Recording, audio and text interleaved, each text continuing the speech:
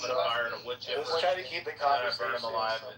Alright, thank you. Yeah. These are the pigs. Let's try to keep the conversation. That just inflames the foreskin.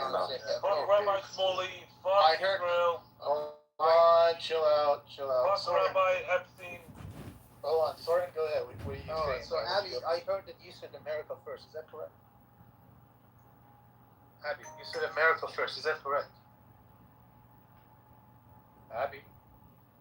She might be busy sipping on $300 bottle of wine. Okay. You guys are broke. She hears them, but she can't answer you. Can I just ask, what should BB be arrested for? What should he be arrested for? Some people say it's America first, but the actual mention the question name. is. Oh my god. I hear two people talking at one time. Yeah, I just wanted to know what should BB be arrested for? Soren, it's okay. Abby's not going to answer your questions, so we're just going to Okay, so who is the Zionist in here? This room. Hello? I think we have. Hello? This is Book. Put me in the queue. This is Book. I want to make the case for Israel. Hello? Should he be arrested for? Oh. Yeah, I'll ask the question. I just want a general question about anybody but Is there Soren any to answer. American Anybody but No, Korea no, to no, answer. no. Go ahead, Can I Cleveland.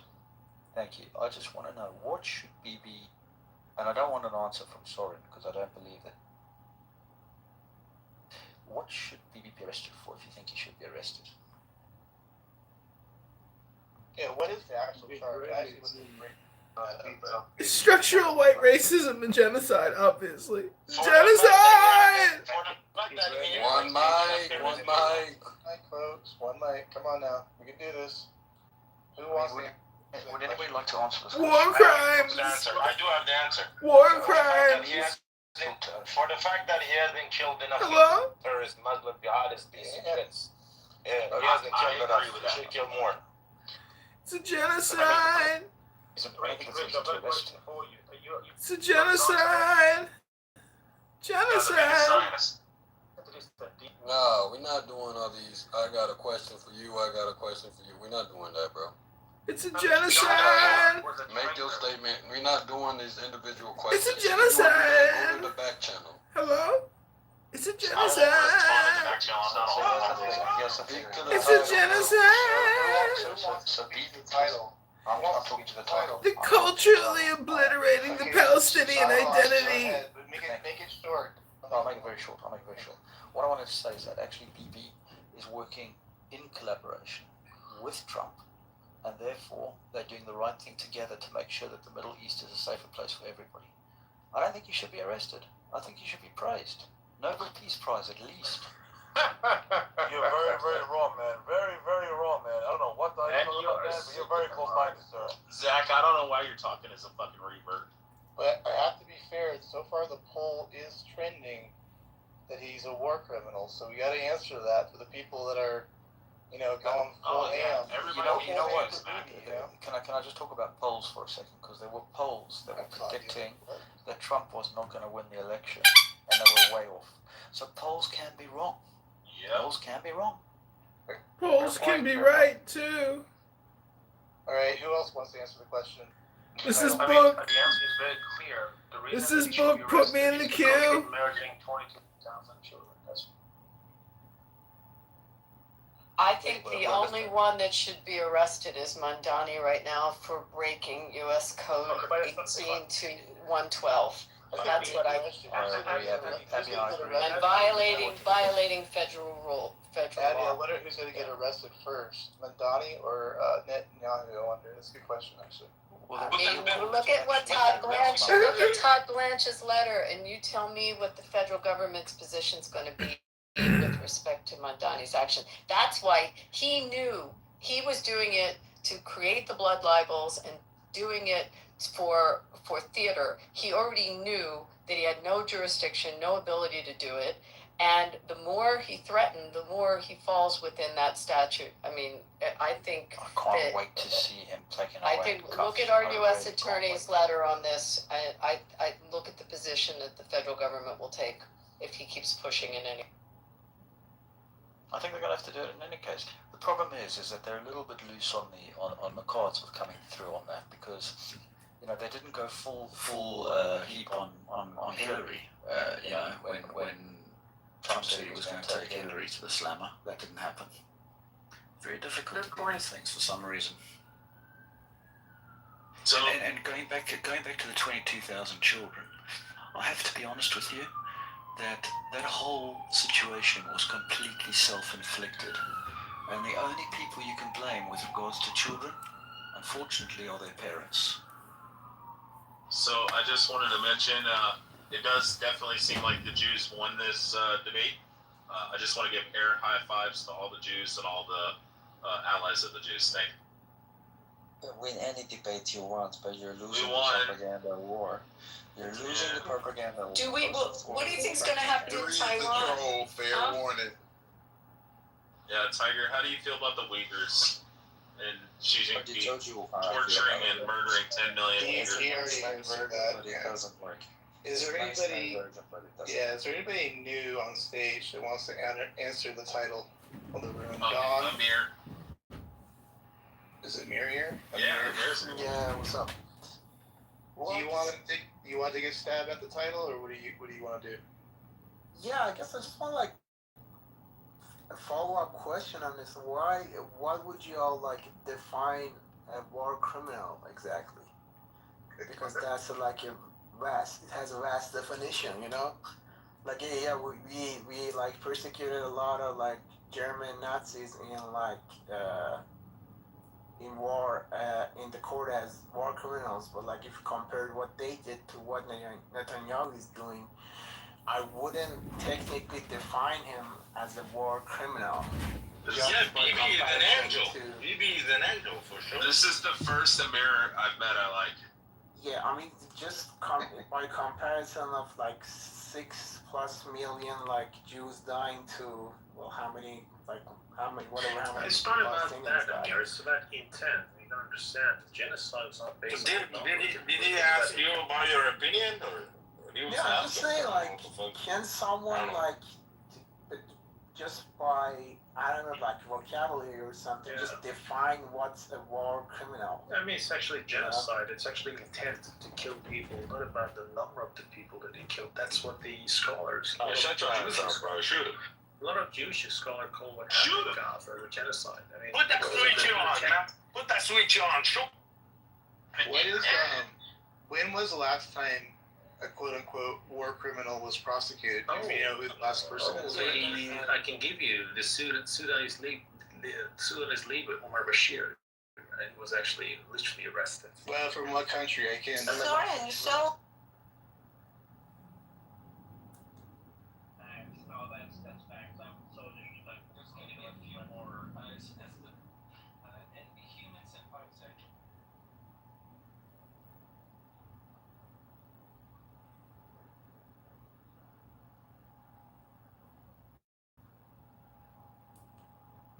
Wanna be IRGC? He's not Iranian. Milosevic was a good example that was actually arrested to respond to your question. He was actually a war criminal, so he was actually arrested and prosecuted for killing a lot of Muslims. So Milosevic for So how don't you call RIGC as a genocide regime? The title of the room is should be arrested, and I can see 61% of the people say yes, he should be arrested in this. Yeah, but I kind of agree with Abby that says like Mamdani just said like for like I don't know like media or just he wanted some attention. Like technically according to law he can't really do that. So we cannot we cannot normalize. I'm sure you didn't even go to school. Yeah, we cannot normalize. You can't even count, huh? Sure. We cannot normalize killing children. Like 22,000 innocent children were massacred in Gaza. You mean in Iran? No, you normalize killing your own people in Iran. 8 and 9 of January. Stop interrupting him. Soren, real quick. You would say the same thing about October 7th. Children shouldn't be dying either, right? Absolutely. It goes both yes, ways. I'm consistent. Yes. Okay, just double checking. Okay. No children deserve to die. I mean, the whole concept that you gotta blame the parents for killing the children when they drop the bomb, indiscriminate bomb in Gaza, it's just for the birds. You can't just kill children and blame the parents. I mean, it just doesn't. I mean, you understand. You tried a lot to convince the public that it was a necessary evil, but no one's going to buy that anymore. I mean, sadly, you need to. Shit, we all buy it. Guess what? We all buy. I mean, the people around the world see what happened, the horrific image that they saw. I mean, but by the way, a lot of these videos just been posted by the IDF soldiers themselves on TikTok. I mean, What about the Soren? How'd you feel about Dresden and the German babies that died in Dresden? And that's exactly because of that reason they come up with the Geneva Conventions to stop that horrific actions again. I mean, that's why we come up with the UN and the new resolutions, not to prevent exactly the same atrocities from happening. So, yeah, good try. A good tribe. So then, any time that there are civilians that are subject to war, you're saying that you can't have that collateral damage, although it's going to happen. Yeah, I mean, the difference is that, Abby, a lot of this genocide or war crime or whatever you want to call it is done by American taxpayer money. That's why we're so concerned about what happened. What American taxpayer money? What wait a second.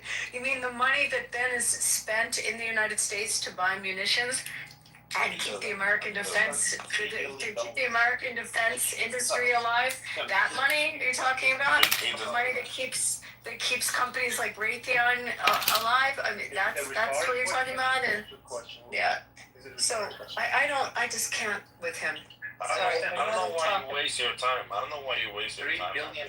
I'm not. I was talking about Mandani and also whether or not and I do think it was all for theater. He knew. He supposedly had in the legal department. Please. It was theater. Do you think John? You know what, Soren? You're such a joke. Yeah. I'm back in this bitch. Yeah. I'd rather talk about LeBron coming to the Sixers right now. Seriously, Soren. Why didn't you do that, by the way? Yeah, Why did Jonathan He's a hero or a traitor, in your opinion? Just answer that. Do you think LeBron's a traitor? Did you just say LeBron is a traitor? Stop beating around the bush. He's Jonathan Pollard. Is LeBron James a traitor? We don't give a fuck about LeBron James. Okay, because you're in Cleveland, right? I am the but we don't.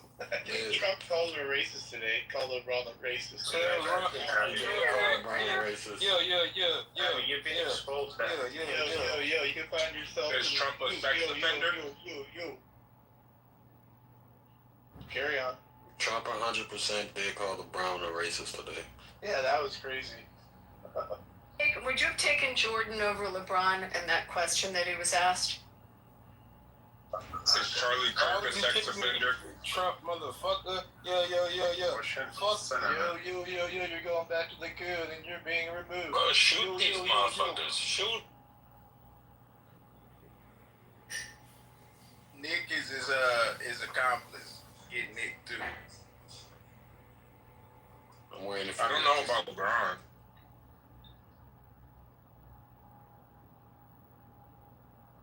Nick, do you want to speak on the title, bro? Yeah, I was saying I don't know about LeBron, but I think Trump should.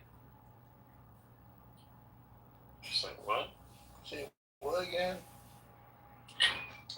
Nah, y'all just skip me now. I'm sorry. Sounds like you're eating food or something. I don't know. You finished chewing. Chaos, have you spoken on the topic or no? Chaos. What do people come on stage for? I guess just to vote and sit there? I don't know. I guess. I don't know. They want to be seen for real. I think they just want to be seen, bro. They want to get their followers up, maybe. I don't know. Well, I tried to pipe in, but maybe my voice is too soft.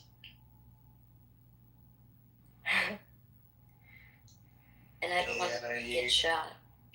And are you back from your cozy retreat? Yes.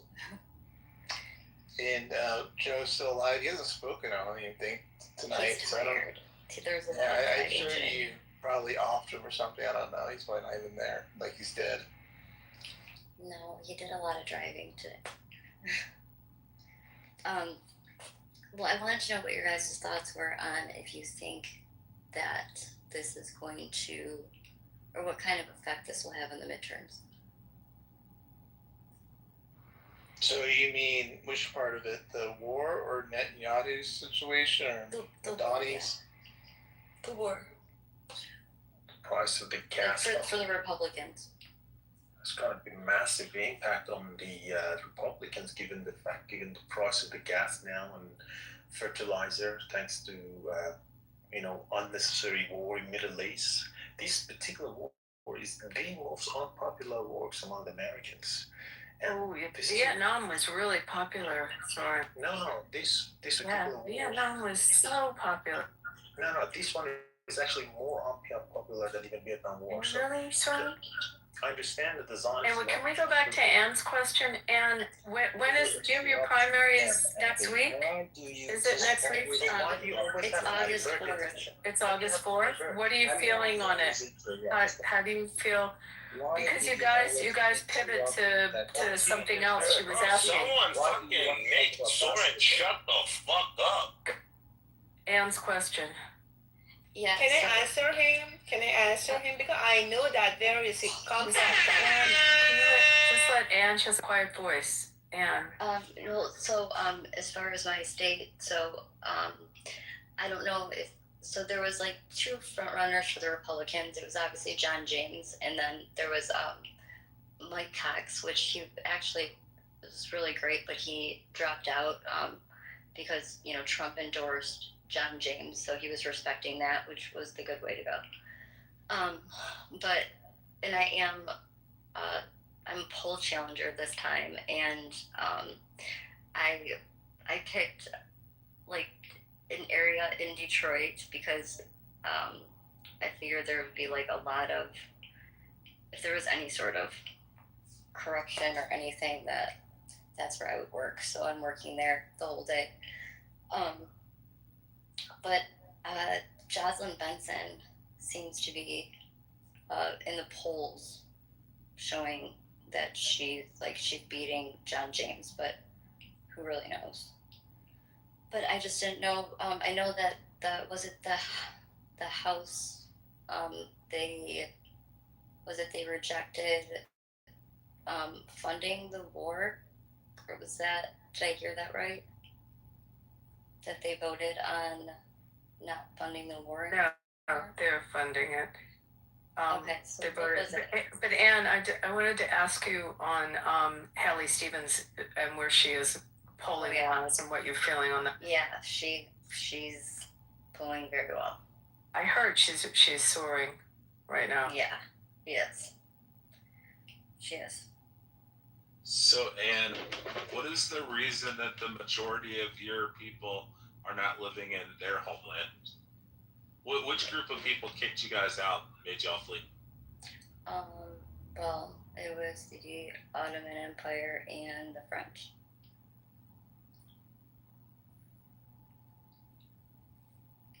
Sorry, I hit the wrong button. Sorry.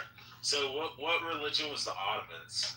Weren't they like Christian or? Not Islamophobia. No, Muslim. Come on. Oh wow, that's crazy. They're Muzzies. I didn't realize that. Jeez. You guys know there's more Lebanese living in Brazil than there is in all of Lebanon. Really? Yeah, there's more Lebanese living in Brazil than there is in all of Lebanon, and they're almost all Christians. It's because you guys were going to get slaughtered, get your heads cut off. Yeah, well, tell the Jews in New York. Why are 6 million Jews in New York? Come on, give me it. Well, that is. Oh, we're in New York because we run the entire global economy from there. Oh, that's anti-Semitic, true. No, it's true. It's accurate. Well, okay. Me and Joe talked in great depth about this. That this war we believe is about China for the U.S.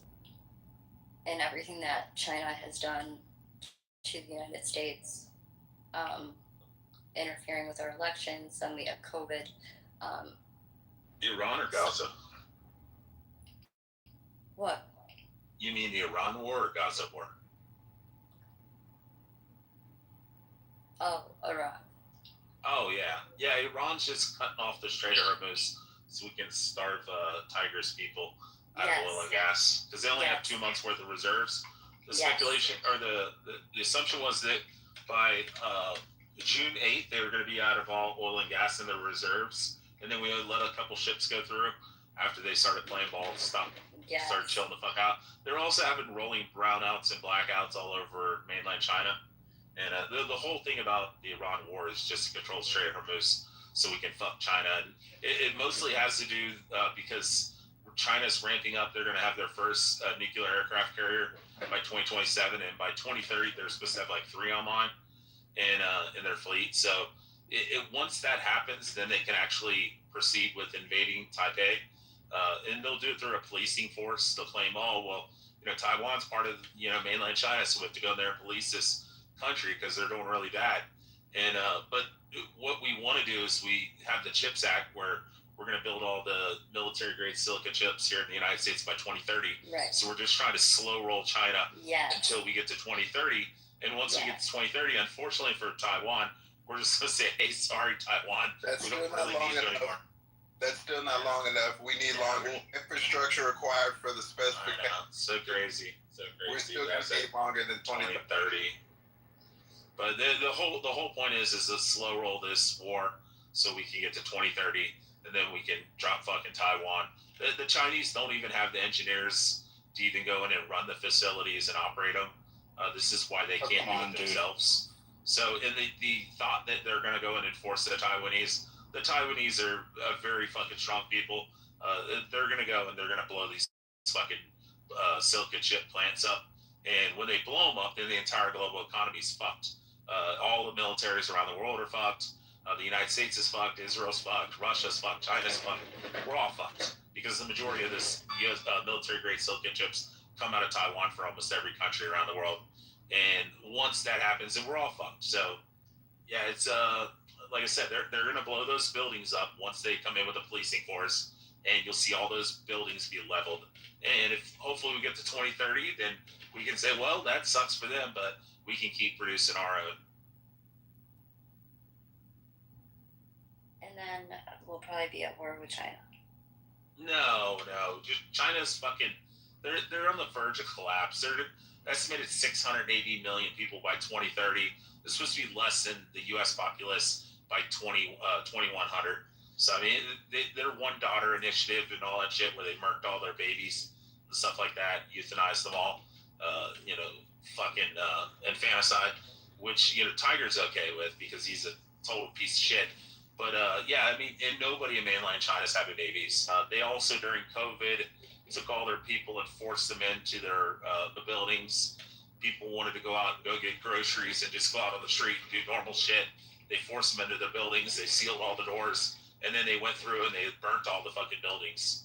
And then on top of that, you have also China, where they forced all their people in their country to invest in second and third homes, and they've never came to fruition, or they're just ghost towns and all their buildings are like tipping over.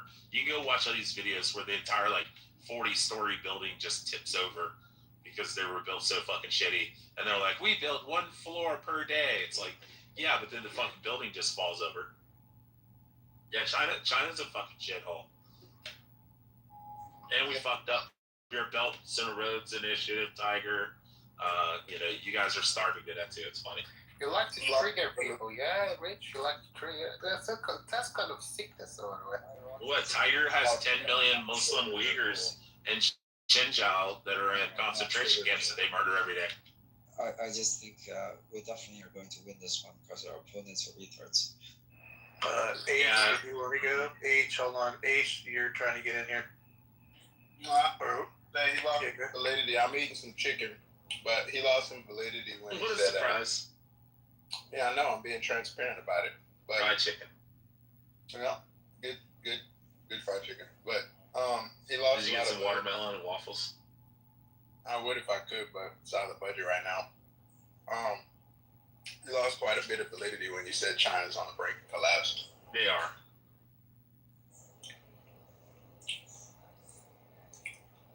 Can you come come back up and expound on a debate? Why don't you finish your chicken and then I'll invite him up and you guys can debate. Alright. Thank you.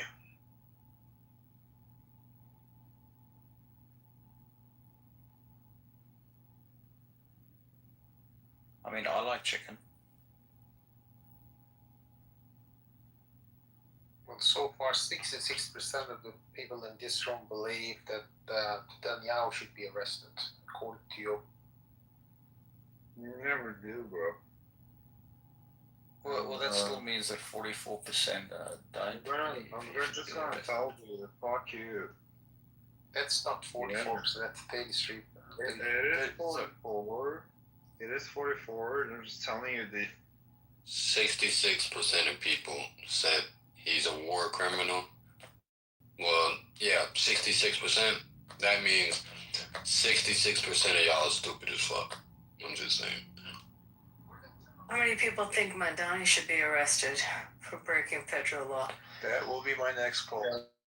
How about the Jonathan Pollard? Yeah, Jesus. I will change it.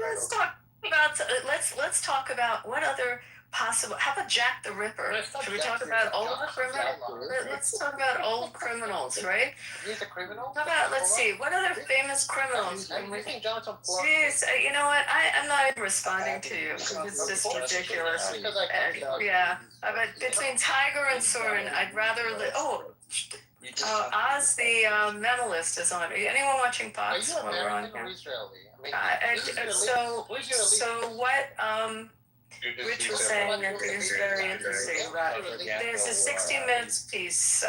You to lose the propaganda war. So there's a 60 Minutes piece, Rich, that talks a lot about what you were saying with respect to we're being double teamed. You lost the PR. Yeah. Hey, I haven't lost anything. As a matter of fact, Stephen Bader is on the stage. So Stephen, can answer Anne about her question on Michigan. Stephen.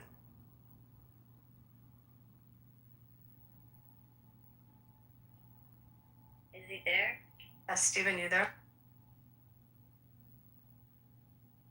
I don't know. I see him. Soren is not here, but I just wanted to say something about these people from IRGC because he's obviously, I spoke with him already and he obviously supports the IRGC. And these people have three different ways with the three groups in the world to arguing. With like us as a diaspora, they just tell us that, hey, you're gonna kill your own people, you're gonna kill your own parents. And that everything that has happened to people in Iran is your fault because you had some demonstration here and blah, blah. And then when they face any Muslim here, they say that, hey, these people are against Islam, and they just tell some story that is not associated with the people of Iran, that they want the change regime. And then when they face to the American, they just, scare them about the tax and the price of oil and everything like this. So they have three ways, and up to who are speaking with, they say something different. Stephen, you there?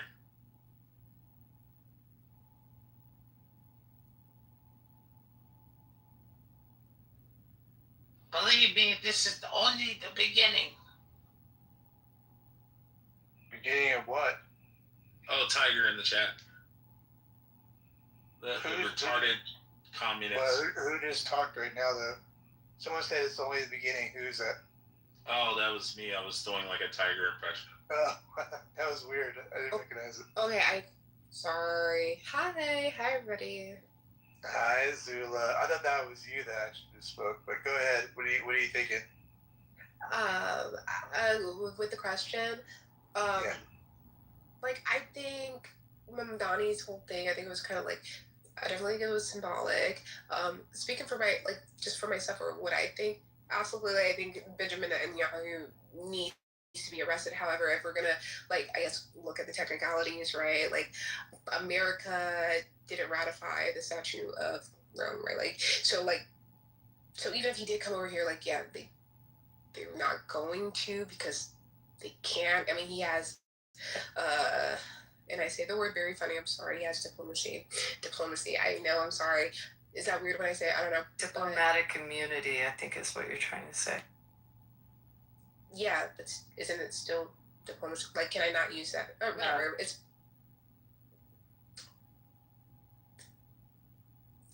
foreign diplomacy. I don't even think that matters, right? Like, I thought that was a very small thing, but you know what I'm trying to say, right? Yeah, you're trying to say diplomatic immunity. No, like my overall point. Like, you know what I'm saying, right? It's against federal law. Under what the law that I cited in the chat, we were in the room earlier. I just got. So you can look it up if you want. Yeah, Abby, don't be a bitch. Wait, Abby, what kind of work do you do for a living, Abby? You're being condescending. No, I'm not being condescending at all. I was asking if you were in the room earlier because that black girl from the other room who was a troll. We played, sweetie. We played a video explaining. That's why I asked if you were in the room earlier. It's fine because. And I put it in the I chat. just left the room with. You pronounce diplomacy correct. It's not the correct context to use it. Yeah, that's fine. But anyway, continue. I'm okay. Thank you.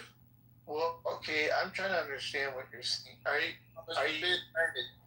you for Madani being arrested, or you aren't? I mean, I guess this is a yes or no for me. Yes, I'm for it. Yes. Okay, I just okay. We did got things to get to there. I don't know. I couldn't understand what was going on there, but I'm for Madani getting executed. I sorry, I didn't mean to be confusing. I guess I don't know. No, you're good. You're good. Ocean, you think he should get the old Sparky? I think he should get executed. Damn, Ocean. Okay. He's a terrorist. Jihadist Muzzy. What do you think we should do to Jihadist Muzzy? Yeah, I just don't get how people of New York, of all cities that went through everything on September 11th, would elect a fucking Muslim as their mayor. That's just baffling to me. No, because they were lied to. What do you mean? Yeah, but still, like, I'm Gen Z, and I would see people who, like, I don't have anything against, like, gays or trans or people, like, most of them would, like, post on TikTok and social media who they voted for him, not knowing that in his culture, if you're gay, you'll be hanged or, like, executed, so, I don't know, man, like, it's all kind of confusing to me, but, yeah, it is what it is, I guess. That's true. H, are you done with your fried chicken, or how are you doing with that? You hear this? It's my air fryer. I'm frying more chicken as we speak. Oh, wow. Oh, wow. Wow. Right. Wow. Proudly. Hey, were you guys fighting before? You have any grape soda? Why? Gatorade, though. What? Was there, like, I guess, pre-tense issues between you two? Who? Between who? Well, I mean, you came at him for fried chicken. I guess he came at you back. I don't know. That's joking around. Eating fried chicken, actually. He really is. Oh, you got friends. Matt, was it you said, do you have any grape soda? That was Beaver, not me. Hey, it's better than watermelon. That's what Rich said. I mean, I don't know. But no, Zula, he was eating fried chicken. We weren't going after him. He was literally eating fried chicken. Oh, you guys are friends. Well, I mean, I don't know. We're friends. I mean, we're just acquaintances, yeah.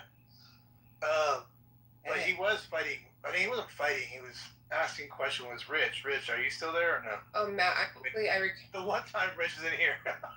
This is hilarious. Go ahead, Zula. Oh, he's in the goo. Hold on. Okay. Oh, I can't bring him up. Any one of the mods, can you bring him up? Just leave and come back, then he can come back up. Why do you guys keep shooting Rich? I brought him up. Or you can start hand raising off. He has to be disciplined. Yeah. Yeah, it doesn't work on me. He has to be on a short leash. We don't know, it's just, yeah. It has zero effect on me. Yeah. What were you two kind of going back and forth? Fried chicken.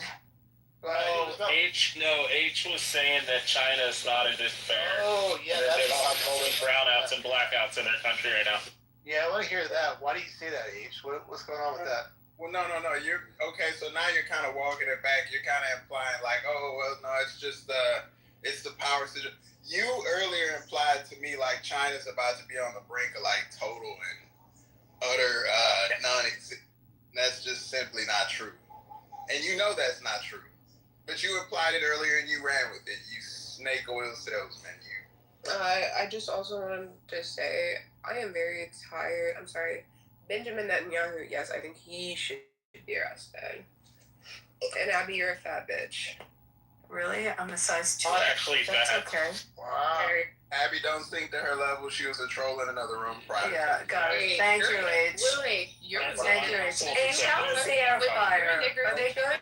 Motherfuckers up there touch kids. H, are air fryers good too?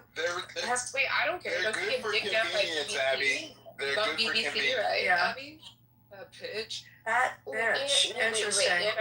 I have a feeling I'm probably thinner than this woman. What do you think? I don't care. Wait, no, you're Like, guys, do you think I'm thin? No, you're not. I don't care. Yeah?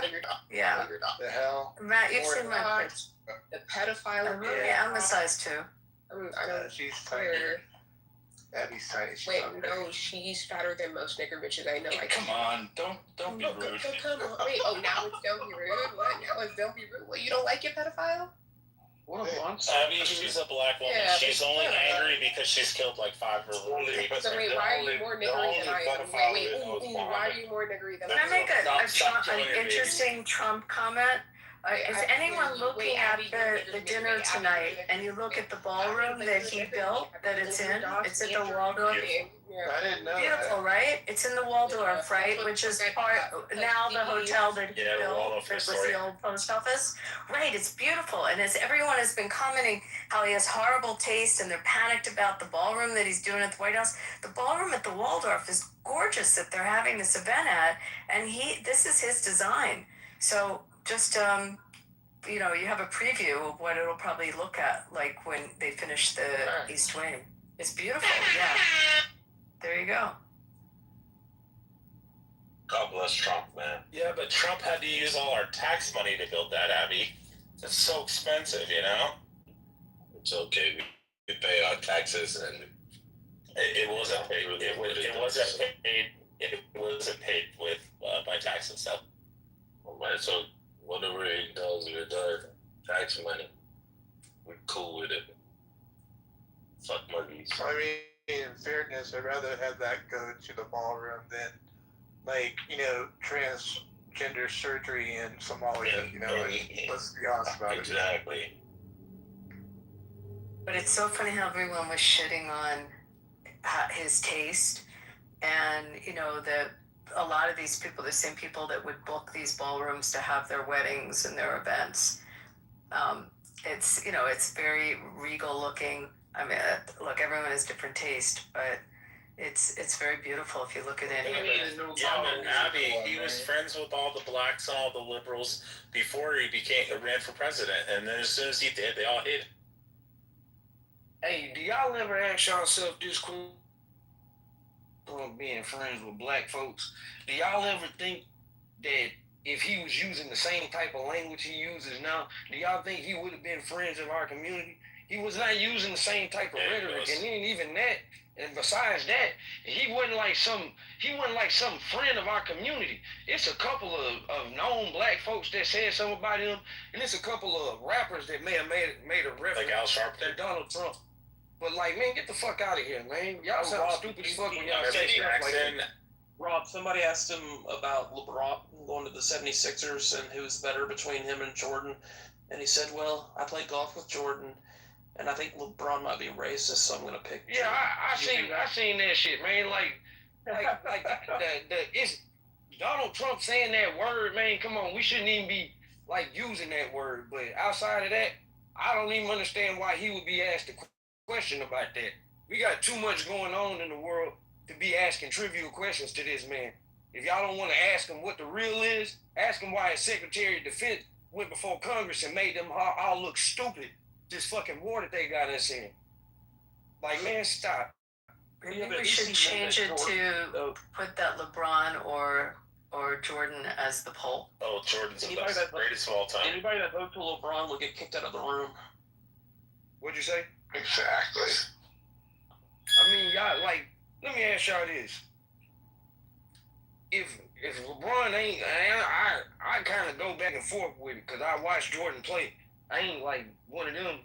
Like, these are the two best basketball players I ever seen play basketball. Number one and number two.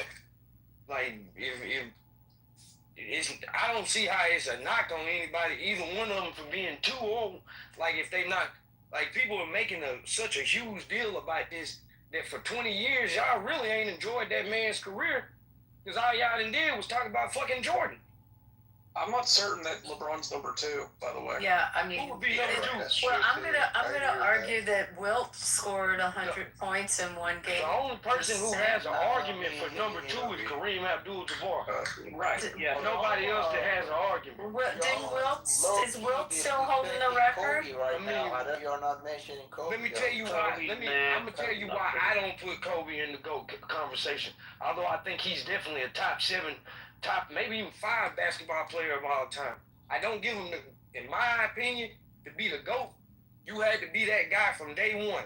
And Bron, Michael Jordan, and Kareem Abdul-Jabbar were the guy from day one, and they never were not the guy. Will Chamberlain was from day one. I mean, he Will scored Chamberlain 100 points in a game.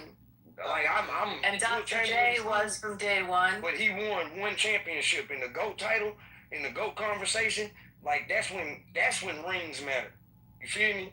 Like, just telling somebody, Charles Barkley is a great fucking basketball player.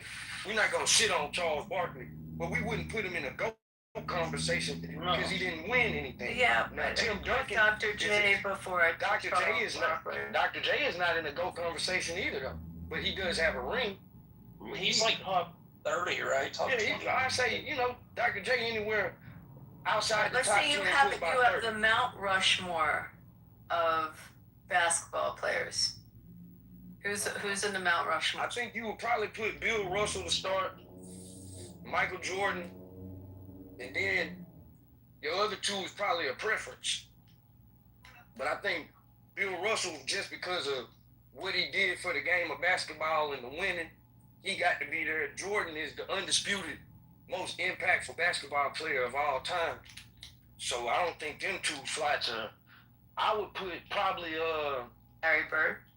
I would probably, if I didn't put Bron on there, I would put Larry Bird and Magic Johnson. If I put Bron on there, one of them would have to go. Yeah, but also I think you gotta see what eras they played. Like the 100 point that Wilt got is equivalent to, like, I don't know, 50 points that a player gets today. I mean, you can say that 100 is 100 though, brother. But if that's the like, case, if that's the case, against, like, I'm just saying, if that's the case, why don't we have anything else outside of that? We got Kobe's 81, Bam got that 83. You had what? David Thompson scored 74. David Robinson scored 71. A couple, handful of guys that scored 70. 100 is 100, brother. I don't care if he did it. What I'm saying is, dude, like, the 81 that Kobe got was much harder than 100 that Wilt. I mean, it's easy for you to say that because we like, that's what I'm saying. Regardless of who they were playing against, they were playing against the best of their times. So 100 is 100. I think he got it in Hershey, Pennsylvania. I feel like that's where he was and playing. Then, fuck that, the man averaged 50 for a whole motherfucking season. They get the fuck out, like. No, he's great, but what I'm saying, like, probably from what I heard, like, from what I saw on YouTube or, like, from the research I did, he was playing against, like, plumbers, firefighters, like, I don't know. I mean, if that's the case, we need to discredit anybody that played basketball until Magic Johnson and Larry Bird came along.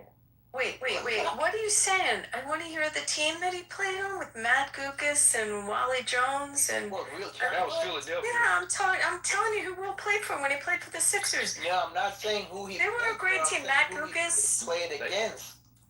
There was nobody that can match up with him back then. I mean, and that's true, but it's like, man, Bill Russell had some insane fucking rebounding numbers. Like, certain guy, Kareem Abdul-Jabbar came in as a rookie, dominate. Like, yeah, the game was still evolving at that point in time. Athletes had to catch up. I mean, he would be a freak athlete today if you going by what they say. They said the man was 7 feet tall, about 300 pounds, and ran a 10-4 in the 100. Like, I mean, back then though, they didn't have a second rule, so you could literally just camp in the paint. I mean, like a little bit different. The rules are different, but I'm not gonna fault those players for the era that they played in. And people always love to say like hand checking was this big thing, but bro, go look at some of the scores in the 80s. You know, the highest scoring game in NBA history is from the 80s. You feel me? Like this whole idea that the 80s wasn't scoring. Nah, it's actually the 90s that wasn't scoring. That's why they took the rules off. Cause didn't nobody want to see fucking 70 to 66 games in the finals. How many rebounds a game you think Jokic will average if he was able to just sit in the paint without 3 seconds? Who knows? Who knows? I would say at least probably maybe 20. Abby, were the Jews like the early people that were dominant at basketball? Who? The Jews. Like, I think they were really big. What do you mean, like names South like Philly was and all called that? the Spas. Before there was the Sixers, the South Philly Hebrew Association, and they were the Jewish players in Philly. Definitely very involved in playing back then. But also, someone put it in the chat. I forgot about Jerry West. No, Jerry West is a great basketball player. It's the logo for a reason. These are all great basketball players. I don't discredit no. And Pete You're Maravich. a Hall of Fame basketball player. I don't care what area you're from. You improved yourself to be one of the greatest players to ever do it. Wait, actually, I don't even like basketball. Fuck basketball. Jerry West was a miserable bastard, though. Did you watch the stuff? I mean, he didn't win. I mean, Pete Maravich. At the end of the day. Yeah, he couldn't win. He was a good player, but he couldn't win. He won one title, I think. Okay, I have an easier one for you. The best player under 6 foot. Isaiah Thomas, if you think he's under That's 6 foot. Allen Iverson. Allen Iverson stands over 6 feet. No, I don't think he's over 6 Yes, feet. he does. He stands at 6 feet 1, 6 feet. I don't think so. I just looked it up. Allen Iverson is 6 feet, and just for reference, Jerry West was 1-8 in the finals. Alaska, they want the pedophile. Really? Well, yeah, like you gotta want to ask under 6 feet. It's not a lot of. Isaiah Thomas, right? Isaiah Thomas, technically, I don't even think he was 5'11". I think Isaiah was 6 feet. Nate Robertson was 9. No, Oscar Robinson was 6'5", 6'6". Oh wow, I thought he was small. Yeah, he was the original big guard. Probably the best small guard was Tiny Archibald, up under 6 feet tall. Ma'am, y'all good? Ma'am. Okay, I guess they good. Hi, Rob. How was your day today? It's great, man. I had an excellent day. Then I came into work. I made more money in my small business than I made at work. So that was great. We just had all those guys here in Vegas for the summer leagues.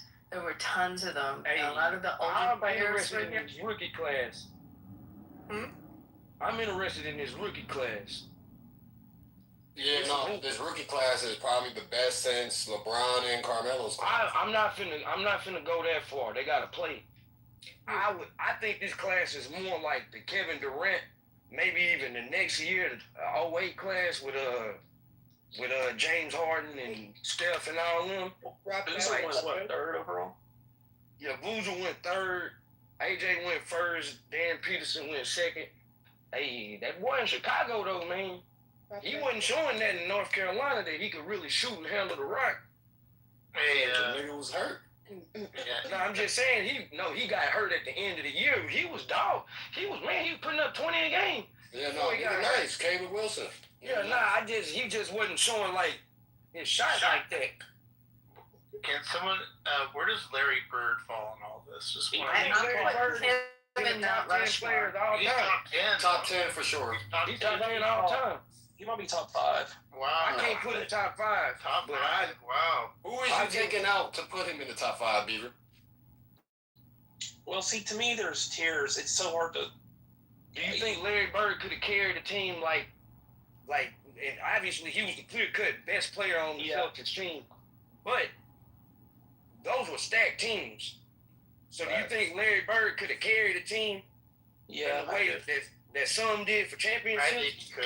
If you think he could, then maybe you got an argument for top 5. But I look. Hey, Rob. I wouldn't put him over Akeem Olajuwon. Rob, he had leadership skill. I mean, like on court, off court. Like, yeah, no, he had great skill.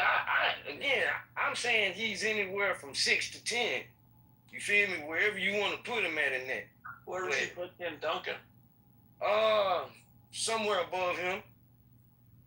Tim Duncan's in the top 10 for sure. Somewhere above him, or right around the same area as him. Oh, you would not put Dr. J the same level. Dr. J would not be in the top 10 to me. No. No, I wouldn't put him that high. Why no one is mentioning Shaq? Well, Shaq, I think Shaq is top 10 of all time. Shaq is top 10 for sure. Top 10 all time for sure. Yeah, depending on how you look at basketball, man, look, we watched Shaq from day one come in dominating. Like day one, he came in the league averaging 25 and 10, and pretty much didn't stop averaging that until, his body started to deteriorate. I sometimes ask, why are we so eager to put Kobe above Shaq? I don't like Kobe. I never liked him. It's because Shaq, we seen Shaq couldn't win by himself when he had. What do you mean? When he had his own team in Orlando, he got swept. He went to the finals as a. That's what I'm saying. He went to the finals, but he didn't win the finals. Do you know who he played against? Yeah. Bro, you know how many times Shaq got swept in his career? I know who he played against, but let me ask you this: did Shaq ever miss the playoffs in his prime? No. Two things can be true though. The problem is Shaq didn't start winning until he paired up with Kobe. That's what I'm saying. No, Shaq started winning. Started when he started look, with Kobe. Let's be like he made the finals part away. He made the finals, and yes, they got swept, but they made the finals in his second year. He also knocked out Jordan. Yeah. I'm thinking also of some of the Sixers like Moses Malone. I mean, Moses Malone is somewhere in the top 25 of all time. The knock on Shaq is he got swept 6 times before he started playing with Kobe, and then he started getting his rings. That's why you watch Shaq as Shaq? Did y'all watch the New Jersey Nets series? Shaq got swept 6 times in the all 3 playoffs. series? 94, 95, 96, 98, and 99, and 2017. Shaq got swept 6 times in the playoffs. And that's brutal. Wow. Again. Where do you put Bill Walton? He ever missed the playoffs in his prime. Bill Walton didn't play. He didn't sustain enough. Bill Walton doesn't even belong in this conversation. No, he could have if he didn't. What he had? Yeah, he could have. So could have Derrick Rose. So could have Brandon Roy. So could have Grant Hill. And then Karl Malone, top 25 or no? I wouldn't put him top 25, but I think he's top 50. You wouldn't put Malone in the top 25? No. Because when you start going down the list of players, but he's second all time in the. Hey, I think it's something to be said. I think it's something to be said about how he got his points. Again, he played with the all-time assist leader. Like he played in a system that I just don't think Karl. If he is top 25, he at the tail end of it. Like name white player. Best Larry Bird. Besides Bird, I was gonna say. Do y'all count the Europeans? No, I want straight American white Mayflower. Jerry West. Probably Jerry West, Rick Barry, John Stockton. John Stockton, yeah. Those names is there. Yeah, John Stockton. Oh, Havlicek. John. Or Steve Kerr. I don't know. I mean, he's kind of weird. Nah, he doesn't even belong on that. Like he's a great coach. Top but we talking about players. Well, he does have like one of the highest percentage shooting for 3. So does Tim Legler. Steve Kerr does. Didn't John Havlicek? Right? Yeah, if you want to put John Havlicek, because he's a Hall of Famer. Kevin McHale. Now we're Kevin talking. McHale, yeah, he belongs in that convo. Now we're talking Steve for Nash, the whites. Jason Williams, Steve Nash, Dirk Nowitzki. Y'all count Steve Nash as a Canadian? Yeah, he don't I count. thought y'all said y'all wanted American white. I love Billy Cunningham. I don't know. Yes, you know who that is, but you're obviously old as fuck. And the great Yes, white I lady. am, and I love the old Sixers. Like all of them. Marley. She keep, you might as well say Dolph Shays and names like No, that. I'll say Walt Frazier. Well, great player, but Hal Greer. All time, like, if you go from that era, how about you do this? Who do you think the top 5 players from the 60s were? Oscar Robinson. When did George Mikan play? George Mikan played in the 50s into the early 60s. Oh, I don't know. What about Oscar Robinson? Oscar Robertson would be top 5 in the 60s. It would probably be top 10 of all. Bill Russell. Bill Russell would be Wilt. It'd be Big O, probably Elgin Baylor. When did Bob Petty retire? What's up with him? Jerry Lucas. Man, I ain't never run down to the store real quick. You got your key? Let me go clock out. Sit there. See, the only reason why Kobe Clock out. gets so much love is because he's the closest resemblance to Jordan, bro. If he ain't hoop like Jordan, he wouldn't get as much love as he do. Would you Kobe think was Patrick a Ewing? great player. I think what it was about Kobe is just he seemed to work so hard and good. You feel me? And I think that resonated with a lot of people in that sense. And then at a certain point, niggas had this hating on that man. When you watch that man, I actually think the 60 points in three quarters is more impressive than the 81. But that happened like 2 weeks apart from each other in the same season where that man, what he did, like 20 straight 40-point games or something like that. The 81 was only in 3 quarters. He didn't play the fourth. Nah, he played the whole game. He didn't. I watched the game. The game is. Not the fourth. Do you want to make a bet on that? I was there at the game. Yeah, he was all 4. He played all 4. He set out the Mavericks game. He set out the Mavericks. I was at the game too. No, Toronto he didn't. Raptors. He's lying. I don't care. Who else was there? Who? Me. Zulu wasn't even born yet. I was pretty drunk that whole night, but yeah. Like I was saying, I watched the game. The most I was impressive at is the game, Rob. 37 and 1/4 Klay Thompson. Sleepy Floyd did something similar. Definitely impressive. 37 and a quarter. That's The very Wimby impressive. guy kind of scares me. Why is he? The Wimby motherfucker. Why is he? He's a freaking nature. Hey, his daddy was randomly at my job, like during the Western Conference Finals. Rob, Kobe's father was our high school girls basketball coach. Jelly bean. Swear to God. Yeah. And I bet you. I met Kobe a few times. Yeah, he was. Where are y'all putting Steph Curry when it's Lived all near said me. and done? Steph Curry is gonna go to 10. Hey, when it goes down, he's knocking somebody out the top 10. Yeah, he's top Like, 10. let me tell y'all, I don't want to like Steph Curry, okay? I'm a Rockets fan. Let me be honest Y'all about will that. talk about Troy Bolton. Okay. I'm a Rockets fan. I hate like, I think but Steph the Curry, Olympics, bro, he has to be in the top 5 just because he literally changed the game, bro. he Like, might end up top Just 5 by off, the just time off of his that, career you ends. gotta put the nigga in the top 5. By the time his career ends, he might have an argument, but this is my thing. To be top 5, that was, in my mind, you had to been like dominant from day one. Everybody that we kind of give top 5 credence to. Let me see what these people. Yeah, everybody we give top 5 credence to. Jordan, Kobe. Well, not Kobe. Jordan. LeBron. Kareem. Bron. How tall was Magic. Larry Bird. Rob? They've been dominant from day one. Steph took like 5 years to get to that point, so I don't think he'll ever rise to saying he's top 5 level. But I do think he's taking somebody out the top 10. I don't know who though. That nigga literally changed the game of basketball, bro. I mean, I'm not disputing that, but I think He has to carry some type of weight. he does. outside I of think he his carries enough statistics. weight. I think he carries enough weight to knock somebody out the top 10 of all time. But to be top 5, again, this is my opinion though. So you guys maybe got different criteria. I think to be top 5, that means you're truly in the GOAT argument. And to me, to be the GOAT, it does take rings, but certain players from day one, they were that guy. It wasn't no development in.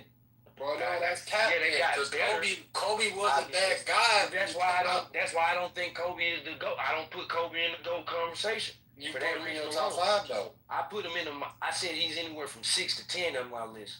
Yeah, but That's Kobe Kobe. was 17 when he came to the league with the good team. Braun was 18 on a bad team, so I'm not gonna give him like it is what it is. But again, that's my criteria. Well, I just looked it up. Wemby's parents, his mom was 6'3" and his dad is 6'6". Yeah, no, his dad was tall, and like I said, I just seen him. Yo, did y'all know? Fun fact, Rob. By the way, you're right. He didn't play the fourth quarter. I had it mixed up. You're right. He set out the 63 one. You're right. So I stand corrected on that. I'll take my whippings. But did y'all know? Fun fact: China took the tallest male basketball player and the tallest women's basketball player on the national teams, and they forced them to have a baby, and that's Yao Ming. You know that? Hey, I swear to y'all God. it will be no Yao Ming. That's so slander in my crazy, brain. Mike. I swear to Really? fuck y'all. Is that for real? Is that true? Nigga, Yao, man, I'll beat your bitch. Look it up. It was the tallest male on the men's national team and the tallest woman on the female national team, and they had like a forced marriage. And That's so wild. that baby was Yao Ming. I have a wine called Yao Ming. You know he has like wine. That's so crazy. Wait, is that factual? Like, I guess so. is there a way you can check that shit? Alright, drop the link maybe. Hey, Or just fucking go ahead and go to your Google on your Here, why Safari don't you just go on Google say the fucking stats and Yao Ming, were Yao Ming's No. parents forced to have a baby? Go ahead. Hey, Rob, are you there? Rob, where'd Rob go? a single. I said he had to go do something. What do you Wait, can I step in for Robbie? What do you think about Embiid? Timothy, what do you think of why come we didn't do Magic Johnson? Where's he? Magic Johnson, man.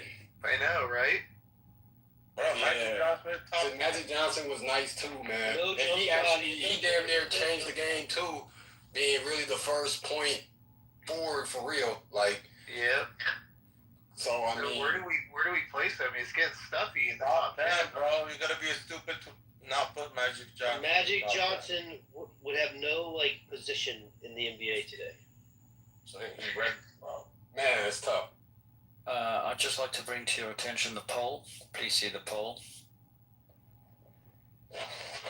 Hey, Black Bun, can you tell me how I got exposed? You change it to should Mandani be executed? Okay, someone did ask. I guess we're looking back. Are we done with basketball, or are we waiting for Rob to get back? What do we do? I don't know what we're doing. But someone, Zula, you asked what crime did Matt, why did wait, yeah, why you treat the guy Rob like he's the director of NBA? He's pretty That was knowledgeable funny. about That was stuff, so- right, Beaver? No, I mean, He's look, an he old wasn't school really Rockets involved. fan from the 90s. He knows stuff. Ocean, I think Rob's pretty knowledgeable about this. Beaver, right? You talked to him. Yeah, he's knowledgeable and he's a brother. For sure he would. And he's I mean, let's before we get back to the title, let's not act like niggas don't run that sport. So I mean, respectfully. And he knows Rashad Lewis, the guy that played for the Sonics and the Magic. He grew up. him too. That's like us trying to tell y'all about hockey. You know what I mean? We really can't do that. Timothy, don't you think it's poetic justice? Like, isn't it poetic justice that we created basketball and the best basketball player is a black guy? And you guys invented, rap and the GOAT is a white guy? And you guys just killing pedophilia. Isn't that just, That's y'all's poetic shit, right? justice Y'all a little killing pedophilia, right? Anyway. Who's the GOAT is a white guy? Is it Tupac the GOAT? Right. Tupac is definitely the GOAT. Tupac is the GOAT. Yeah, he's white. Eminem's too, just because. Eminem's not the GOAT, bro. Eminem's not the GOAT of anything. He's top 5, isn't he? No, Nigga nigga not top 5. I thought he. I mean, I don't like rap. Although Timothy, we own at least 50% of the teams. And you guys are in charge of. I would say I gotta check. I don't know who this woman. I think it's. I think it could be close to 50% on the NBA. Child web, yeah. Sure, awesome, Abby. What's wrong with this? What's wrong with she It's on Tourette's. there with, she It's on like there Tourette's. with y'all ass. What is she on? You on She on there with y'all. Yeah, because y'all the one that's Tourette's. Okay, I'll be respectful real quick, okay? I'll check that statistic, Timothy. Oh, Abby, shut your autistic ass up, you ugly. Exactly. Anyway. You have to respect her. Abby is not worth respecting. She's really not. She's a pick-me. She's a pick-me. She's a nasty piece of work. Pick-me. And she's racist too. So Alright. Fucking pasty white. Abby, what you do? Ooh. I was just gonna say, like, why do people not smoke with you, Abby? Because she's a condescending cunt, and I'll smack the shit out of her. Please, yes, I fully support that. And I don't think you should say that. Hey, so I don't give a fuck. Shut up, cunt. Yeah, I don't think you should threaten any violence, my dear. Wait, and I don't think you should be in support of pedophilia, right? I don't think you should be retarded. Can you go back to who owns the team? Yeah, watch that mouth, slave. Anybody look up the Yao Ming thing? Yeah, there was a Reddit thing on it. Like I'm trying to find something a little more. It's not gonna know. I don't think that's facts, dude. I never heard of that shit. Well, fucking look it up. I literally I'm just basking in looked it my up. glory until one of y'all look it up. Would they really do that? You two, come here. You need to mate. Do it for your country. What country is he from? China. Okay, I haven't. Just want to read this off of Google real quick. It says Yao Ming's parents were not physically forced to have a child, but Chinese sports officials strongly encouraged and pressured the tall couple to marry and produce an athletic offspring. So that's forced, yeah. How did Abby, your dog is fucking ugly, by the way. Your dog is ugly. Wrongly influenced. I mean, an ugly dog. It's an ugly dog. Yeah, but I'm saying, like, that, did they specifically force his parents to do that shit? Like, Yeah, there's. Well, that's and the look yes. who his parents were. It was the tallest men's national. It was the tallest men's basketball player and the tallest woman basketball. It was specifically those two. It wasn't like just two basketball players. It was the tallest men's guy and the tallest woman's guy, or the tallest woman's lady. And those are the two that they and that baby ended up being Yao Ming. And they only got one shot, or they get an exception? Because you could only have one kid back then, right? I don't know about that. But he just read it. They weren't forced, but they were, what'd you say? Strongly encouraged. I mean, yeah, it says that his dad was 6'10", his mom was 6'2", I mean, they're It says that it's an interesting controversial story. Like, it doesn't confirm that they that begs the question. Like, eventually, there's gonna be able to do like designer players, right, Bieber? Like, they're gonna be able to like genetically just like create the players. What do you think? Maybe at some point, like literally, like we want a 6'7" person, right? Like, they just started like making those or something, right? Or I don't know. We essentially can get that out of Samoans. Yeah, but the thing is, Matt, most tall people they have injury problems. Like, they don't really last too long in the league.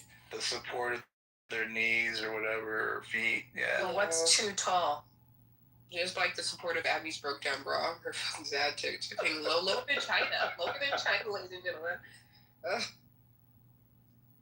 The only thing that would suck is being like 6'8", 6'9", 7 foot, and not being like a rich ass basketball player.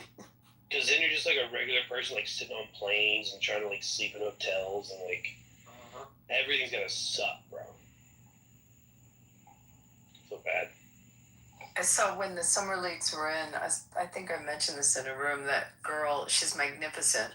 The one that plays with Caitlin Clark, the blonde that was pointing the finger. Oh, still forgetting him? Yeah, she was she was hanging out with the other, the ball players. So like I could see couples forming there. I don't know if she's married or not, but she was partying with them. She's really pretty. Mm-hmm. Y'all know Hashim Thabit?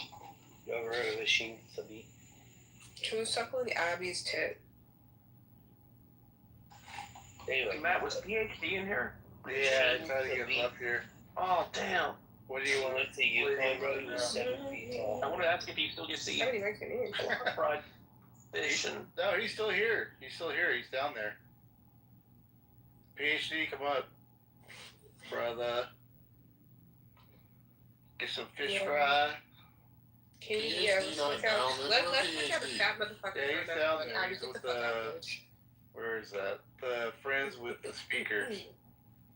PhD. Oh I yeah, think he's PhD. That nigga is down there. Wait, I think Fat he's nigga. sleeping because we were in a live earlier and he was. Yeah, I think he's asleep. So Azula, do you want to speak on the title by chance, or do you just want to talk about Abby all night? Oh, I think Abby's a fat bitch. What does Azula Wait, I mean? can actually make my job. What does Azula mean?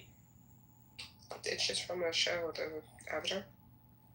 Why? Azula, the cartoon character. Why?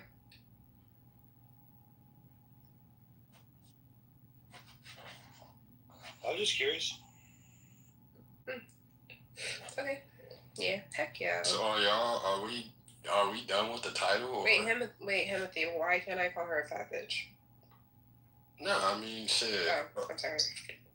I wanna. Oh, okay, yeah. Can somebody? And I'm not even asking to be condescending. I come here to learn from others too. Did Mom Donnie do anything that was actually illegal? Well, I guess the question. And I'm not asking fat bitch Abby if you're thinking about it. I'm a size 2, but Shut we up, can fat keep bitch. going on Shut this. up, fat bitch. Azula, what do you get out of calling her a fat bitch? I get serotonin. I get joy. I'm happy. It makes me happy. Now what? It makes you happy. So like. Yes, it makes me insult happy. people. Yes, absolutely. No, not people, but fat bitch happy. Yes. Right. But the info has to have some truth to it, and she's not fat at Wait, all. I can do whatever I want. Wait, is there a requirement? Wait, there's a Yeah. requirement for me What to we're be trying to real? get down to Azula is this normally. Wait, sorry, am I going to be Abby, removed from the room really if going I don't on bring here, a like, photo of Abby? No, of course not. But Okay, so now, why if is you Beaver? Why is White Knight Beaver sitting here making it or making me say? no, but at the same time though, you have to add value to the room too. Like if Wait, you don't but have when no I did come in here. I did participate in the conversation. I answered the question. I was in the comments still talking about it. I did have value. I can still call her fat bitch in between. Yes. I can do Azula, that. stay with me. So normally, what's going on here is because obviously you don't know Abby. You can just ask me to leave. It's really. I don't want you to just leave. ask me to I leave. don't want you to leave. So you don't know Abby from a hole in the wall. And if you're saying that you calling her a fat bitch only provides you a little hit of serotonin, what's really going on here, Azula, is you probably have pent up anger against someone else in your life, and you don't know how to take it out on them. Hell yeah, So shit. you're As yelling long as at I get to Abby. call Abby a fat And let's bitch. break it hell down, yeah. Azula. Who are you Hell yeah. truly upset with? Abby. What did Abby do to you, Azula? She's just huge. Okay, see again, Yes. this is the stage of denial. I'm not denying it. I see. No, Yeah, like she's not huge. Abby, Yeah. not Abby. She's like road rage, right, Azula? Mm-hmm. You're only people like road rage. They're really not mad at the person driving. Okay, Mike, can I ask you a They question? need to have an outlet of anger. Yeah, for sure. Mike, can I ask you a question? Absolutely. I'm not being condescending when I say this. What is your career field? My career field? Yes. Professional clubhouser. No, like actually, like, what do you take interest in? Like, what do you want to go to school for? I guess. Go to school for, bro. Or what Fuck have that. you go for? Like, are you like what are you doing? What am I doing? I work at vacations. I mean, it's Okay, not full. so I guess I I've can been working understand. cruises and shit and some vacations. Love that. What are you guys I doing? can understand. Like, I guess I can understand this line of questioning, right? Like, if you were a psychologist or you offer, I guess, professional help for like my pent up anger in my personal life, right? But you're selling vacation. Are you gonna give me a vacation? All right, let's start this over. Ask me that question again. Wait, Mike. I'm a psychologist. I'm a psychologist. Mike. I don't consent to this conversation. All right. Well, there's no need to call her a fat bitch if it doesn't. Wait, fat bitch, services nothing to the room, right? You're just Okay. calling her a fat bitch to help yourself out. Wait, I didn't. You already Wait, admitted. I'm not consenting.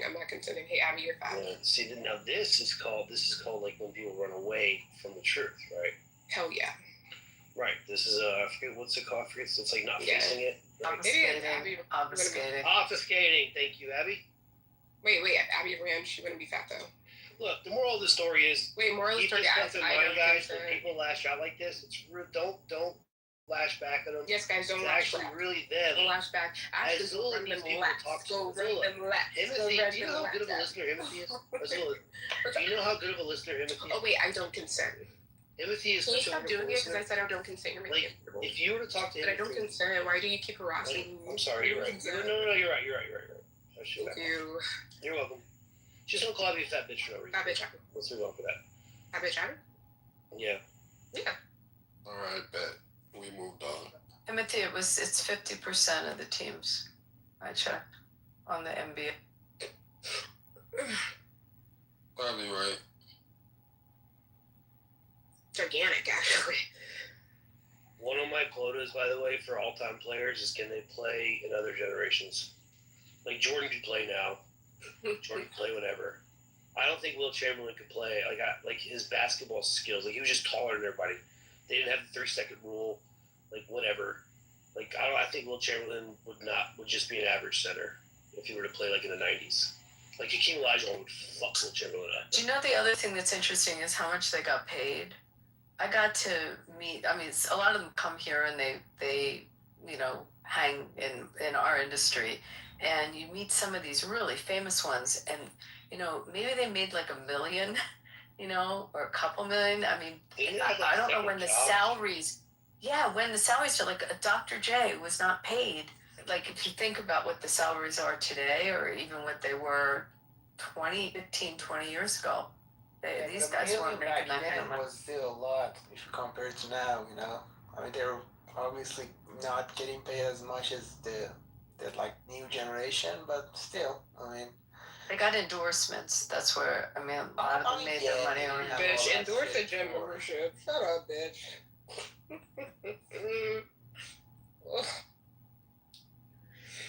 By the way, same with baseball.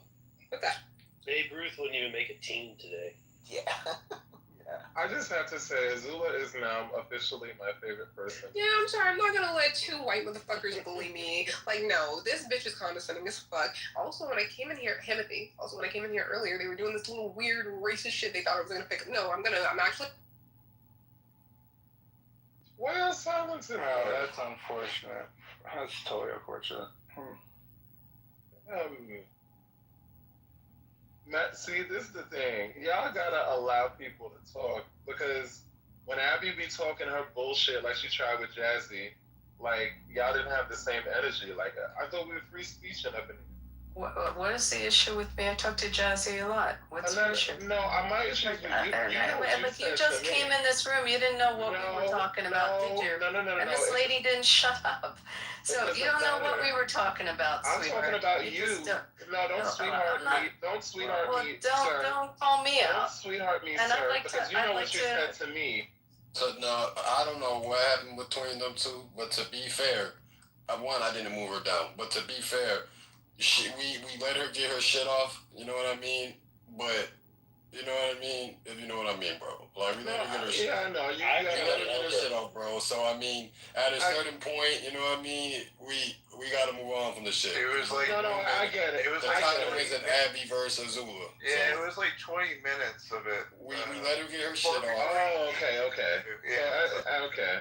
Like grow up a little bit. We gotta get back to the conversation. This topic, Jay. What's that? I just. So you do enjoy this stuff, I find it. Yeah. Yeah, well, especially Abby's not worth it anyway. But Mandami's an American hero. Like, why are we arresting him? This guy, dude. He's not even fucking American. What the fuck are you talking about? What do you mean he's not American? He's a national. How is he? I mean, do you understand what the naturalization process is? We're picking and choosing. We're talking about illegals. He's American. How is he a hero? What the fuck has he done? He's a fucking hero from New York, and I'm a New Yorker. So, are you a New Yorker? I think he's like. You sound like a faggot. You sound like a bitch, Ocean. Go suck 10 dicks. You sound like a faggot. That's what you do for life. And you don't even sound like someone who knows what the fuck you do. You don't know. Have you ever pleased anyone sexually in your entire life? Have you had sex? Do you know? Do you know what that is? Because I don't think anyone would touch you. So you know what's crazy?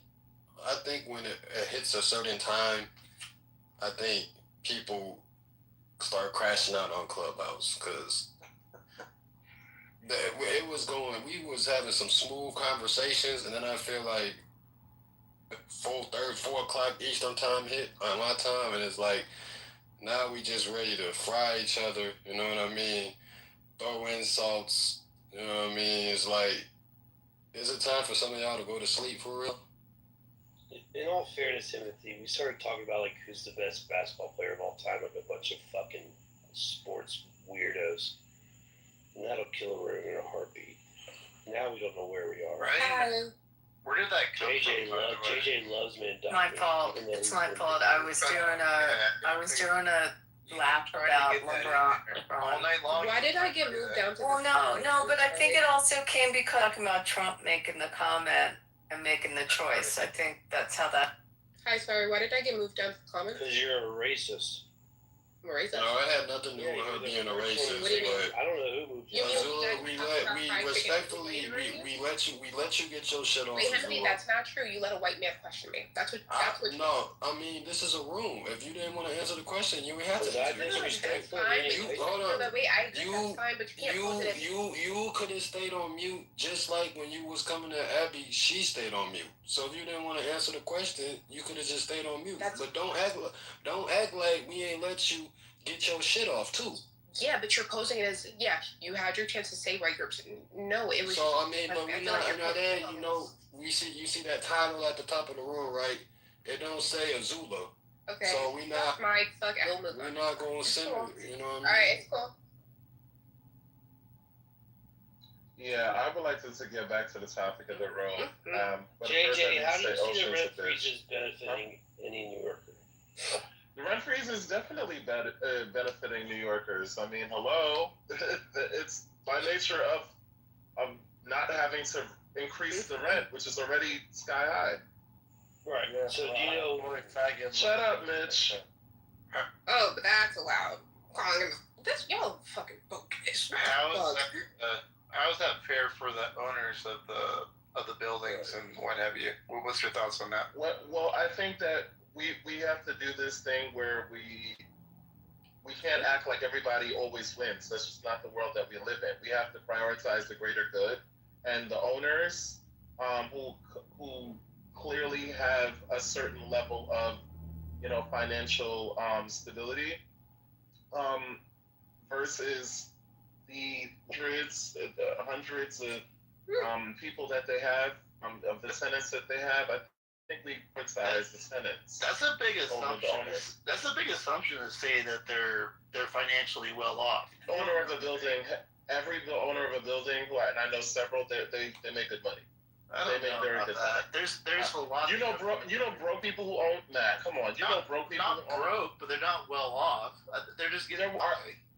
Yeah, but no, there are definitely a lot more. If you have tenants who are struggling or maybe late on their rent and things like that, you think that you should prioritize the owner versus and put them out on the street or the tenant? If they're struggling and they're late on their rent, the guy's still paying his fucking mortgage. Yeah, he's still got to pay it.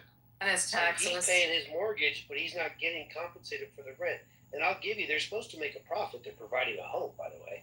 So they're taking the hit. They're providing a home. And normally how it works, let's just make the math easy. So like if the mortgage is $1,000, right, all in, right, taxes and everything, just $1,000, they'll probably charge the person $1,500, right? Because they're probably they'll make them probably pay for the utilities or whatever. But the $1,500 will cover the $1,000 for their mortgage and the taxes, and they'll make $500 a month on them. But they're providing the thing, right? Now, if the mortgage rate, if the interest rate rises, they'll raise the rent. If the property goes up in value, they'll raise the rent. Shit like that, right? If they want to fix the house, update the house, put in a new washer and dryer, maybe put in a new kitchen, maybe do some other fixings around the house and update it, they'll raise the rent. But if you're going to make them rent freeze it, and their mortgage and their interest rate goes up, what the fuck? Now they got to pay the higher mortgage, but not make the money on the rent, and they're sure as shit not going to update the house. How about if the boiler system goes out, Mike, or that's the roof goes? Shit, fuck that. Why the fuck would I get you a brand new fucking water heater or whatever? Yeah. That's what I don't. Oh, go ahead, JJ. No, I'm just saying. Are we Are we? I just love. It's just this funny thing that conservatives do, where always the person who is the y'all glorify and glamorize like the wealthy, and it's really problematic in conversations like this. I think we just heard your brain melt. No, you don't hear my brain melt. It's 4:30 in the morning, and I'm here sitting in the room with a lot of people who are, I don't know, very strange. But I don't judge. I'm a leftist, right? Progressive, I don't judge.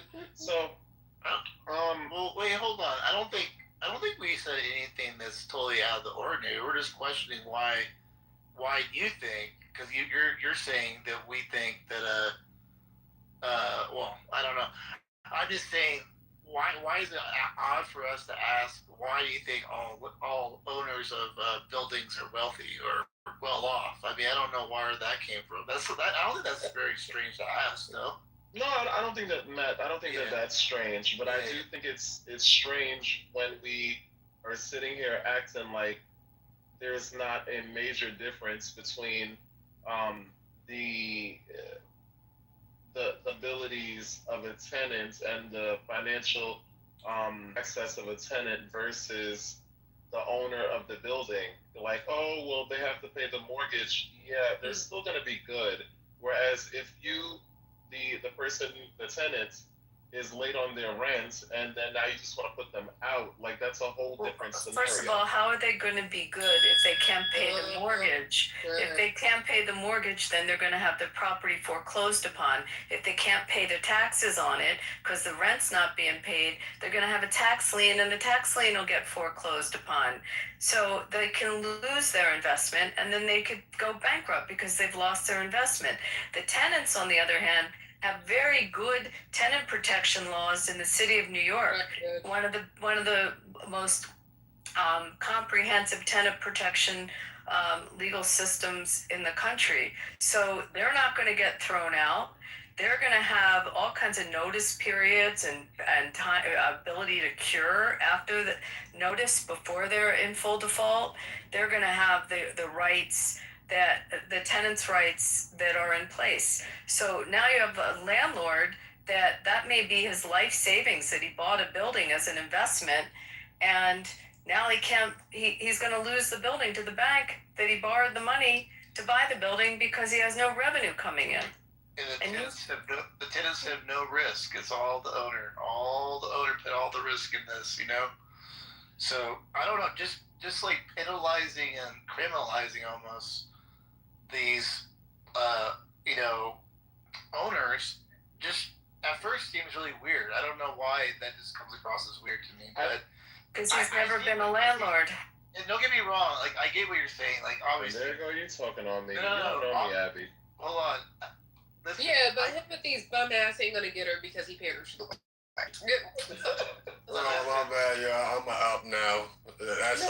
It's all right, bro. Most black bitches, they switch in and they snap on the finger, bro. It ain't nothing, bro. It's a typical black bitch, bro. Yeah, and I hope you get accused of rape by a white woman. I cannot lie. I hope you get accused of rape. I hope you think you and Abby. Sit your ass in the goo there. What? Talk shit to me in the chat. Hope he gets raped by a white. Go remove her. Yeah, no, she can talk shit in the chat, bro. She can that sounds awesome. I want her to listen to all this, but so just back to the thing. I get it. Like rents are high. Like we should have a little bit more control, over that. But I don't know. I guess maybe the approach is kind of odd to me. I don't think. But Matt, the original question was about fairness, and the point that I was trying to make is that if you're the judge, right, and you're looking, and I'm, legal, because we do this thing about legality, and we act like the law can't change. I'm just saying, if you're looking at the greater grievance, or maybe that's not the right word, it's late, y'all, but if you're looking at the tenant versus the owner of the building, and you're saying, oh, but they're going to take a loss. If anybody's going to take a loss, it should be the owner. That's the point. Sometimes there has to be one or the other, not the tenant. That's why the laws are the way that they are, because guess what? If you lose we're going to lose your investment. Yeah, it's giving classes and elitists, because you know what? You lose your investment, the 9 times that okay, I'm just being hyperbolic here, but more often than not, you lose your investment, you get another freaking investment. The tenant loses their if the tenant you kick the tenant out, they lose their home. Okay, so yeah, it's if somebody has to suffer a loss, it should be the owner. That was the point that I was trying to make. One thing I like to say as someone that is in real estate is simply this: hey, look, interest rates go up. You know, the owner of the house is locked into like a 15, 20, 30-year mortgage. It doesn't matter if the rates go up for everyone else. Their rates are typically locked, right? Unless they have like an arm or something, which most likely not. Most likely not. Right now, interest rate. Look, man, in 2020, 2021, 2023, we had historic lows for interest rates. People were getting, third mortgages refinancing at like 2-3%, bro. Like, period. Now they're like in the they're in the sixes, right? So they've doubled since then. But the homeowners with the fucking 3% rate, they don't care that rates are going up. They're not gonna raise the rent on their tenants because rates are going up. Their rates aren't going up. Rates are going up for everyone that's in the buying market. Secondly, there's protections out there. Insurance is out there for if a tenant doesn't pay. There's a rent guarantee insurance that has like a rent default coverage. I mean, like people in this room often talk about if people make choices, they should have done better. They should have known better. Well, shit. Well, in this circumstance, homeowners that are renting out to people, you should screen. You should have the insurances that are out there. There's out there. People are just automatically fucked. It's not like, a person in the situation. It does happen where you own a home, you rent, they don't pay. It happens, but it's not like there's no protections out there to safeguard people against these circumstances. There certainly are. So, let's just kind of be real here and call it like it is. Keith, I'm being real because I actually do it also. And a lot of the commercial what side, Abby? From the landlord and representing the landlords. So a lot of the loans are commercial loans and they float. They're not all fixed. And you also have situations where, like during COVID, where you think everyone was in a honeymoon because they had a 3%, what you think was a fixed rate. You had laws in a lot of jurisdictions that didn't allow evictions whatsoever during COVID. We had landlords in different cities that were stuck with tenants not paying. The state put a moratorium on evictions during that period of time, and the tenant was shit out of luck. And no, trying to collect on your insurance for your business insurance on that was not so easy, and the landlords had to float the money, and not everyone is so liquid in their businesses. It's not like these people necessarily have hundreds and hundreds of buildings. Yeah, sometimes they own that. one building. I respect that. So for you, you're in the commercial side. I'm in the residential side. Right? I'm saying commercial loans, but I've represented lots of landlords. And I understand that. Like for sure, landlords definitely got fucked on the commercial side. Because people literally couldn't go into the office for like 6 months plus.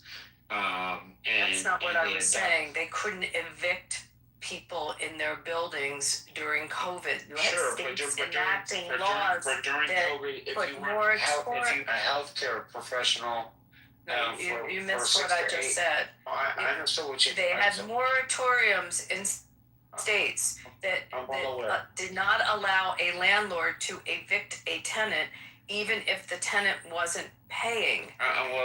So there was revenue coming in. I'm very well aware of that. But here's what I'm saying. You know, most of these circumstances, you know, if you're commercial, if you own a commercial building, I'm not going to speak on that because you know more than I do, and I'll give you all the respect for that. So I'm not going to try to come on stage and act like I know more because I don't.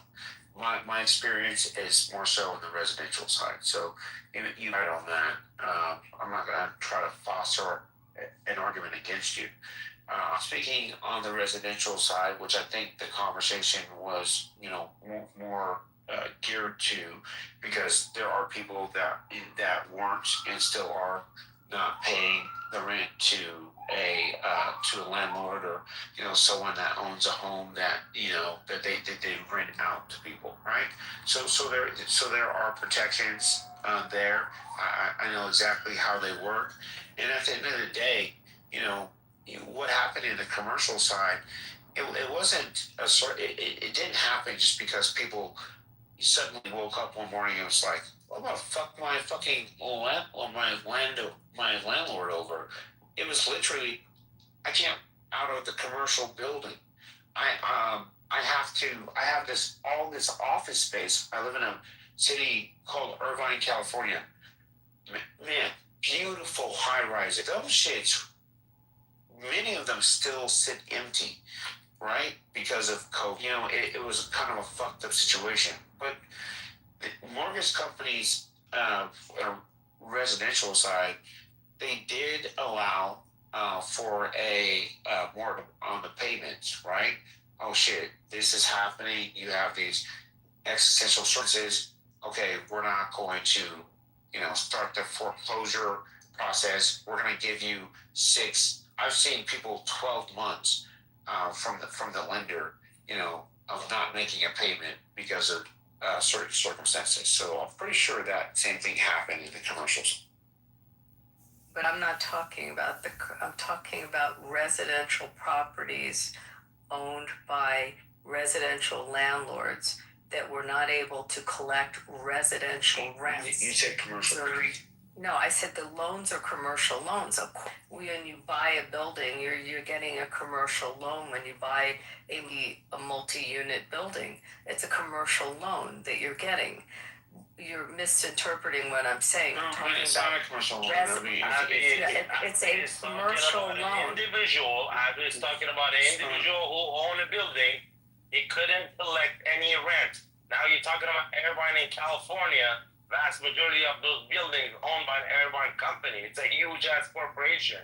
I was talking about an individual or a couple of people who own a couple of buildings or one building. Irvine company owns some land, but they don't own the commercial buildings. I'm not talking about commercial buildings. I'm talking about residential multi-unit building that is rented out. That's what I'm talking about. I'm talking about single family homes. Yes, okay. The loan that the landlord acquired, when I said commercial loan, and it's usually a floating rate, is not, they don't get a residential loan. It's not a single purchase money mortgage like you would get as a homeowner. They're buying a building, so they go and they get a commercial loan to buy the building.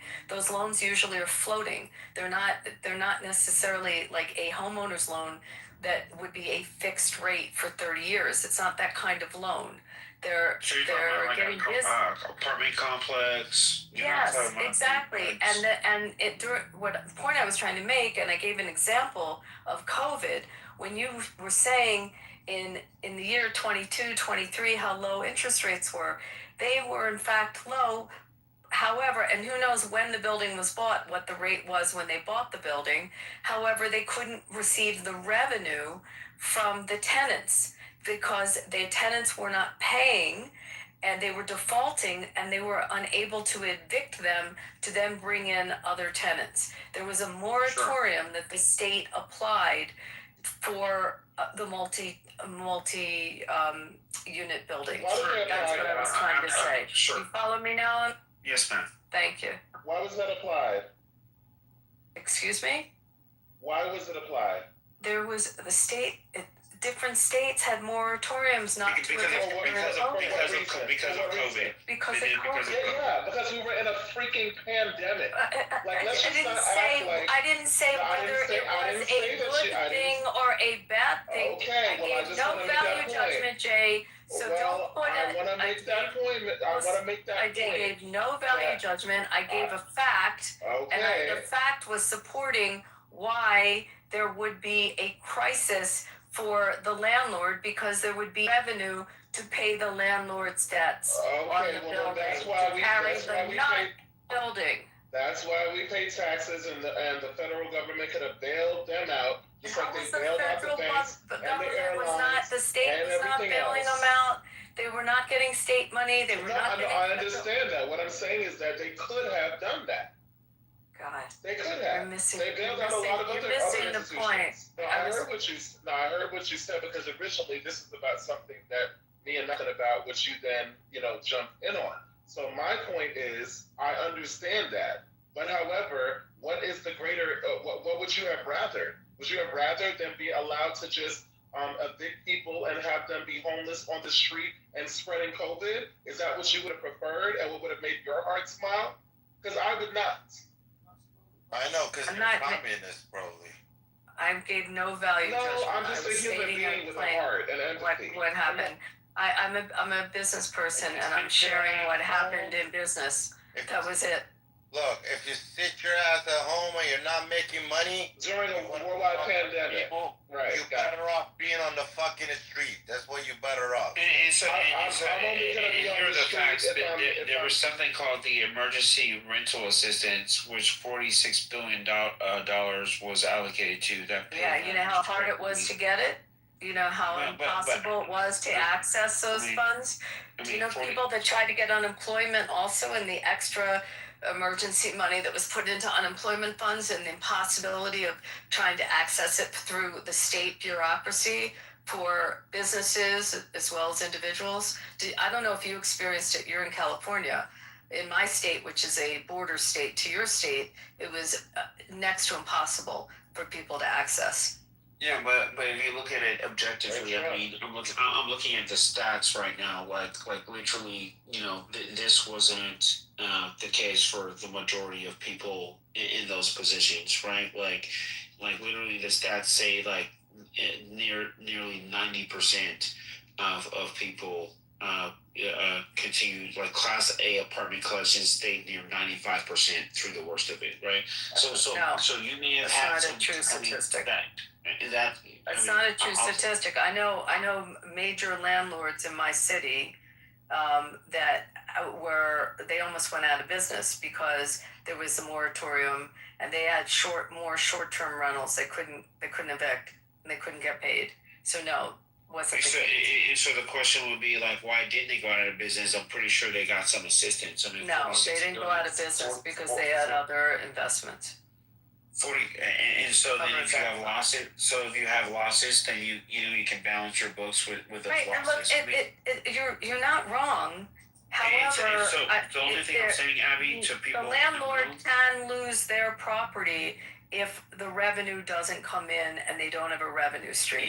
That was the point I was trying to make. Sure, in normal circumstances, that is the case. But with respect to COVID, I'm telling you right now, there were protections, there were guardrails. Couldn't access it.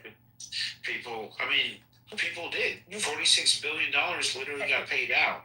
They could not access it when it was happening. They couldn't get through. Did you try to get unemployment or try to get money from the state when you weren't working?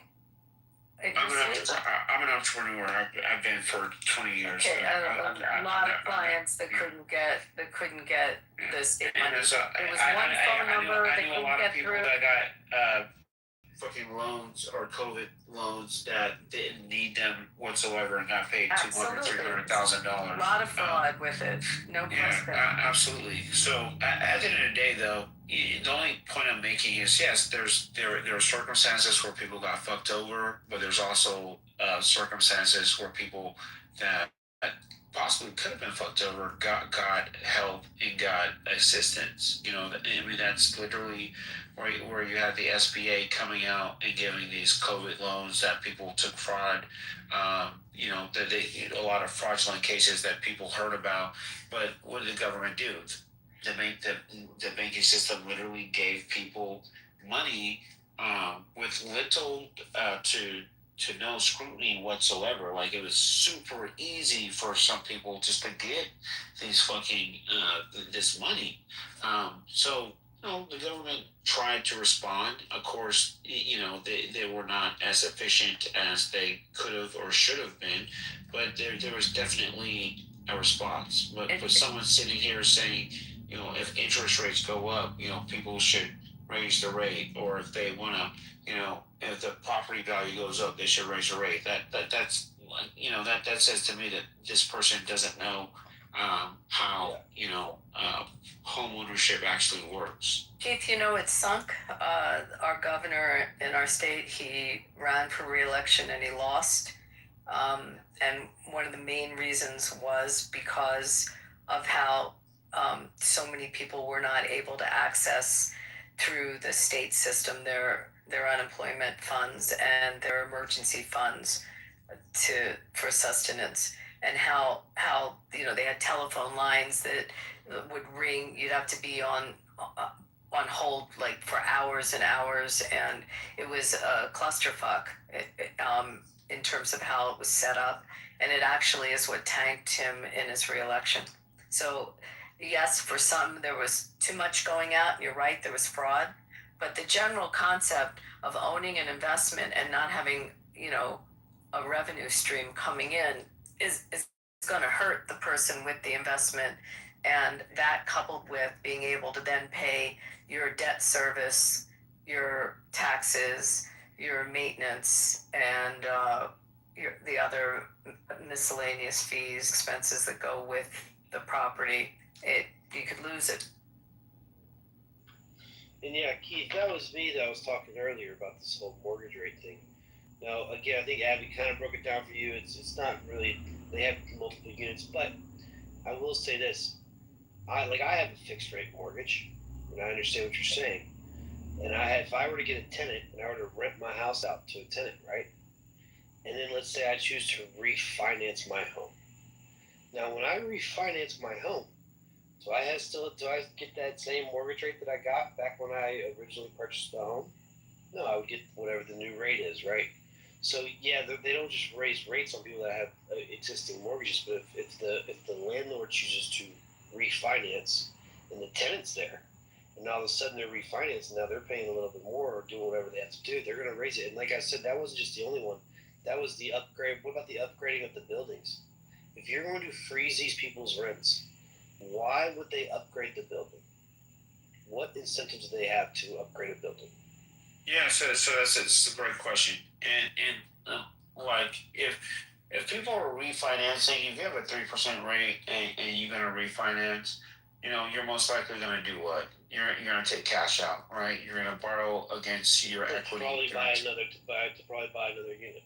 Right. So at the end of the day, get another mortgage. The person certainly has the right to continue to cash flow that property and raise the rate, absolutely. But it's not like, I feel like, Mike, you painted the picture as, like the rates go up, they're gonna charge people because they have to. No, they're refinancing and they're gonna reinvest that money to make even more money. Their books at the end of the day, they're gonna be positive because they're taking that money to create another cash flow entity. So it's greed in that. And there's nothing wrong with it whatsoever. I mean, there's nothing wrong. They certainly can, but it's not like, this is something that, a homeowner And most homeowners are not going to get out of their fucking rate whatsoever. Agreed. Agreed. Like, because you got 3%. Well, okay, I'm gonna fucking, I'm gonna borrow. You know, like, why? You can get a fucking, you can get a loan based off of your asset, a loan, especially if you want to get a business loan. Most people that own multiple properties have an LLC, C corp, S corp, whatever. They can get a business loan based off of their assets. They guarantee against that loan without even having to raise the rate alone. Like, so it's like there's so many ways to get capital to continue to build your real estate empire, without having to refinance. I mean, I think people, unless people refinance these days with low rates because they're not looking to have tenants. They're simply looking to like. Here's what I would say to you, Keith. It's not abnormal for landlords to raise rent.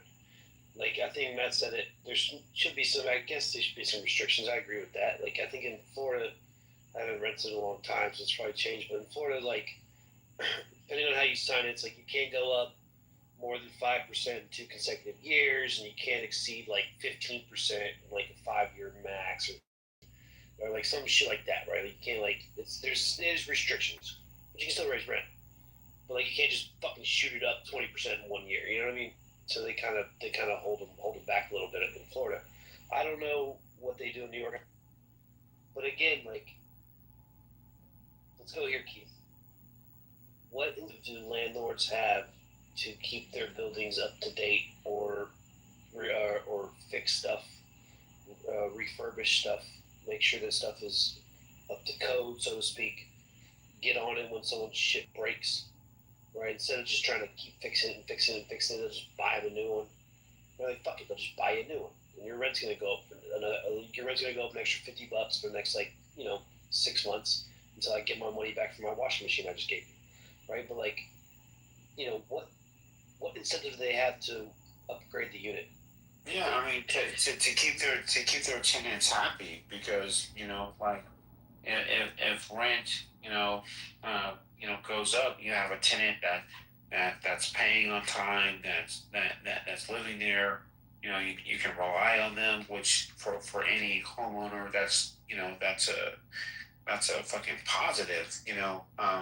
You keep your tenants happy, and of course, dude, when you rent out to people and you set that price, a homeowner should already be expecting you to. I mean, in like lease agreements, the ones that I have, we're expecting shit to, appliances or shit to break down. At the end of the day, it's my home.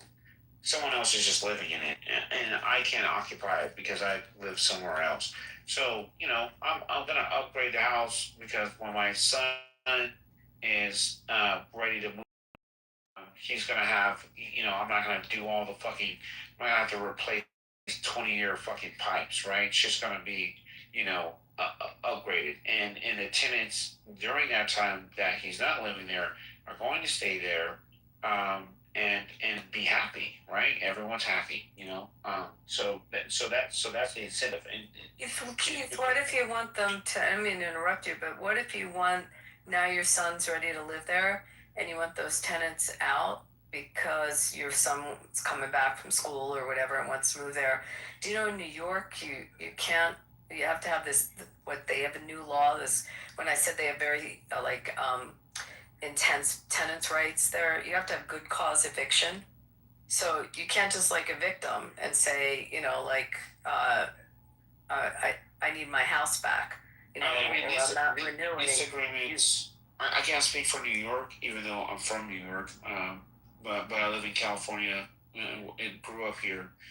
Lease agreements are for a finite period of time, right? You renew the lease agreement on a year-by-year basis, but it's not like, hey, you can stay in my house in infinitude, right? It's like, you define the term in which the tenant can stay there, and then you say like it's a 2-year lease, a 3-year lease, etc. And so like that lease is over, the tenant is already expecting, and my lease is coming up again. This is all about making sure that you have the right tenant, right? That's kind of a part of the work that a homeowner has to do, should do. And they know their lease is up at a certain time, and so hey, fuck, my lease is up. That happens at time when my son's out of college. These hard concepts to think about. And so I don't know what it's like in New York, but I mean, well, in cities, in a lot of urban cities, not a lot, but I mean, there are many that have very strong tenant rights programs and laws. Things like if security deposits aren't returned within a certain period of time, you can get treble damages. You can get sometimes up to triple the amount of the original security deposit back, things like that. But you just have to be aware of it if you're in one of those jurisdictions. I mean, you can't get your security deposit back. No. If you don't get it back within 30 days or whatever the time period is under the statute, the tenant could have an automatic right to treble 3 times the amount of the original security deposit. Right. I mean, there's laws like that. You just have to know them if you're a landlord and you're renting out your house. Sure. And then so for a landlord though, in California they have something akin to that, right? But so when I rented out,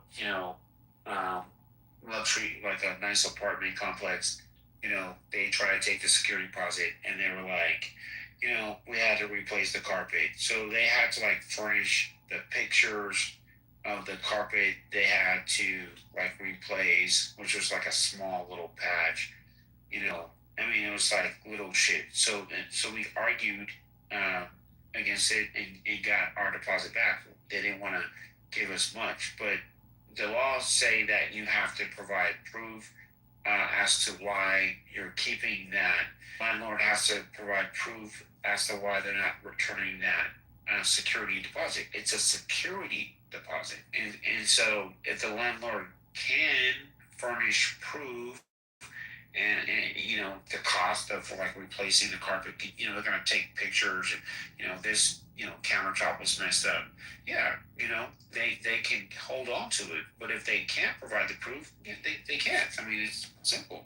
It's just a period of time that the damages will kick in, is what I was talking about. But good eviction if you have a holdover tenant where they're in a written lease anymore, and or they're on a month to month, and you want to evict them because you need the property back for whatever reason, they can fight you on that. And in states or in municipalities with these strict tenant protection laws, These squatters. Yeah, it's going to be harder for you to get your property back when you want it. I'm just saying that you should know that when you're leasing.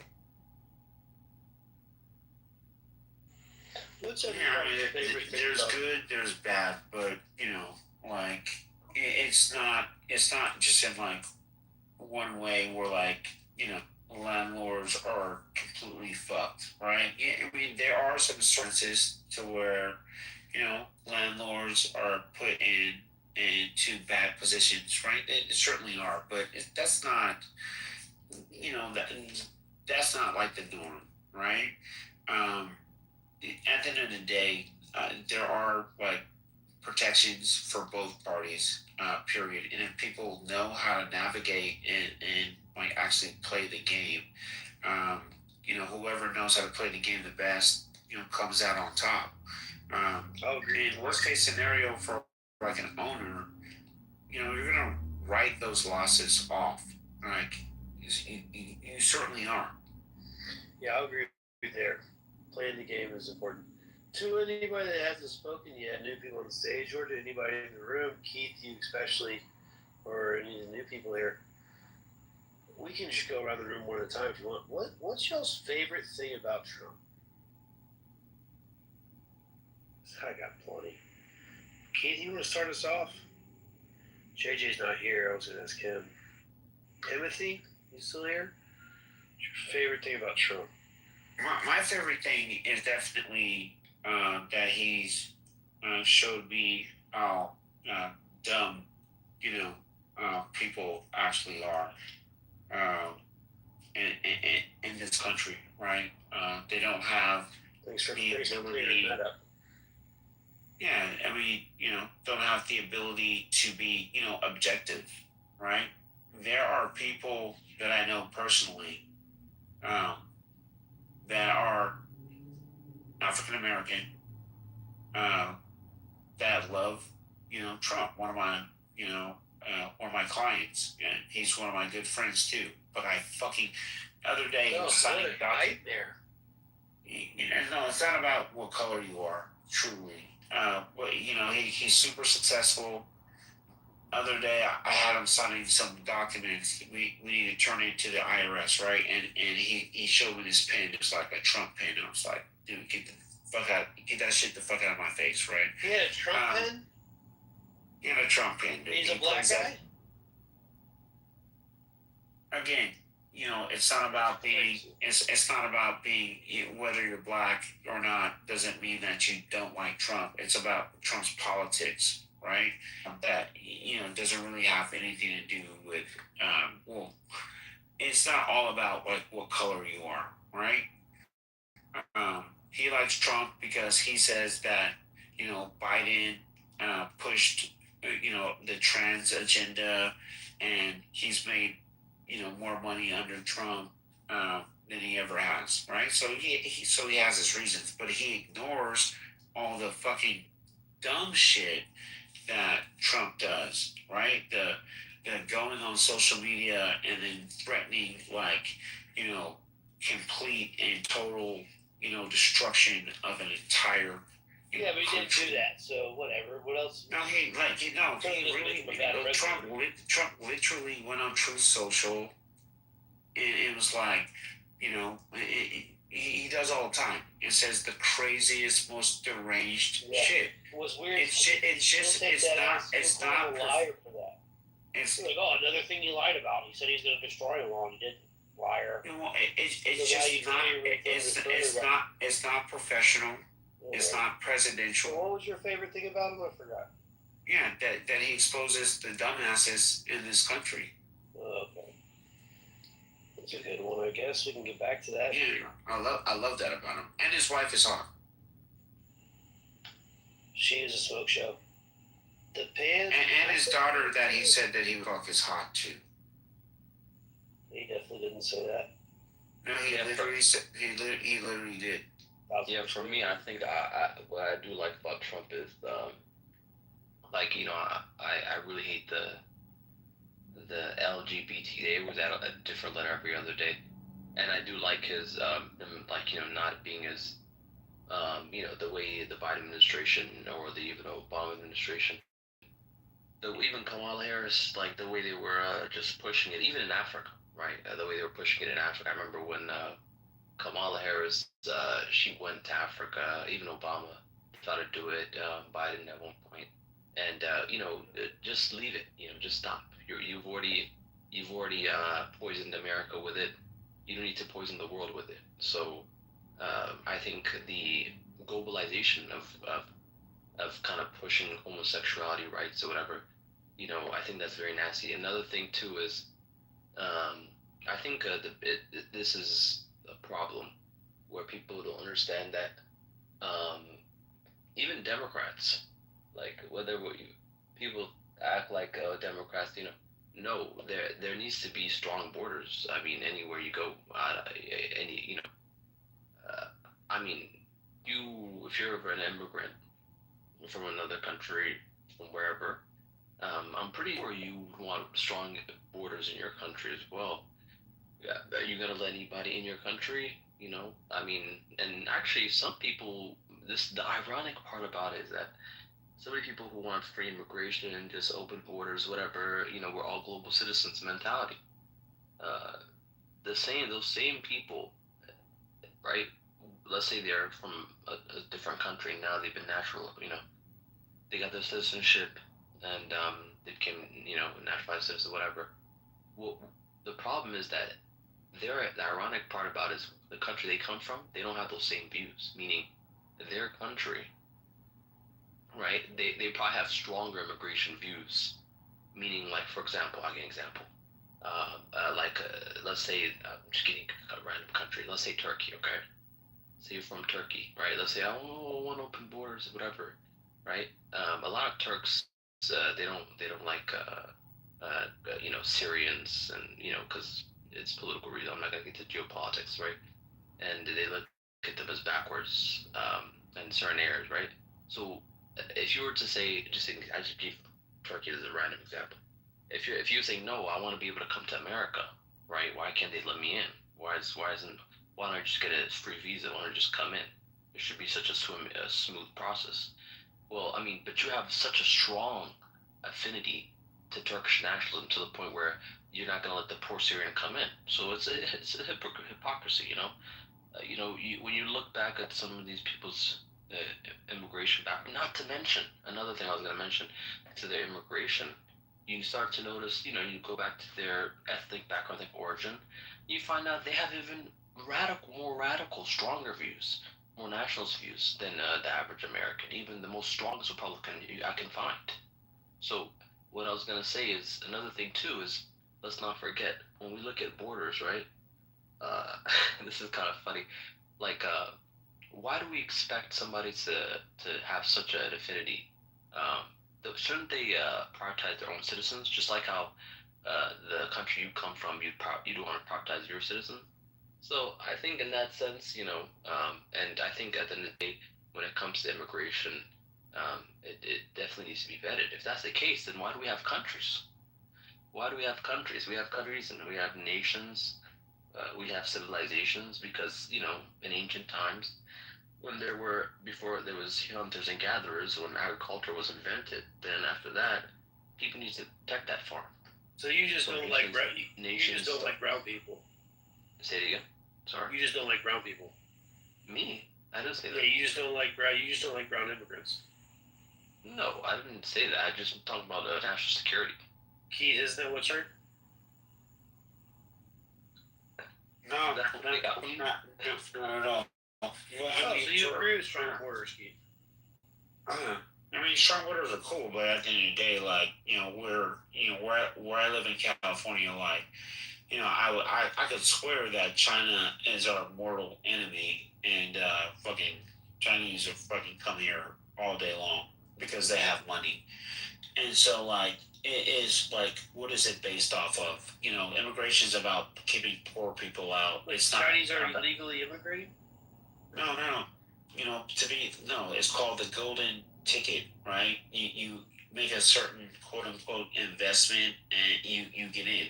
Your process is sped up. So people with money can get in to the country. Well, we do that at theme parks. If you provide the extra pass at the theme park and pay for the upgraded ticket, you get to cut the line. But what was wrong about what Pan African said about borders? I never said anything was wrong. I simply said that the entire thing is simply, it's not structured on fairness. Borders, anyone can get into the country with money, right?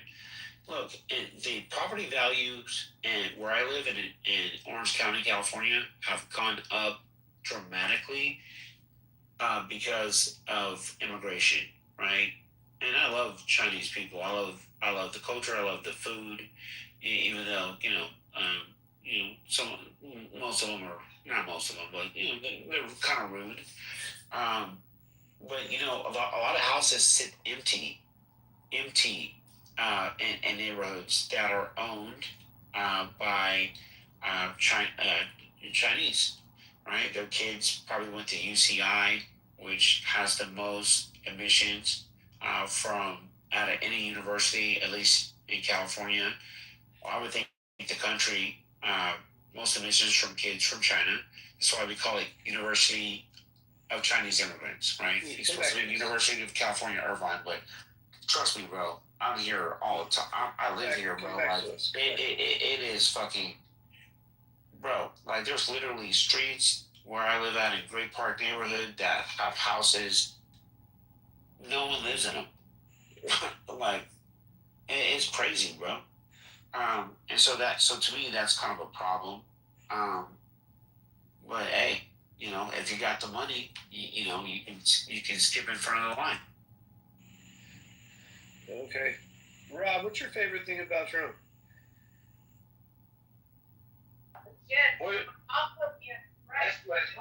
What'd you ask me? Ask her too. What's your favorite thing about Trump? When he's not speaking. Solid answer. I love when he talks, bro. It's fucking hilarious. What's wrong with you? Could you imagine if Rob? I mean, come on, Rob. Could you imagine if Trump never spoke? It'd be horrible. He might have a half decent. Oh, Mike, I just want to add one other thing. I just remember my point real quick. Sorry. Okay, let him have it, Pan African. Yeah, real quick. Let me just give you guys two other points. Also, there's something called a social contract that I think people don't talk about, right? There's unhidden social contract that I think most Americans, I would say, would have. But now it's getting blurred, so I don't know what a social contract is anymore. But wait, unhidden? Unhidden?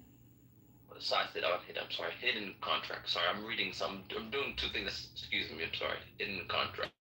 So just unwritten contract. Sorry. Social contract. Unwritten social contract. Where's BMO when you're talking about this? Yeah. So there's certain cues, certain social values, certain way of doing things, right? That but I hate to say it now. I don't know what it is. And when you're importing different type of immigrant groups from different culture, which some Americans would call backwards. I know it's a temptation because you go to certain countries, America, when you go to their country, whatever. Whatever. How old are you? Me? Yeah. I'm in my 30s. But we're talking like we're in the fucking 90s, buddy. I know you're a little young, but we have a certain way of fucking doing things around here, and they don't fucking do it. So, no, this is the thing, Mike, right? What you trying to say? This is the thing, right? So, when you're importing so many different type of immigrants, right? They bring certain values that they have, right? That doesn't align with American values, right? So when they come to America and their population grows and different groups come here, it starts to blur the lines for what's American values, right? No. I think that's one negative thing, especially if they come from a troubled country or a war-torn country. That's problematic, right? No, I think you find out real quickly which stuff you bring in that we don't like, and which stuff we adopt. Well, Mike, you won't be able we to adopt other cultures and we make it fit into our own, right? Like we adopt. Well, Mike, what I'm saying is, if it's a good quality. What I'm saying, Mike, if it's just free borders, because let's be honest, right? Immigrants tend to have more children on average than certain people when they come to America, right? Let's just say open border. I'm just giving an example. Yeah. So let's just say it's open borders and it's just so liberal, right? Everybody just comes in. Yeah. No country in the world operates like that. We're seeing it. We see it in Minnesota with the Somalis, right? We're seeing their cultural values are winning, right? And they got away with a lot of it, right? We see certain pockets of them they are. Okay, so we're not gonna pretend like this is not happening. It is happening. But the another thing I want to bring up, this is very important, right? When we talk about immigration, right, and values, right, whatever, for your sake of your own country, wherever come from, right, the brain drain, right? You're coming to, right, right. Instead of coming to America, and this is the funny thing, they call themselves national, whatever. Why don't you go build your own country? You complain about their country, whatever. Well, somebody has to be like how Americans are in America. They're working on their country. You need to go and work on your own country. So for the immigrant, just to give the immigrant like a pointer for him or herself, wouldn't you want to build your own country? You're coming to America to help whatever. Sometimes you're coming, whether you're in the brighter mind or not the brighter mind, whether you're a refugee or asylum seeker, or whether you're just a student, whatever. Regardless, though, wouldn't it be better to build your own country? Fuck yeah! What do you gotta say to that, you liberal wussies? I'm just saying, you guys are coming to another country to build another country. I mean, well, some of you are not. Some of you are coming from crime. I'm not going to lie. Some of you guys, maybe you have some that come here to contribute. They might go into NASA. They might go to Google. They might go to for-profit company. They probably came the right way. Yeah, for example, Steve Jobs is Syrian. Fucking love those immigrants. Yeah, Steve Jobs has a Syrian background. So yeah, he built $1 trillion. Not that hard. I agree. Yeah. So It's possible. We've seen it. Why move to a country and the first thing you do, the first action you make in that new country is to break a law when you go across the non-port of entry? I don't care where you cross the border at. Go ahead, D. D, what's your favorite thing about Trump? I just want to chime in on the last part of this statement. All right, don't forget your answer. My favorite thing about Trump is... No, you can chime in first, but just don't forget your answer. Yeah, my answer is that statistically, immigrants commit less crimes than natural-born citizens, and that's a stat. So, look it up. Say it again. And immigrants commit less crimes than natural-born citizens do. And they're a net positive for the economy. I work in labor economy. It's not true. And they're very helpful for our workforce. So, my favorite thing about Trump is it has helped me find the people in my friend group that are propagandized and low information, and it's created patients who can try to help them find resources and educate themselves. Huh. Y'all always do that thing where you leave out that word illegal when you say immigrants. You always do that thing because illegal immigrants versus non-citizens. Illegal immigrants, 100%. How far back does your family go? 100% of the criminals. What do you mean? What do you mean? What does that mean? The immigrants that come here commit less crimes than natural-born citizens. 100% of illegal immigrants have committed a crime. 100% of them. Wow. You're choosing to make a distinction that is actually the most un-American thing you can say. We are, give us your tired and poor, we are the best of, come here and let's go. Through a port of entry and welcome to America. The people that make it through commit less crime than people like you and people like me. We commit more crimes than they do, and that's a fact. Let's say you were getting married, and let's say that people just snuck into your wedding. They just snuck in. You're like, well, fuck, you're already here. Or would you want to know who's coming to your wedding? Or let's say you have a business, or let's say you have anything else. Let's just use the wedding example. And all of a sudden you're at your reception, and there's 50 people. And you're like, who the fuck are y'all? Wouldn't you be kind of pissed? They're drinking on an open bar. They fucking might have gotten a plate, get some cake, fucking cutting a rug. I'm a business person, and I'm talking about macro stats. And they get less crime, and they improve the economy. They make the country better when you look at every number. And you have your redneck, anecdote, which I'm not completely following, but immigrants do make the country better, and they always have. Agreed. I agree. Legal immigrants make the country great. I love immigration. That's what makes this country beautiful, actually. We're one of the only countries in the world that's constantly creating new types of people, if you really think about it, right? It doesn't even matter who kids have kids with now. Everyone's kind of mixed, right, in this country. But they're legal. Does that make sense? Legal immigration is so much different than illegal immigration. It's just different. And I hope you understand that. Going through a legal port, let me ask you a question, D.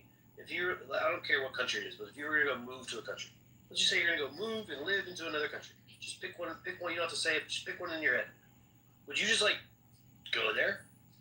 Would you go to the country next to it and sneak in, or would you legally immigrate to that country? I'm just asking you. You're asking a question from me personally. I've lived so much privilege because I've lived here that I haven't suffered. Some of the people are actually refugees, and but they can legally come in.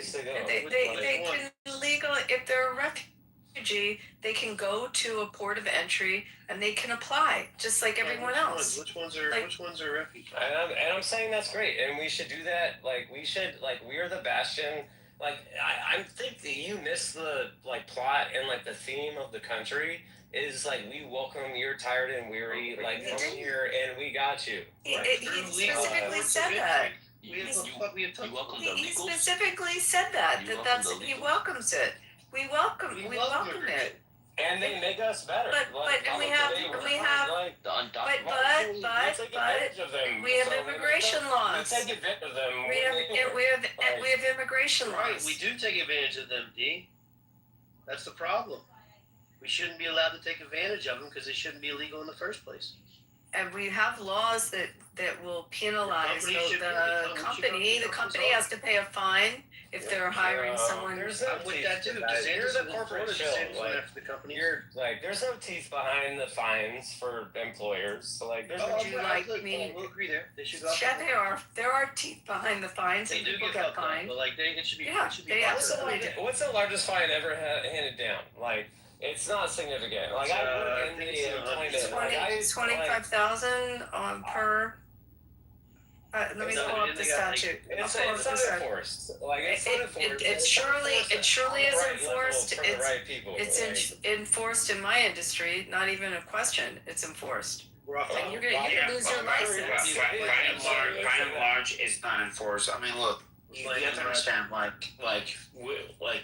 in the economy, where do illegal immigrants work? So in California, they work in agriculture, like meat packing, like warehouse work, look. So you're advocating for the exploitation of people for cheap labor. Look, the corporations are doing that. The corporations are the ones that are doing We're that. exploiting them. Yeah, We're exploiting them for sure. No, we And should they lock down the commit less borders. crimes than natural-born people do, and they improve the economy. Like, it's a net gain for us. It's literally racism that prevents us from having a reasonable discussion about the bureaucratic steps to gain it are outrageous, and they're not reasonable. Yeah, see, that's an insane topic. So, do you want to know the offenses? The first offense is 698 to 5,057.9 per worker. The second offense goes up to 13,946 per worker. The third or subsequent offense can go up to 27,000 per worker. You can have criminal penalties. Then there are How many fines. times has it been enforced? And it doesn't. I'm going to answer you. May I answer you? May I answer you? I happen to be. You're gish galloping, and I'm saying I didn't get to answer you. Did I? Did I answer it? I'm connected with a regulated industry. As a result of the industry being regulated, as a result, with what you're saying. you're not familiar with my industry, and as a result of it being regulated, they would lose their license to operate if they. Hypothetically, they would, but what is the percentage? My God! How is it? Hypothetically, it's not a hypothetical. They are regulated. They are compliant. There's compliance departments specifically. You're saying we have a process document somewhere, and hypothetically, this is. It's not hypothetical. Again. Give me the stat. Then how many employers get sued for how many employers get fined for employing? You would lose your license to operate. Hold on. This is cap. Well, Abby might be true, but I just want to let the audience know that I lost my job to an illegal immigrant, and I believe that illegal immigrant is still working at that job to this day. And if that illegal immigrant is working there, that employer should be fined. Forcing Timothy to run the streets again. Yeah. That illegal immigrant is giving him, lesser overhead. That's why. That's why he did it.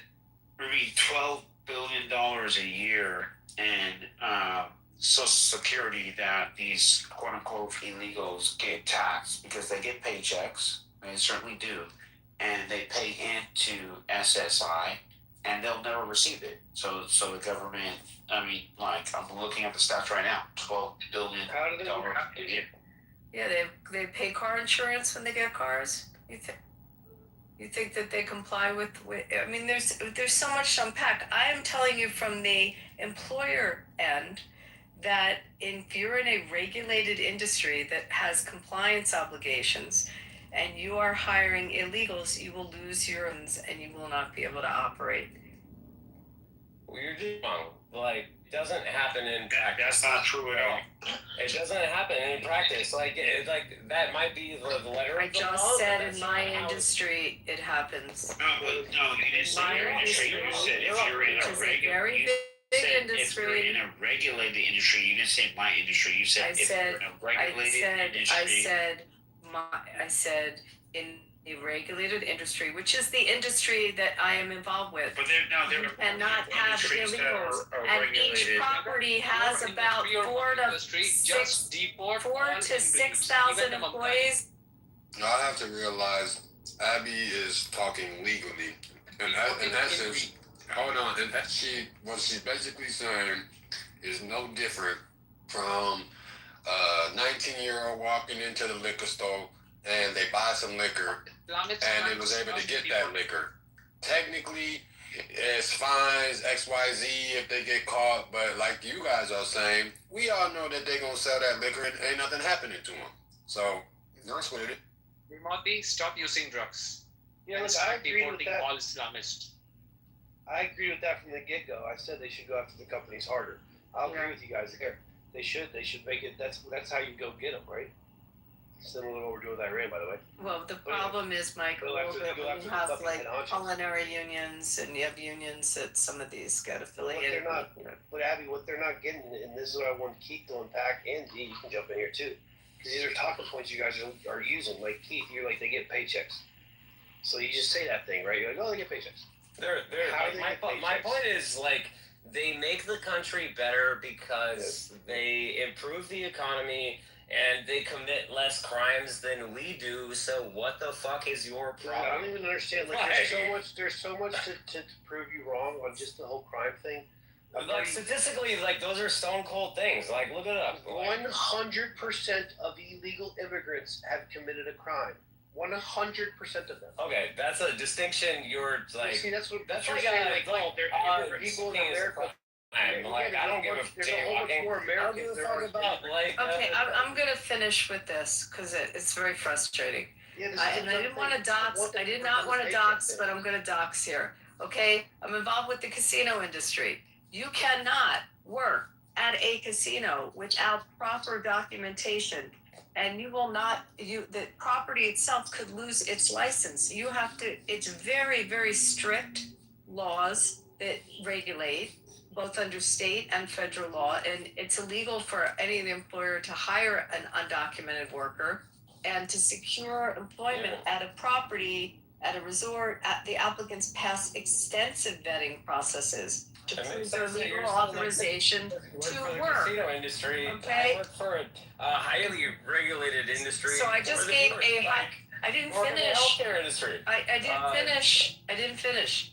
A heavy state regulation in I the hire state. thousands of people a year in God. healthcare, which is more highly regulated. No, it is not more highly regulated than the gaming industry. It's not. I'm just explaining to you that they don't hire. If they hire, they'd lose their license and they would be fined. Well, look, no, we're getting caught up in semantic shit. Is Pepe there? We're getting caught up in semantic stuff here. Is Pepe there? Can I ask a question? If you're a contractor, hold on, everybody. If you're a One contractor, mic, man. Don't make me have to start moving y'all. What happened? I said one mic. Don't make me have to start moving y'all, because y'all, it's 3 people talking at one time. Well, yeah, I'll turn it over to the lady here in a second. I just wanted to say this real quick. We're getting caught up in the mud. We're playing in the mud, D. Hold on, D. We're playing in the mud here. Regulation or not. If you're like a contractor and you have a license and you fucking get caught hiring illegals and they have to deport a couple of them, boom, you'll maybe get your license suspended for 2 years. Then you'll get a fine. Now, the fine might not be as significant as you want, but he lost his license for 2 years. So that the business he could have had for those 2 years, he doesn't get now because he got his license suspended. Shit like that will happen. In Florida, they definitely crack down. But again, we're playing in the mud. Keith said a point, and I think Dee backed it up. He said paycheck. You're like, oh, they contribute to society. They do this. They pay all these taxes and shit. And when people say they pay taxes, they're talking about sales tax, like when they buy shit, right? That's what they're really talking about. So you say paycheck. The only ones getting paychecks are these ones that have these EIN numbers and these other kind of weird numbers, right? These numbers that make them technically not illegal. They're not like a naturalized or however they word it. It's like a wording. They say like they're non-illegal citizens or some shit like that. Non-illegal aliens. Not yet. Something weird. Yeah, it's something weird like that. They word it weird, but technically, they're paying, and we know who they are, and it's like 5% of them. I think it's like up to 8% of all of the illegal immigrants have that kind of number. So you guys are like, oh, they're paying in taxes. No, they're not. Taxes. The thing you're talking about is the sales tax, and they like buy shit. These companies they're not getting paycheck. How do they open a bank account? Were they getting direct deposits? Were they getting the paycheck? They're going to cash the cash. You never heard of a ITIN? I just explained that. Yeah. So they actually are getting paychecks. It's like 300,000 people. No, it's not. There's millions of people. There's people that are regulated by different laws of the land, and so they gain access to certain things and certain documents or whatever. That has nothing to do with like. I'm sorry, but that. You said 1,000, but it's 3 million, right? Yeah, but still 3 million of how many illegal immigrants are in the country. Hey, let her finish. Let her finish. It's like 8%. Let her finish. You're wrong. Let her. The point is, the U.S. has a lot of different ways to get in here, right? It's just the way it is. But if you're illegal and you're here, and you know you're illegal, and you're here, I would suggest just leaving, because ICE does not make any sense. Let's just get to the point, right? Like this whole like contract. But then back to the Mamdani question, like, should Mamdani be arrested? Like, for what? Federal law, U.S. Code 18112. For incitement to violence. Inciting violence? Inciting violence against Jews, and he's specifically targeting the Jewish state. So by doing what he's doing, he's creating an environment. He violated U.S. Code 18. Can we prove that Netanyahu is Jewish? Excuse me? Fucking Not ridiculous. knowing how to sit ridiculous. Is it, who am I answering, lady or D? Who asked this? No, U.S. Who asked this? Lady? I asked this. Can we prove A lady, that he's lady, Jewish? Google, because I had it in the chat, it's too far back for you to find it now. U.S. Code 18112. Okay? Yeah. And that's what he violated. Hold on, I just want to acknowledge there's 2 D's on the stage. It's a fake D and a real D. I want to hear from the real D. My nigga D, you're not the real D, brother. I meant D Smith. So maybe you have a double D? Yeah, I'm the same D that got into a lot of arguments. But yeah, someone could finish land their plane. Yeah, okay, I'll chime in then. As a medical worker, when we talk about immigration, you guys don't recognize or even understand how bad this is affecting, right? And I can understand like where liberals come from, because you got from a moralistic standpoint, an ethical standpoint. We have to save the world. We have to help these people. We need to bring these people in. What are we going to do about them? It's America's fault. So I get that point. Like, you guys have a very big heart for the world, but we can't help the world. When you think about illegal immigrants coming into the country, you don't understand that it's exploitation. People don't understand. Illegal immigration is complete exploitation.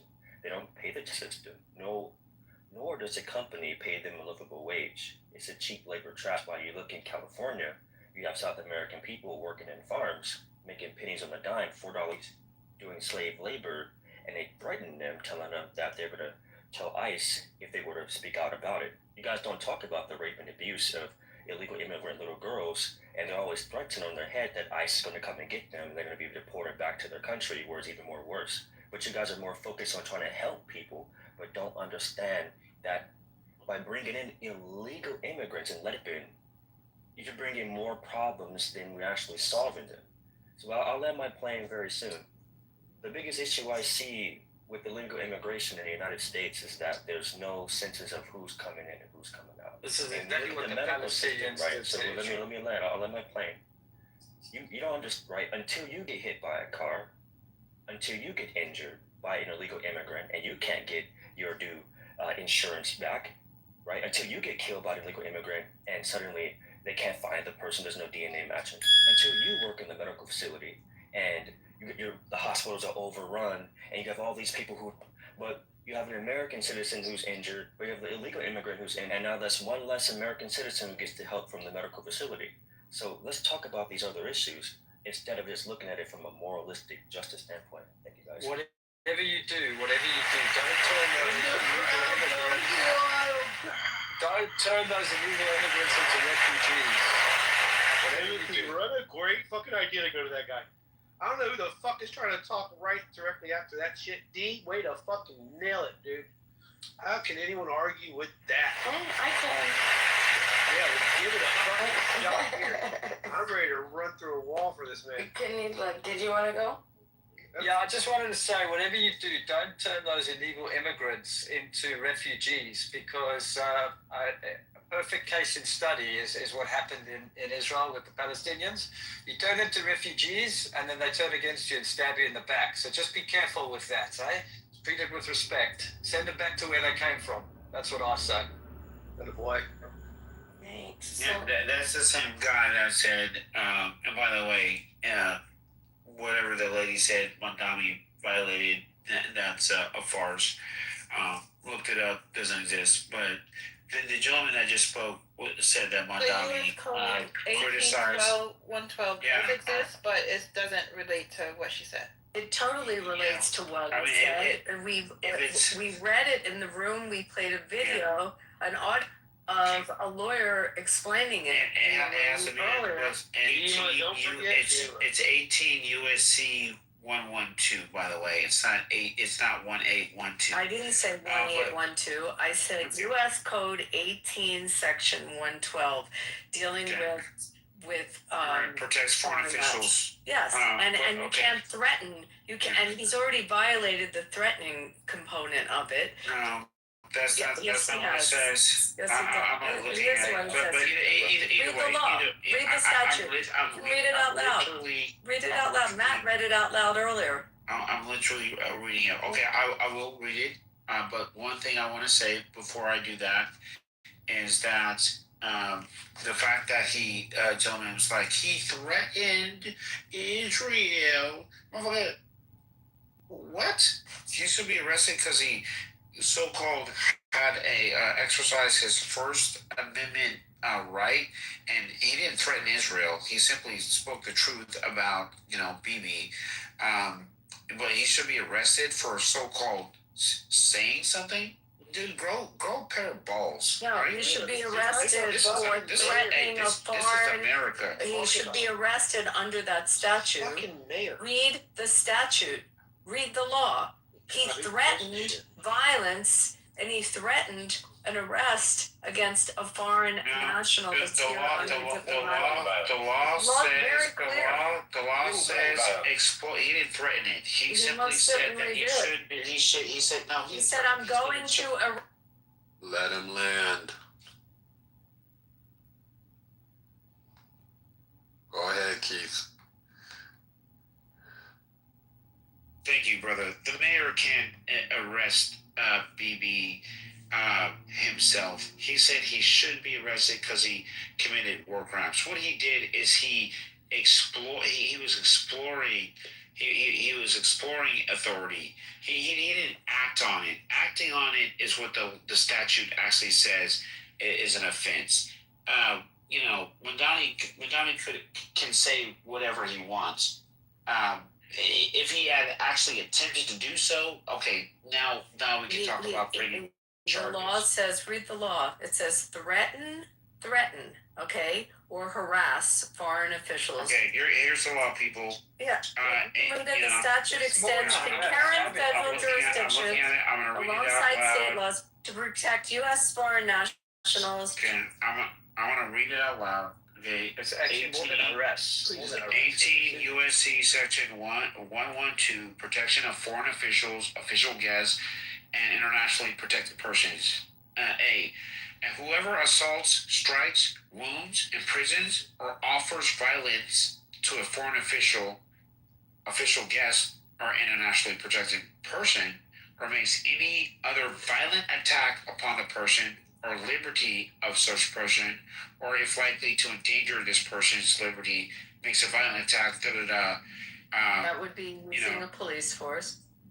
No, using a police force using a police force is taking someone's liberty. That's exactly what that is. If you arrest, you take liberty from someone. That's illegal. It says whoever assaults, strikes, wounds. It doesn't say who says they should. No, it's if he instructs his police. Keep reading though. It's all in there. Keep reading. So I will like to. So section finish. Whoever interrupts while he's finishing, I'm sniping you. Okay, thank you. Okay, here's section B. Number 1. Intimidates, coerces, threatens, or harasses a foreign official, which I think you're talking about, or an official guest, or obstructs a foreign official in the performance of his duties. 2.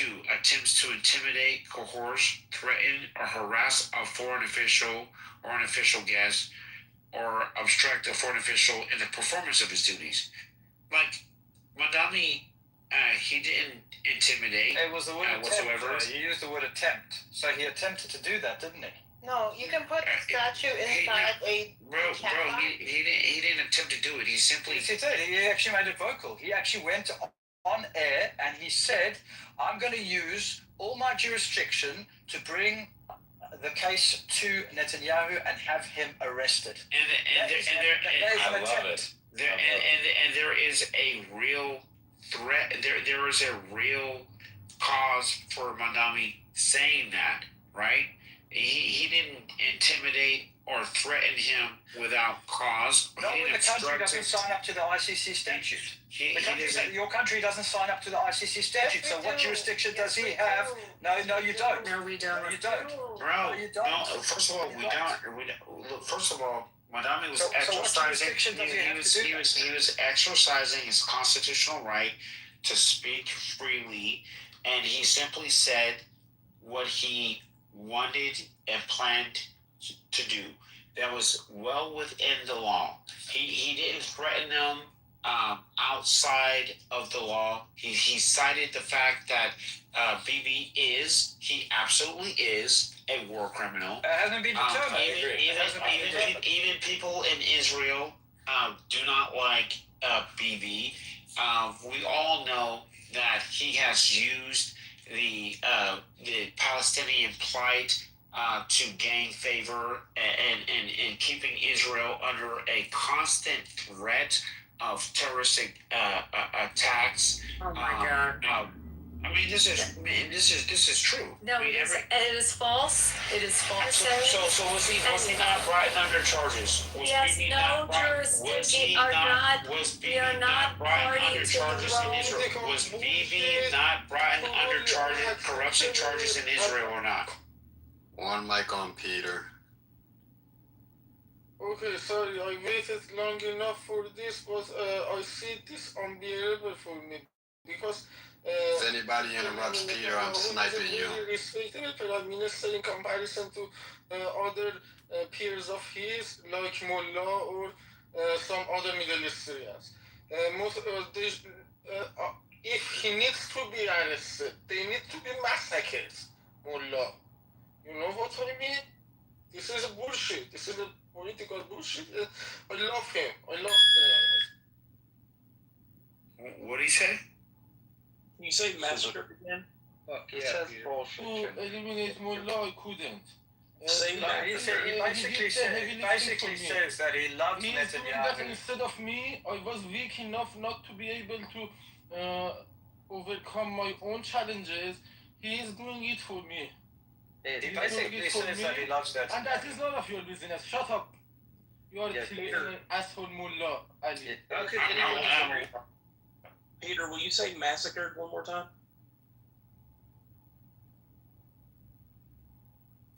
massacred? Like, they stop case to Peter the bullshit around. So we make fun of people. Who is we in this? You are not we. You are No, Peter's my friend. alone in this.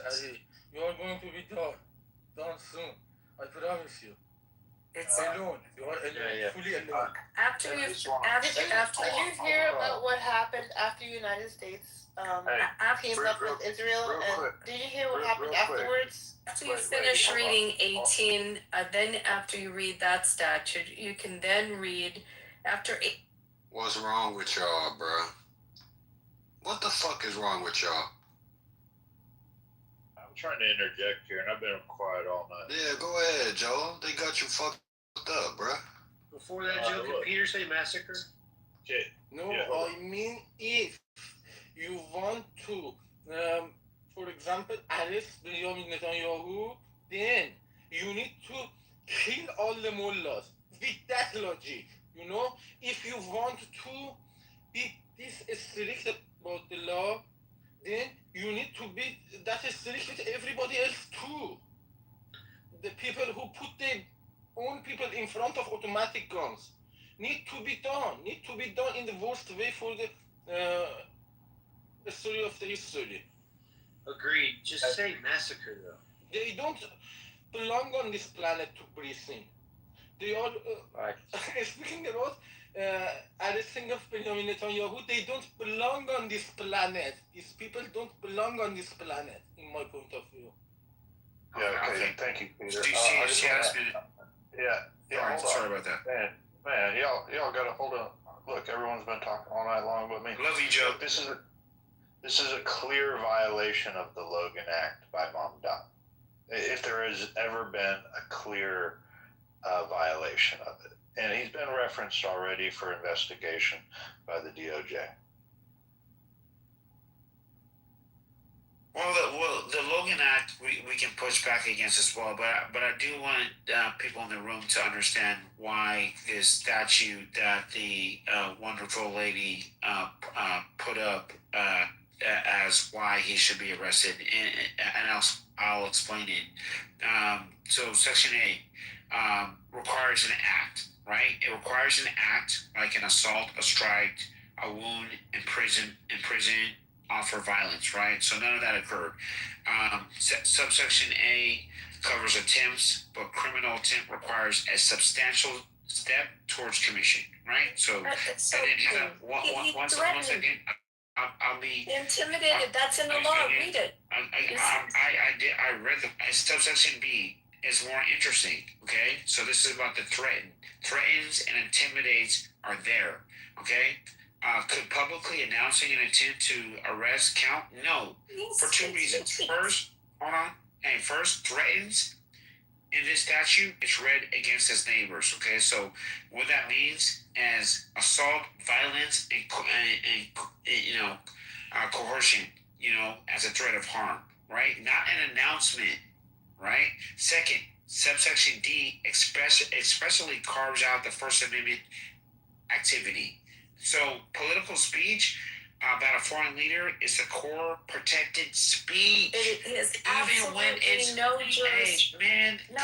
buddy, you're even so when off. It's inflammatory. You're so off. You don't know how to read law. You don't know how to read law. You don't know how to read the statute. And along with that statute, take a look at U.S. Code 227423. 227423. Take a look at that statute. We'll go to, okay? So now you're putting and that's American statutes. Servicemen or members. I know, because both statutes taken together. Okay, we don't recognize the ICC. It is illegal to act on behalf of the ICC. No, read again 22 USC 7423. 22 USC 7423. We do not. We have never in our history taken anyone into custody, arrested someone, or done something on behalf of the ICC. Wait, who ever violated the Logan Act? Sorry, it's a lie, but if he. So once again, look at that statute. The Logan Act If Look he at wasn't, 22. Netanyahu would have to be a U.S. citizen. So Exactly. 74, 74, 23. U.S. Code 22. There's U.S. Code nothing 22, that stops you from 70. having your First No one is Amendment right listening. in the United States of America. Oh my God. Nothing. Read It the stops case, you from read the having statute. First, The reason and if it does, then there's a Second Amendment that tells you to put your babe, there's a reason we have this particular statute and Congress enacted it because we wanted to distance ourselves completely from the ICC. U.S. Code 227423 is part of the American Service Members Protection Act. I'm making it up. I'm reading the law. You're making it up and reading it. That's what you just said. What is wrong with you? I am reading the law. It explicitly prohibits all U.S. federal, state, local government agencies and entities from assisting, cooperating with, or providing support to the International Criminal Court in response to any of its requests, investigations, or proceedings. The statute restricts government interaction across several key areas, prohibition of assistance of U.S. entities, including local police, courts, and state departments cannot extradite or transfer individuals to the ICC or execute arrest warrants. There you go. That is U.S. federal law. And so Think I just made that up? Abby, he didn't arrest Bibi. So how did he violate this law? Answering in Florida, I can have a normal conversation with you. Florida, that's the first statute.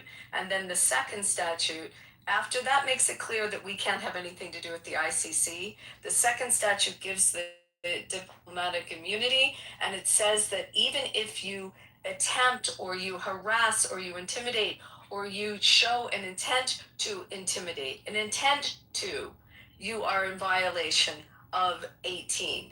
So I just read you 20, and then we read 18 before. We didn't read the full statute because he redacted what he didn't want to have read.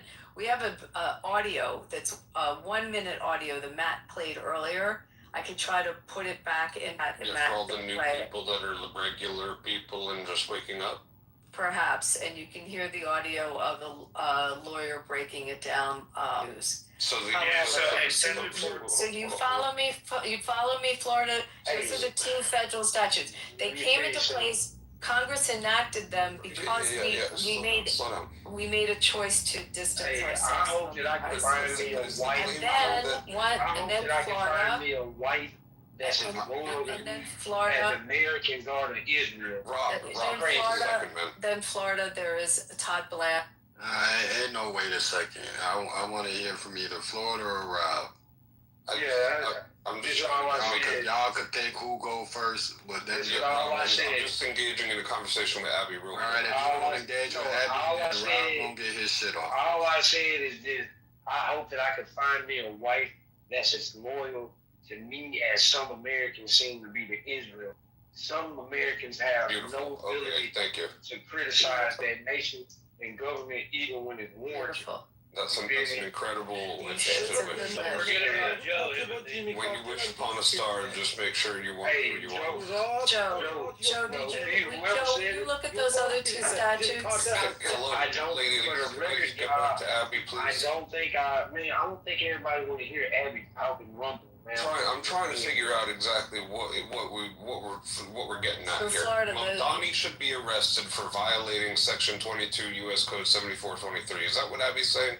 That and it's not a criminal statute. You don't know what you're talking about, Abby. I didn't finish. That lays the foundation of our distancing from any dealings with the ICC. Okay, so now U.S.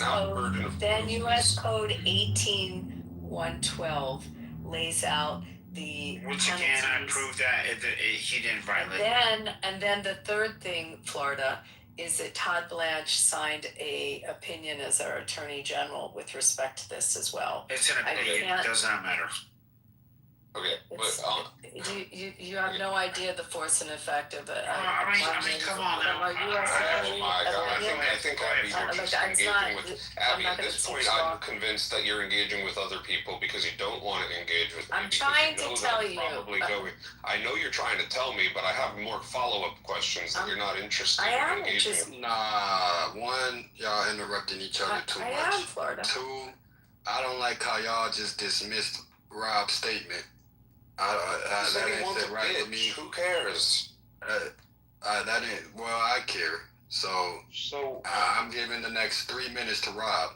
Hey, look, I don't need 3 minutes. I'm just trying to get some clarity, though. Seriously, was Abby trying to suggest that Mondami has admitted something, made something that violates Jesus First Christ, Amendment? Rob, that's what I'm getting at. Shut up. No, I'm just asking, Florida. I mean, why? That's what I'm trying to get at. That's what I've been trying to get at. Well, you've been doing a lot of them. You just cut me off I don't know how many times. Relax. I'm just asking. Okay. How did Mamdani intimidate or attempt to intimidate Benjamin Netanyahu? That's my follow-up question.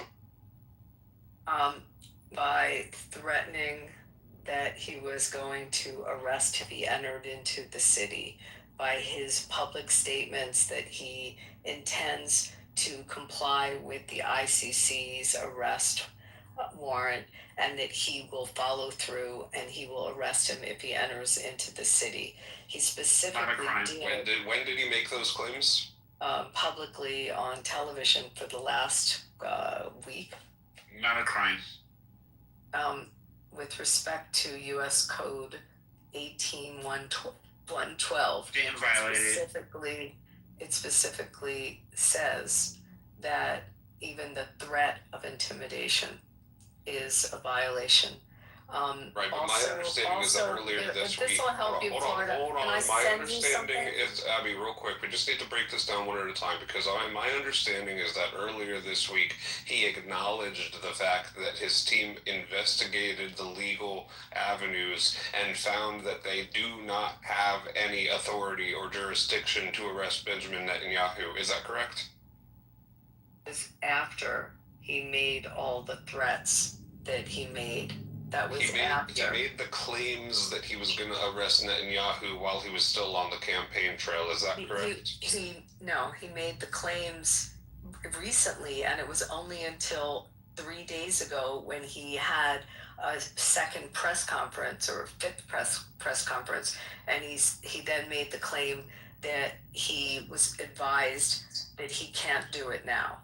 However, 2 days prior to that, and the week prior to that, he made it once Netanyahu announced he was coming in for the General Assembly, he announced he was going to be arresting him. He doubled down several times on his intent to arrest if he enters New York soil. He only consider that an attempt to which is a legal process, which he can say. So which subject to U.S. Code Keith, you shouldn't be so bold about that because claiming that you're going to arrest somebody could potentially be a threat. But I have a hard time believing that's the argument, Florida. That's going to be. I don't work for the U.S. government. I'm stating that's going to be. Nobody's going to say that that's an act. Yes, they will. Todd Blanche, who is our U.S. attorney, opined. Was he confirmed? Pardon? Was he confirmed? I love a good opining.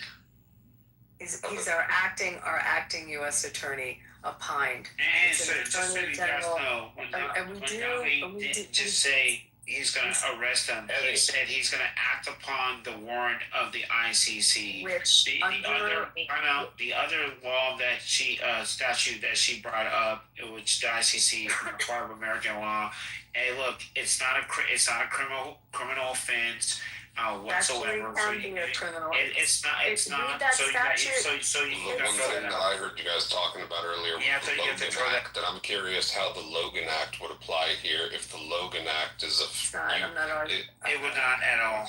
I'm not. Okay. On the other act, on 18, there's criminal penalties on it, and on 20, it lays out why we have no relationship and we are not to have a relationship or do anything to expedite any of the wishes. Sister, a political official is protected under constitutional and then, right of the First Amendment, first and foremost.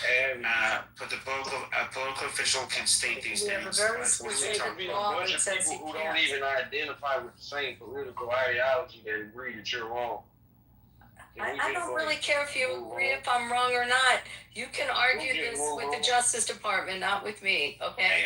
Why haven't charges been filed against Montana? If you're so right, why haven't charges been Everyone filed quiet against for a second. Is Matt still up? Can we play that? Can we play that audio? Just played his We don't need to play the audio. On the political We're side. gonna hear it. If anything, by making the statement that you were going to arrest him, knowing that you can arrest him, that kind of makes it, that kind of loses some of your credibility.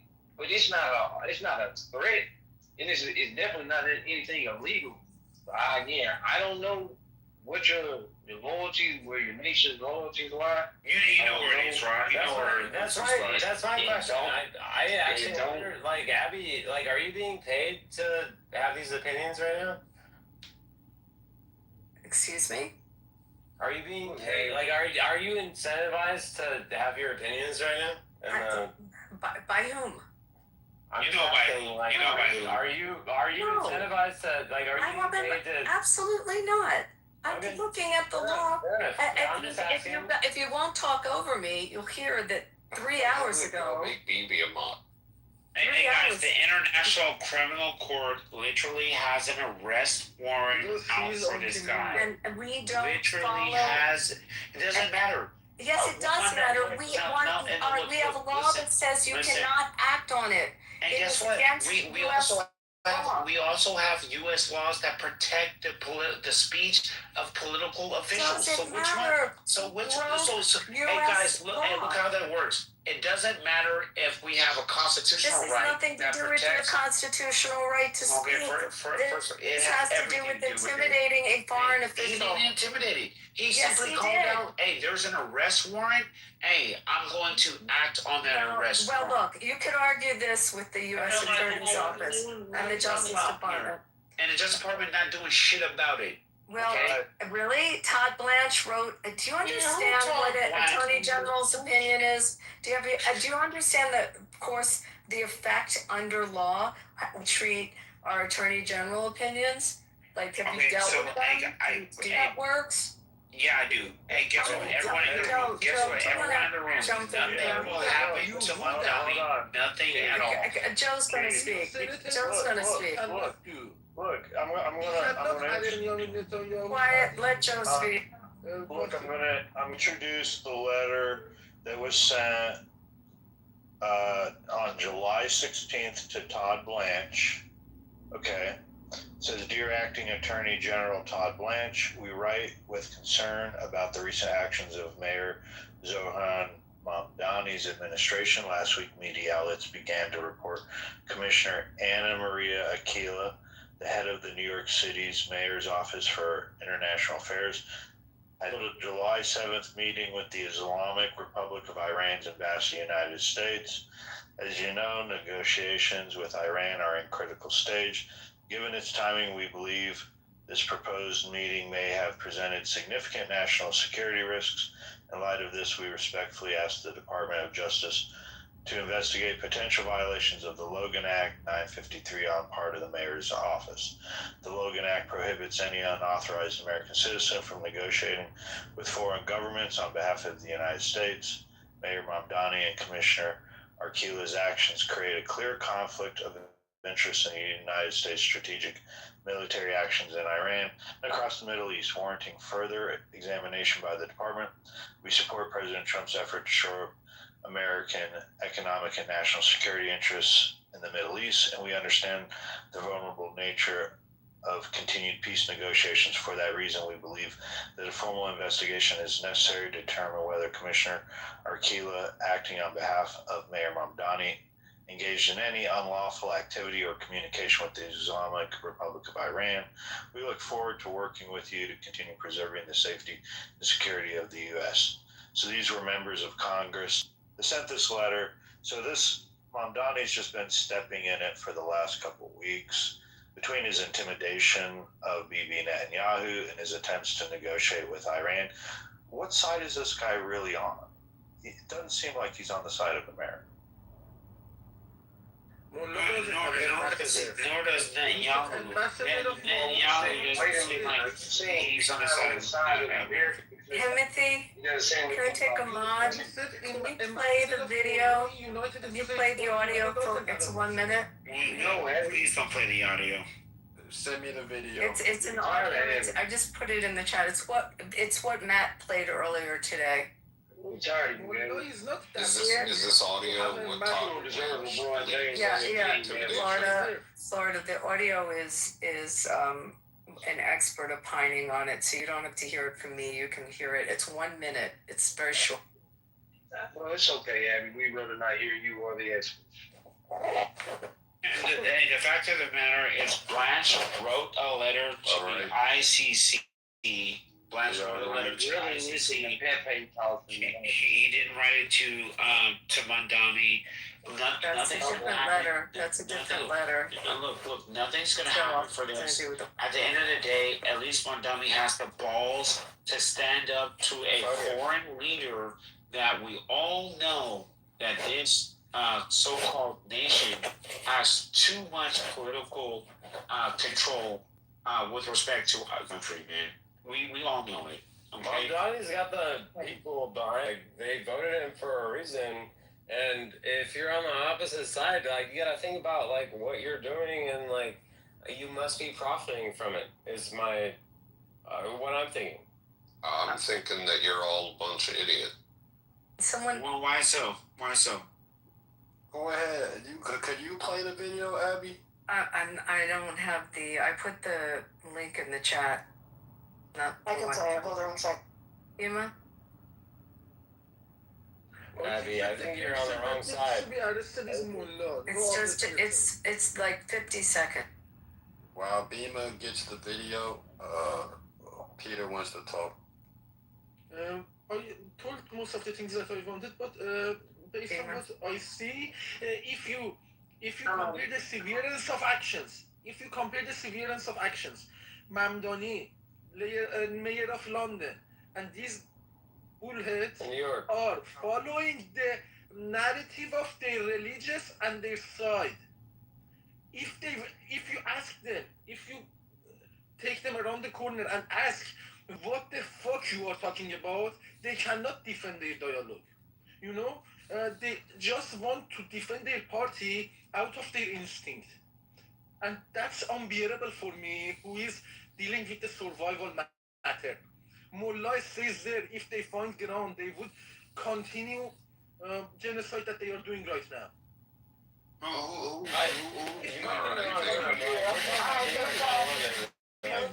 Benjamin Netanyahu did other parts of this war. Quiet.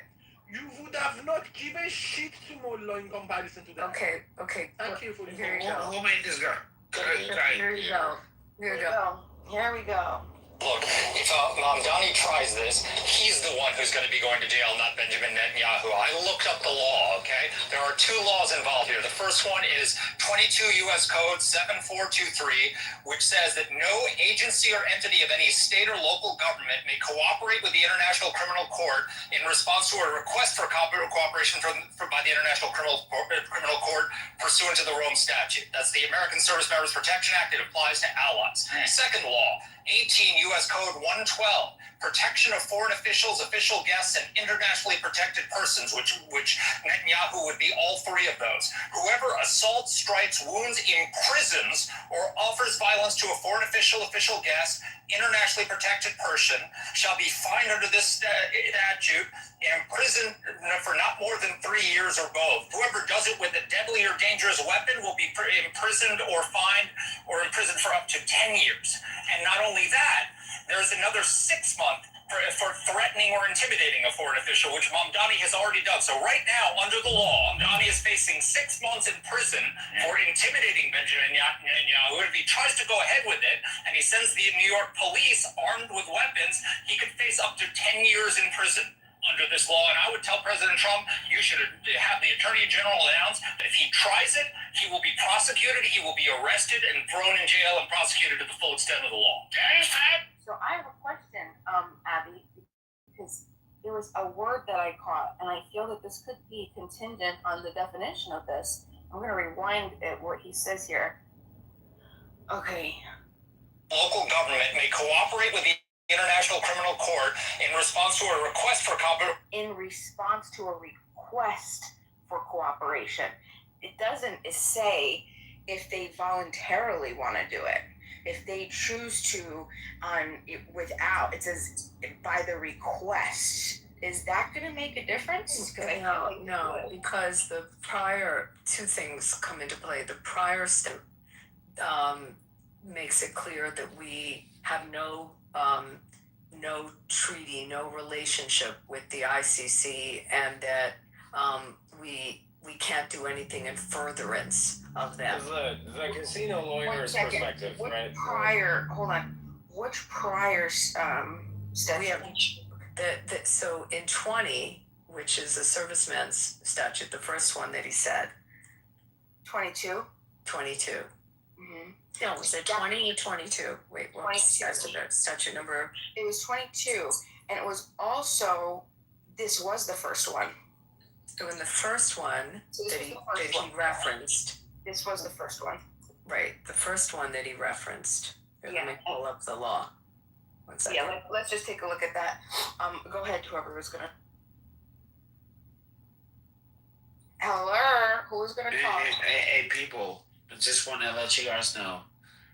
The law with respect to the ICC, it's not, it's not an arrestable crime, right? It's not a criminal. If you violate it, it's not a criminal charge. Number two, Section 18, 112, literally says, the threat, it wasn't necessarily a threat because Mondami did not act on it, and his speech is protected, which though this law supersedes these other motherfucking statutes, it's called the First Amendment, okay? And the Constitution, all right? So political officials can say what they want to say. What did Mondami say? He said that the ICC has an arrest warrant for BB. He's going to act on that. He later came out on Tuesday and said, and he kind of took back some of the things and implored the federal government to get in line with the ICC to, recognize their arrest warrant. At the end of the day, to say that we should arrest this guy for simply speaking the truth is fucking ridiculous. All right, like grow a pair of balls. My God. No, but he said he wanted to basically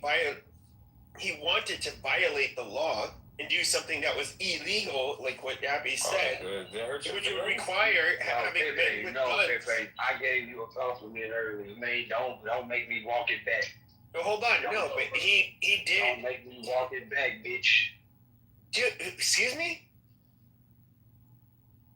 But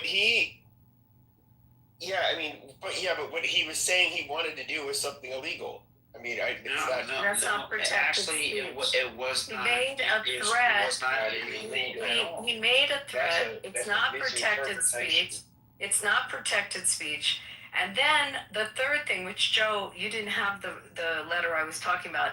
In furtherance of this even more, we have an opinion coming out of our U.S. attorney, our attorney general, stating that we can have no dealings with the ICC, that we have no relationship with them, and we have we will not consent to any of their wishes. And it's a very specific, it's a 2-page letter. I don't know how to put it in the chat. So that's even in furtherance more to make it clear that there will be no dealings. He knew all along that he couldn't do this, but he was threatening it, and it's been a threat, and it falls under that. And you just heard the gentleman It's too many times, and like you're losing us. Like it's obviously Netanyahu is doing things that we think are. Wait, Abby, Part B of this statute, Part B of 22 U.S. Code 7423, Part B specifically indicates that it would indeed, to cooperation with the International Criminal Court in response to a request for cooperation submitted by the International Criminal Court pursuant to the Rome Statute, which is International Criminal Court policy. So what I'm considering here, Abby, is that it would indeed only lie in response to a submission for cooperation by the ICC. What he said. He said he's going to turn him into the ICC. But the ICC here's the problem though. To begin with, you guys are a bunch of jailhouse lawyers. This is so ridiculous. Frankly, this isn't that complicated. The ICC never submitted a request to New York City. How do you know that? They never did. How do you know that? Because it would be public. It would be publicly exactly. Except say that we're jailhouse lawyers because we understand. That runs afoul to the fact that he had people in his administration dealing with them. He had people in his administration dealing with the ICC. That was which he got admonished about. Okay, because he didn't get admonished. What happened? They never submitted a request to New York City pursuant to the Rome Statute. Exactly. 100%. That's public knowledge. Then the fact of the matter is, we're a bunch of jailhouse lawyers for being educated, and educated populace is crazy. Where did you get your law degree? I didn't get my law degree. I don't need my law degree. I'm not practicing. Debate the law with lawyers is ridiculous because, in any sort of regularly educated population, a non-lawyer should be able to properly read law. Thank you. And 100%. But you're not reading in the statute. It's very clear. It says it bans U.S. entities from providing property services, intelligence sharing, or law enforcement cooperation to that court. It specifically says he intended. He said he has he not was going done to be. it. He has not committed the act. He then went on to threaten that he was going to, and you don't know that he hasn't. You do not know. It's going to be a matter. And who is wrong? It's going to be a matter of evidence to show what he provided. It's going to be an evidence hearing to see what he provided. It's going to be clearly based on evidence and who in his staff had contact with them and what their dealings were and what their correspondence was back and forth. And then the last thing I kept trying to say, and I'm going to have to get Joe to find this and read it, is that then there is an official opinion from the Attorney General on this. The opinion doesn't matter. At the end of the day, nothing. It's just an opinion. Well, here's the thing. Look, at the end of the day, Mom Donnie is right. He's right. He's in the moral right. Okay, take a breath. Look, I got reference. Is it the letter I Blanche to Tomoko Akane of the International? Yes. Okay, I got it. From Todd Blanche. Thank you. Yeah, I just read it, John. Well, thanks for adding to the conversation. It's going to be a matter of evidence. And nothing's going to happen. He's in the right. Whatsoever. He's a political official, and he has the right to speak his mind. He did not violate any law whatsoever. And guess what? If we want to think that violating a law now is calling someone out on their bullshit, then fuck, man, we're my guy. You didn't call out on bullshit. You threatened to arrest. It specifically says in the law if he intimidates, harasses. Oh, you're a shell. Like you're trying hard to get speak here. Okay, look, listen, I posted the letter at the top here. It says, "Dear Judge Kane, the United States Department of Justice unequivocally rejects any assertion of jurisdiction by the International Criminal Court over U.S. persons. The United States is not a party to the Rome Statute and has never defended the ICC's authority as a matter of international law. A treaty." Okay. Yeah, y'all, don't be so low IQ. A treaty cannot bind a non-consenting country. Accordingly, the ICC has no jurisdiction over U.S. persons anywhere in the world, and any attempt to assert such authority is illegitimate, unlawful, and a direct affront to the sovereignty of the U.S. So y'all can continue reading the letter here. Okay, can I go now, Joe? Thank you. Can I go? Thank you. 1 second. Whether or not he can arrest him, or I mean, whether or not he can be arrested, I think it would be a bad idea to arrest him. Don't you think it would cause a lot of problems in New York?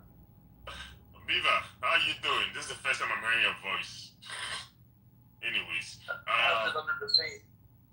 Good. Fuck you, man. Anyways, I'm not a fan of Mandami. I don't like the guy. First of all, Mandami comes from. Okay. Do I like Mandami? I'm a Democrat, but I don't like him. And first of all, I don't want Muslims holding positions in America, but that's a different discussion, you know. I don't trust them. Anyways, Mandami is a clown. Why do I say he's a clown?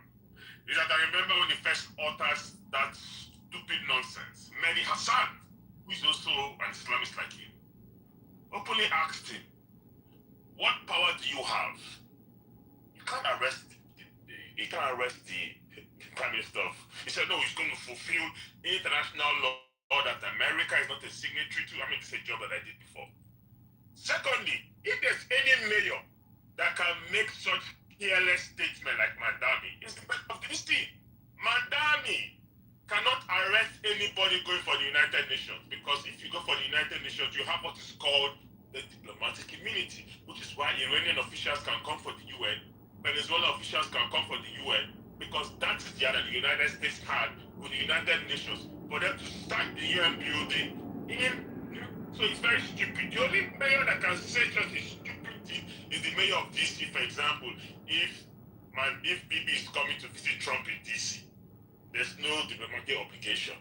But the mayor of DC is not that daft and retarded to know that the mayors don't have any power. Now, do I feel he should be arrested? No, it's just political show.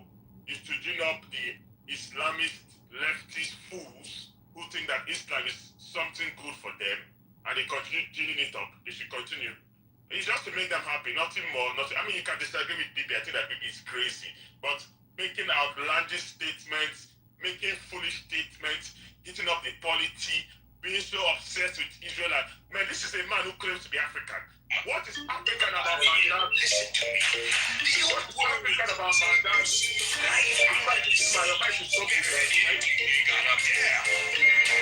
Seaweed is always greener in somebody else's tree. Can you stop this bullshit, please? Thank you. You're doing this thing when they start attacking you. Yeah, what is African about Mandami? Like, anyway, I don't like the guy. Guy should just sit his ass down, do his job as mayor of New York. Stop all this stupid pandering. You're not a foreign policy official. You're not a foreign policy expert. You have no knowledge of what did he even graduate with history or some history of American studies. He should sit down his ass down, do his job. Stop talking too much, man. Just let's twat. I don't like the guy. Don't like Mandami for any reason. I don't like New Yorkers. I said I'm not a Republican. I don't like you guys, though, but I don't like you. Thank you, Ernie. I submit there's probable cause to indict him under U.S. Code 18. Hey, Odian, you say you don't like Republicans? No, Odie and I talked a bunch of stuff. We agree. Sometimes we don't agree. On this subject, we agree. But it's going to be evidence. It's just going to be if there's enough evidence and enough probable cause. Nothing's going to happen. Wasting time talking about it. I was interested. I mean, the fact of the matter is that we are embroiled in a conflict in Iran because of, well, just like Iraq when Bibi came like 20 years ago and said that we need to fucking invade them, and we listened to his ass. He's doing the same fucking thing. Like, the fact of the matter is, He made us go into Iraq. This is interesting. What else are we going to blame the Jews? What else would you like to blame? First of all, it's not about we did not make us go into Iraq.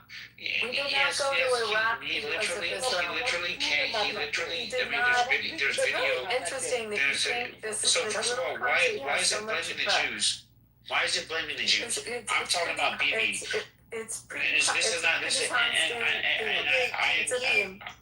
He came here and spoke to our Congress. Now, and was Ariel Sharon? I forget who the prime minister was. Not in power. No, he did give a speech and is saying like, yeah, we should, and it would have a positive effect. And did it, Pepe? Huh? Did it have a positive effect? No. Okay, but hold on. Okay, but hold on. That's not the reason. Yeah, but that is not the reason why we invaded. That is not the reason why we invaded Iraq. He had an opinion, but that was not the reason why. Okay, so what was the reason why? Because the reason why was bullshit reason. I mean, it was a bullshit reason, but it's because we said they had weapons of mass destruction, and it had to do more with we were being misled. Primarily, there were people that were misleading, giving misleading statements, and I believe one of them was an Iraqi defector. I forget all of the details, but it had nothing to really do with Israel. No, first of all, let's keep Bibi out of when I say Bibi, it doesn't mean all of Israel. I mean, he's under corruption charges in Israel. Like, we can't think that this guy represents the entire nation or nation state of Israel. That's unfair. It's categorically untrue. Intellectually dishonest. So if one criticizes Bibi and then people conflate that as to first of all, Peter, please. When you talk, I don't cut. Peter, when you talk, I don't cut you off, please. When Bibi, someone criticizes Bibi, it's like, oh, you criticize the Jews? What the fuck are you talking about? Is this guy the Messiah? Like, you can criticize Netanyahu all you want. Nobody's saying that's what he. By criticizing Netanyahu or Israel, that's not illegal. Nobody could really say anything about the mayor violating the law. It was about when you're threatening to arrest him, which is. That's a whole different thing. I mean, it's a violation of the law. That's a constitutional right. It's not a constitutional right to say like, well, I intend to rob you or to kidnap you. It's just like he didn't say that. He went through the legal process. He literally said he intends to act on the warrant. And then on Tuesday, he walked it back. On Tuesday, he made it very clear.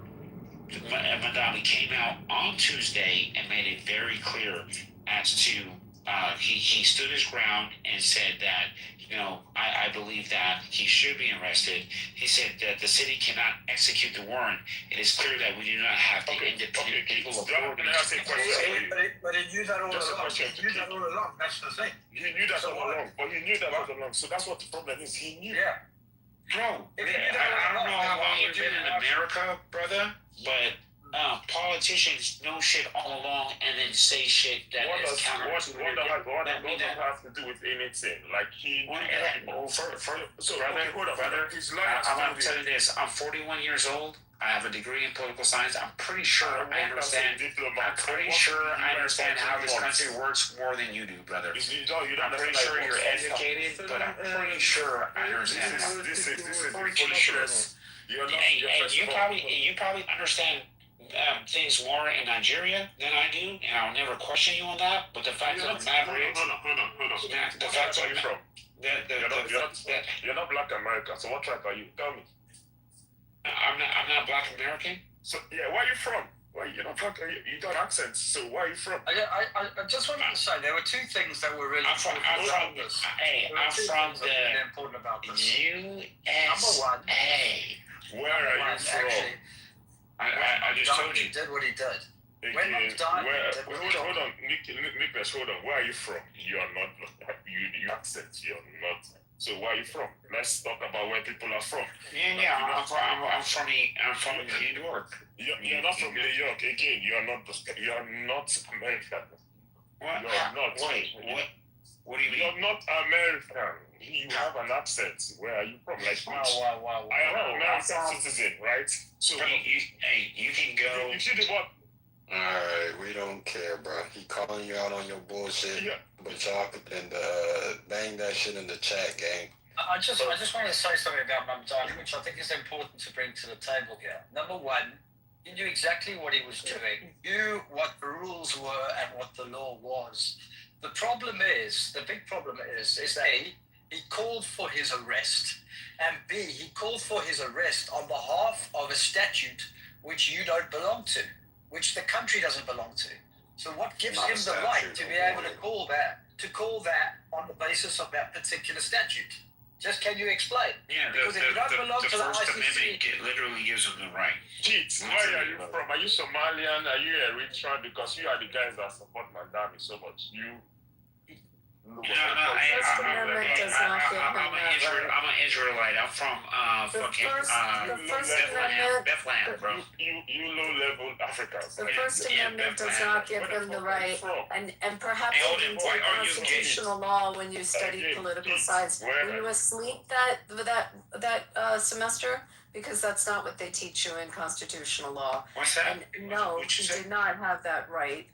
It is not absolute speech, and in fact, when you say something that's in violation of a statute, then you lose any privilege of that. It's protected speech for political official. What are we talking this about? speech violated federal law. Protected. It is protected speech. You can't. If it's protected, it can't violate. It's not protected speech if you say that you want to, or intend to commit a fucking crime. Like Jesus Christ. If you say you want to do something illegal, okay, which it basically comes off as a fucking threat, and he's somebody who has the power to try to do it. Like that's entirely fucking different. Exactly.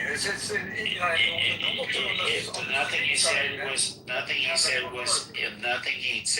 was not illegal at all. You listened to every speech that he said. You heard all his speeches of when he was threatening and how he was intending to do it, and what his words were. I got my cloud co-work as producing an artifact, and I'm looking at every motherfucking name that's out there. And you take your Claude and go in front of a judge with Claude and see how well go in front of a judge. It's never going to happen. This thing is not going to go to a judge. There's probable cause to show that he in fact violated that law. Okay, I mean, enough to DOJ is operating out of Claude, and that's largely why most of their lawsuits are just fucking junk and thrown out pretty quick. Well, Florida, everyone else is looking at these statutes and playing videos. So if you go to YouTube and play a video, and you learn from YouTube. A lawyer here. What difference? You know what the difference is it that I'm using a software? I don't learn from YouTube. That was a piece that was on the news today, so that's why I sent it to Matt earlier on. No, I actually you learn from the news. Yeah, I don't learn from the news. I learn from law from books, Which from law books? I mean, you said we had a lawyer get caught. It's unbelievable, this conversation. What books? Well, ask me the subject matter. I'm trying to disengage you from I'm this going to guy. learn towards, maybe I'll read Prosser for the day. I don't know what the fuck. I study law the way you study law. Not with the AI or with the computer. I study it the real way. So I'm not going to sit here and justify it. But buddy, go back to your constitutional law and read again about what's privileged and what's not. Again, You're talking to somebody who's an attorney. Like, this is just becoming. It's like ridiculous. Fucking stupid. Yeah, she's an attorney in what field? I'm a corporate lawyer, okay? She's a corporate lawyer. She's not a criminal lawyer. She's not a constitutional. She's not a civil rights lawyer. She's a corporate lawyer. Oh my. So what the fuck are we talking about here? Gee, so I didn't have to study all those subjects to be licensed in 3 fucking states. I didn't have to study all of those. I never have constitutional law issues. I've never had a criminal case. Is that what you think? I have had criminal cases. I have had constitutional law cases. Because she's a lawyer, therefore she's obviously correct all the time, is what I have a Florida, I'm not saying I'm correct. I know you're not, but Pepe is like, again, poisoning the well, as if like, because you're a lawyer, we ought to bend the knee and just assume that what you're telling us is gospel. I'm trying to tell you, I was trying to explain how to read a statute to someone. That was what I was trying to explain. You obviously don't know how to read the statute. But you're getting so many things like that are like glaringly wrong. You don't even understand why it is that what he said it could be considered illegal. Can I ask a question, just in relation to this, because I think it's fair to ask. I'm just upset that Abby keeps engaging with the worst fucking person on stage to be engaging. For the lawyers in the room, I want to know, is there any difference in the way what Mamdani has said to what Trump has said in relation to his attack? Nah, fuck that. Y'all, all these lawyers claiming y'all fucking lawyers. What's y'all record? Do y'all got a winning percentage? Okay. You're talking to me? I'm talking to the lawyers on stage that claim they lawyers, man. Do y'all got winning percentages? She's a corporate lawyer. She doesn't go to trial. I'm a corporate lawyer. I shake hands at the end. She doesn't practice criminal law whatsoever. I have practiced criminal law. So in a courtroom? Yes. I'm going to look you up right now. Yeah, go ahead. I'm licensed in 3 states. You can have some. Go ahead, Cut Nash. I didn't want to cut you. I just wanted to know these people's record, man. It sounds like y'all had to lose a record. I'm transactional mostly. I want to jump in front of Kanila real quick. Respond to one thing he said. One thing he said was that Mamdani knew what he was doing. I think it's probably better to say something like, in my opinion, I think he knew what he was doing, because there's no evidence that he. Okay. Well, there may be. Coming back to that, let me ask you. There may be. Okay. Well, hold on. Hold on. I wasn't done. I don't cut you guys off thinking. Sorry. It's okay. So the first is that we probably should say, unless you have evidence to suggest that he knew what he was doing, which would be, one, pretty hard to prove. 2, it would be something along the lines of, him citing some statute and then saying it anyway, right? So that's the first thing. But I just wanted to offer that, because I like what you were saying, but yeah, okay. Second, in the position that he's in, can I just ask, is there anybody there who would be able to say otherwise? Hold on one second. So the second part, Abby, this is my question to Abby, we're talking about, do we arrest him on the grounds of these statutes that this attorney listed? But it doesn't say that, this is my question. How do we differentiate, because this is something that's being talked about right now, speech versus the actual act of participating with the ICC. These statutes list the participation, cooperation with the ICC.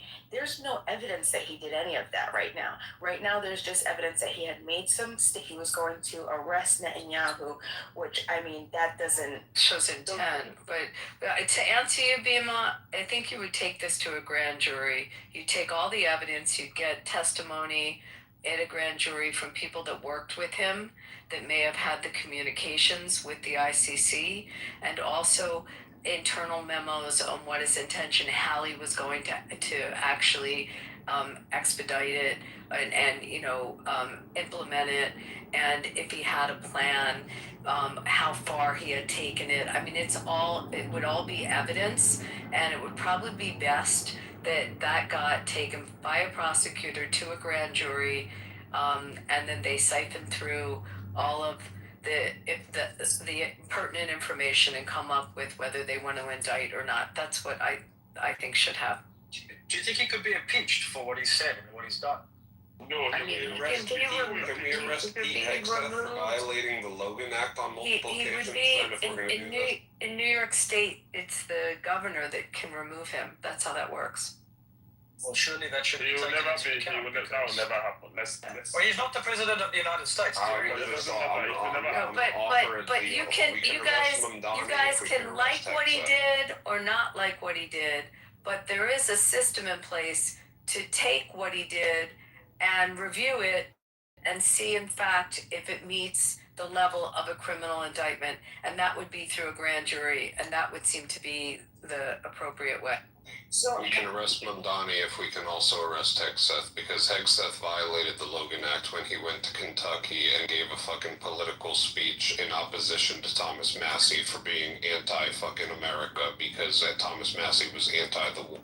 I mean, yeah, but he wasn't wanting to arrest anybody, was he? No, but it's a violation of the Logan Act for the defense secretary to give a political speech at all in that regard. You may have a really good point there. I mean, I don't know what they do on that one, but on this, take all the evidence that they have, all the information, all speeches, all of the internal memos, and let a grand jury determine whether or not they have enough to indict and to ultimately arrest.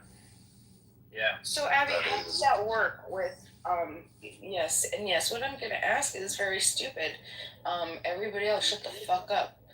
Abby, how do you differentiate, or how do you make the determination, or do you know, political speech, okay, is it like a reasonable suspicion? Is it a court order? How does something like that happen, and on what grounds? How would that whole process start? Show that you have probable cause.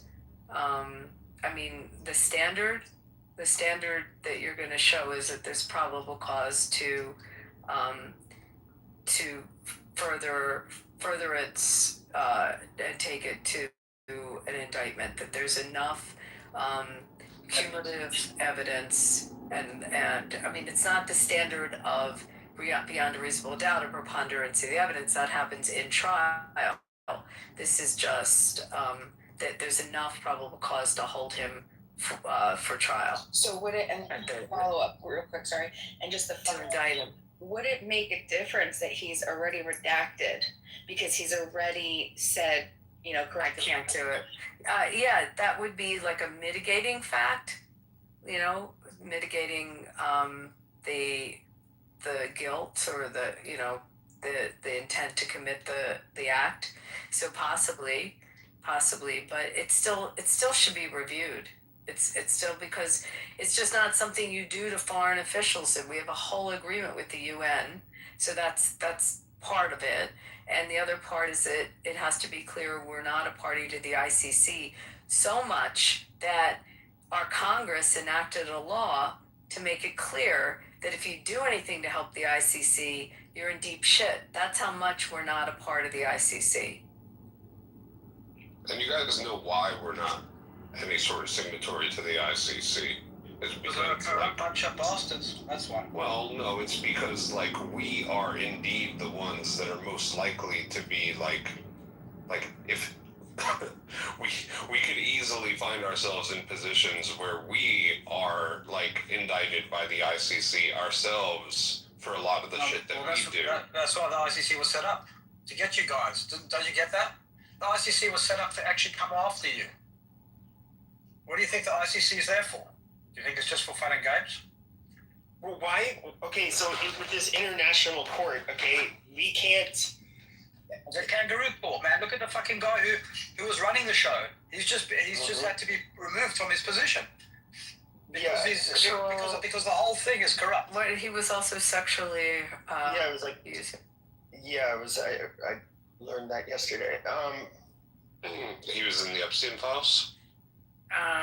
His name was Khan, I think his last name, and he. Karim Khan, correct. Karim, please, what group does he belong to?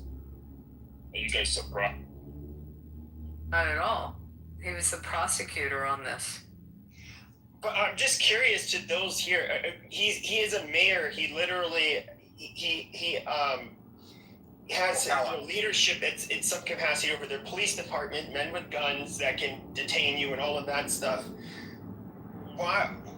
And of course that way, by him threatening something that's illegal, then basically depriving you of your rights. Why wouldn't that be illegal? I'm just curious. He didn't call Netanyahu an asshole. He can say Netanyahu's not welcome in his city and all of that stuff, but when it comes to actually detaining him, using men with weapons to detain him, which is not legal, and he has no legal authority to do so, how is that not illegal? Well, he didn't say anything about using men with weapons to arrest. But that's neither here nor there. He never asserted that these police had to be armed. I also think you're misreading the room. We largely want him to do that, and I'm excited. Well, hold on, D. Hold on. But that's implied. He said he wants to arrest them. Who arrests them? He was referring to the NYPD. Why would it be unfathomable that he could send unarmed officers? This is so retarded. Unfathomable. That could be very fathomable. No, the police are armed. Maybe in New York City under democratic socialism. They're still intimidating. They're still the language of the law said taking away someone's liberty. When you take someone in custody, you deny them of their liberty. That's the definition of custody. Statute says that. I'm not a big preachy guy, but he is standing up for what is right. And that doesn't matter if you think it's right. Being preachy if you're not preaching. I live in Spain, where it's okay to do it. It sounds gay, D. No, it is. Okay, we're not talking about righteousness. We're talking about what is legal. I don't care about what's legal. Legal comes. Well, we're having a conversation whether or not what he did was legal. That's the problem. You don't care about what's legal, that is part of the problem. I think you're misunderstanding. Once we convince enough people that you just change the law, and then that changes, right? I think you're missing this point. He also did something else. He also dog whistled in his speech for everyone to take action to the streets. So he did. I think he's in the right. I think that they are committing genocide. Do you think it's okay that he dog whistled to go after all the Jews in the city? Yeah, that's good. He's not dog whistling. I mean, so we already had two. In his speech, at the end of the speech, he said, "Go out, take action," and then right after, two Jews, one coming out of temple, and an Asian guy were stabbed. That's Mount I think you're reverse engineering shit that happened. I'm not reverse engineering anything. When was the speech? The speech was the speech was Tuesday and they were stabbed Wednesday, or speech was Wednesday, they were stabbed Wednesday. I think that human beings on the planet have a moral code. We have to try to stand up for each other, and irregardless of sometimes laws run crossways of this. We have to stop genocide.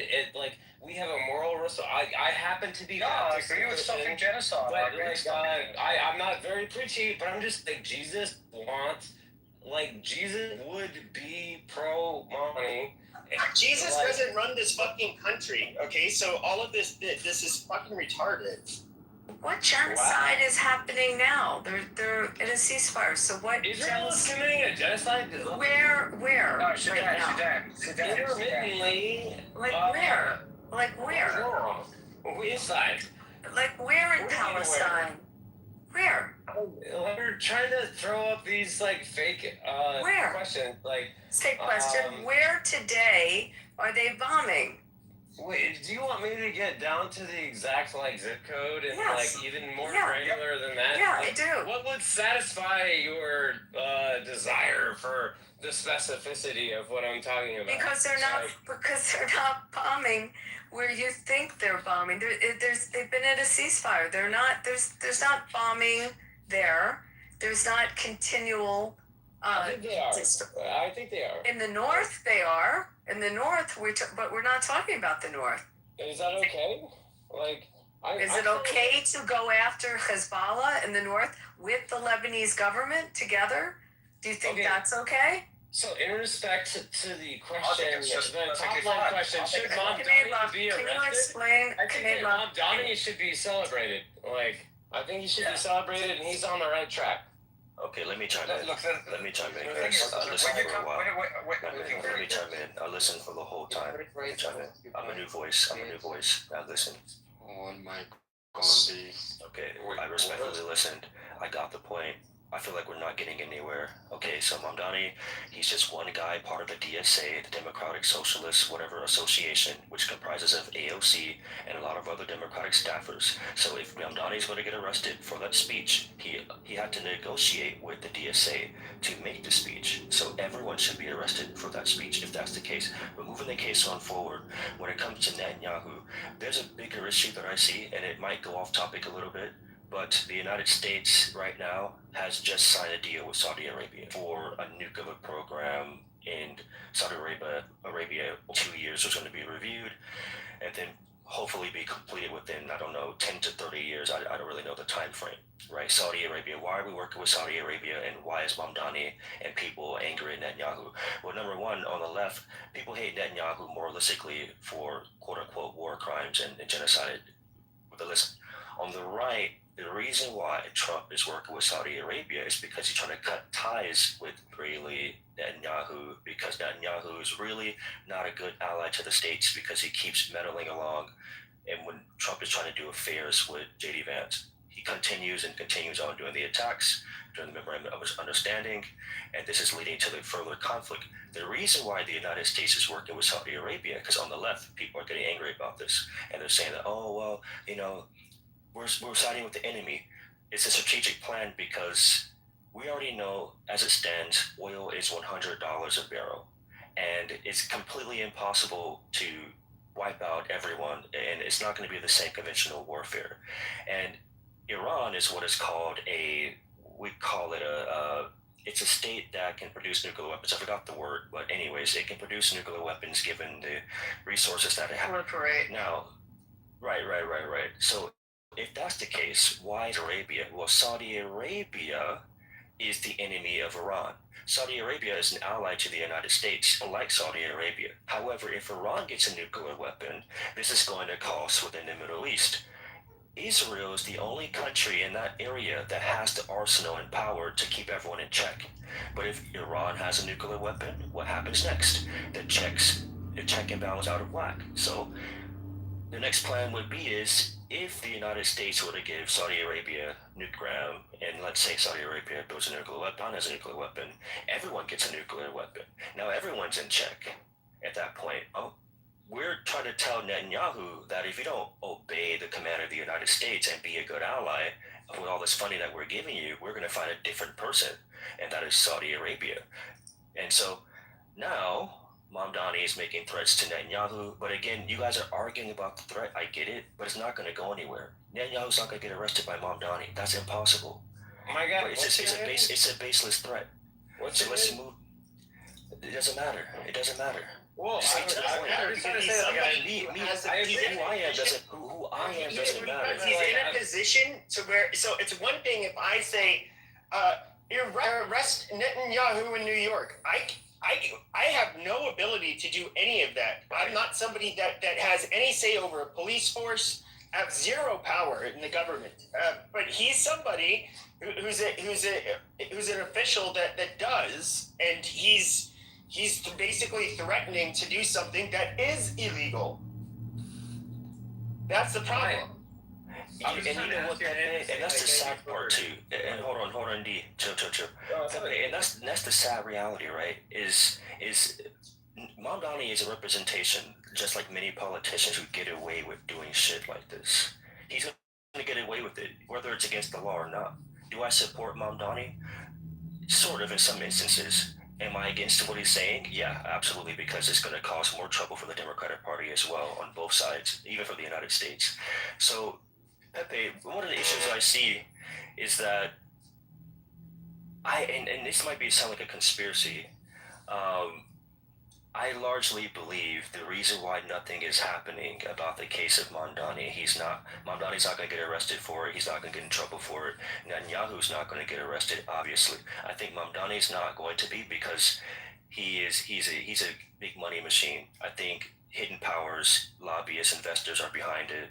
It's almost like, the FIFA World Cup. Argentinians, they cheat, they hit people, but they don't get caught out for it. Until conservatives or the Republican Party really make a lawsuit against Mamdani, it's never going to happen. Well, I don't think. I'll be super brief. Like, just let me ask you a question. Like, I think that your argument. I think I understand where you're coming from in his position of power, and it's like a strategic, game theory optimization thing. But what I'm talking about is what is right and moral and ethical. And I think Mamdani is stone cold, dead to rights, right. He's right. And the current Pope is right. And they're calling what bullshit. What the hell is this? That has nothing to do with whether or not it's legal. I don't give a fuck about the morality. I don't care if it's legal. I care about what's actually right. Okay, but I'm saying. But that has no bearing on whether or not it's fucking legal. I think this is the conversation. This one is ethics versus current written law. No, and Abby.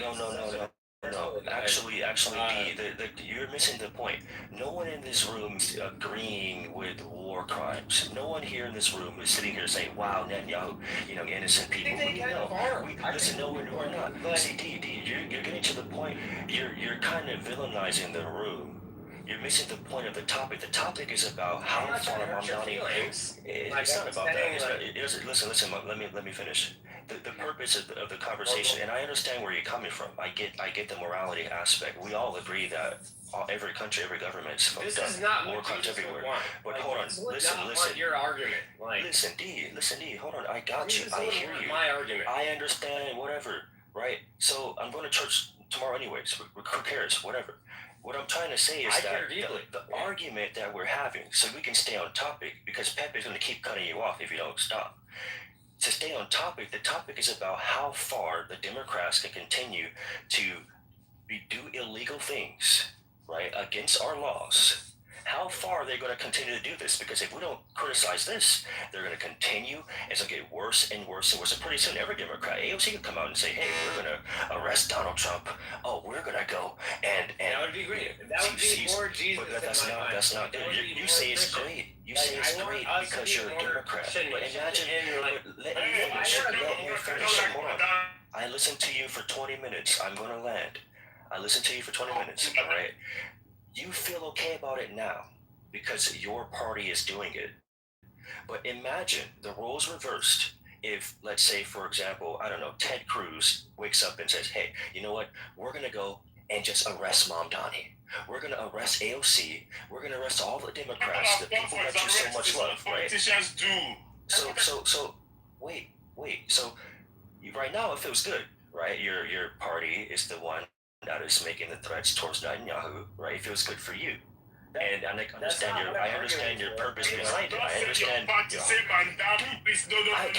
Listen, dude, speak American English if you want to come into this room.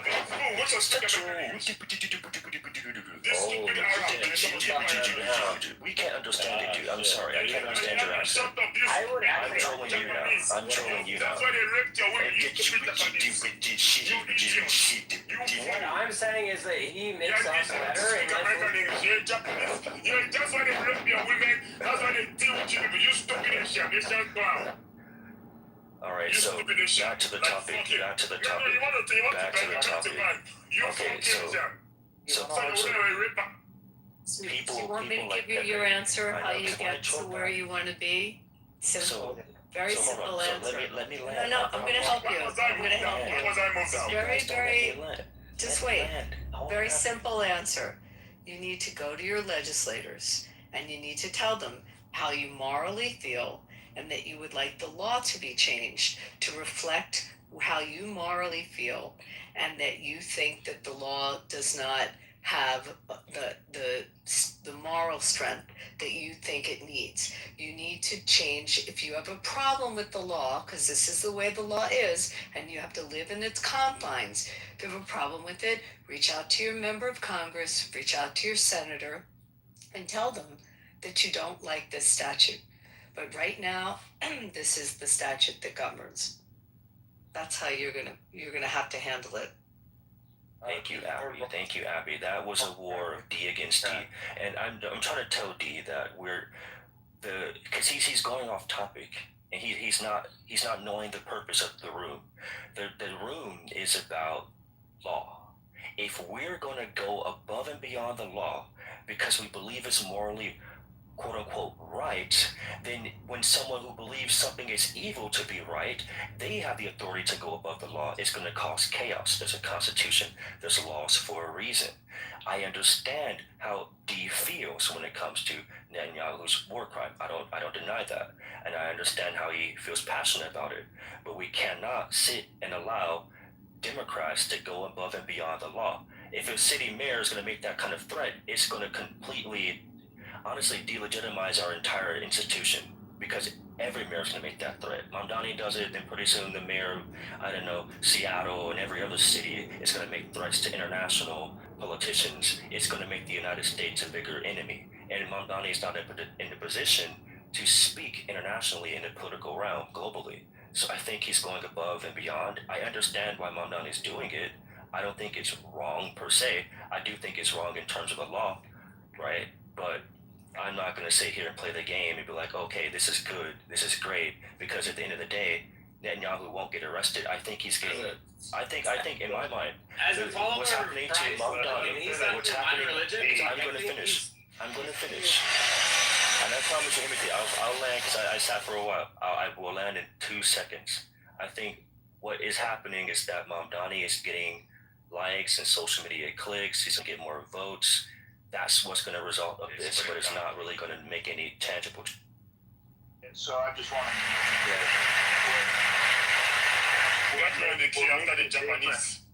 Odie, hold on. What makes it different for the mayor of New York compared to other mayors doing this type of threats is that the UN resides inside New York City, where the mayor of New York, if Mamdani is allowed to get away with this, he can act as a gatekeeper of what can and cannot be said at the UN.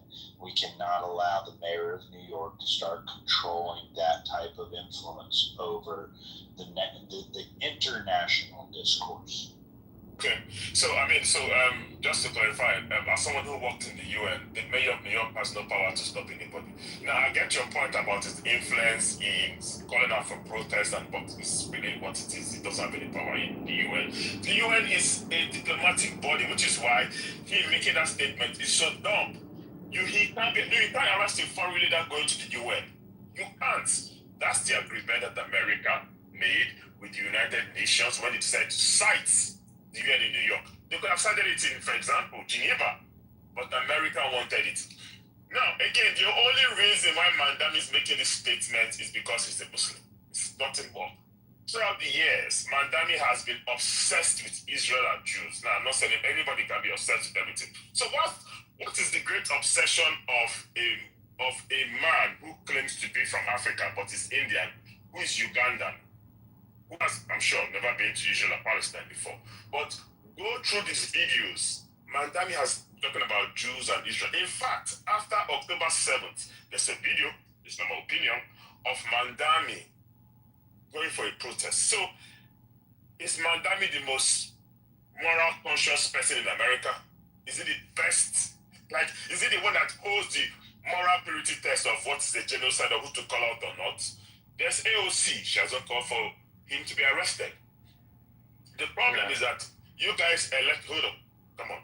You guys elected a man who and it's okay, you can hate anybody you want to hate. Like, I don't like Islam, so if you make me mayor of New York, you say things that Muslims don't like, and I have every right not to like them.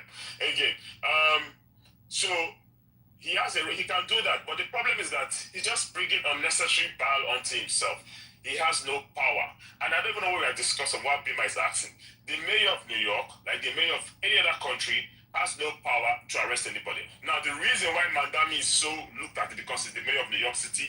New York City has the city with the most people, so it looked as if it's, it's a big deal. But him coming around making silly statements about arresting people, no other person is going to follow him. Lastly, please, for those that are not Democrats, I'll end with this. I'm a Democrat.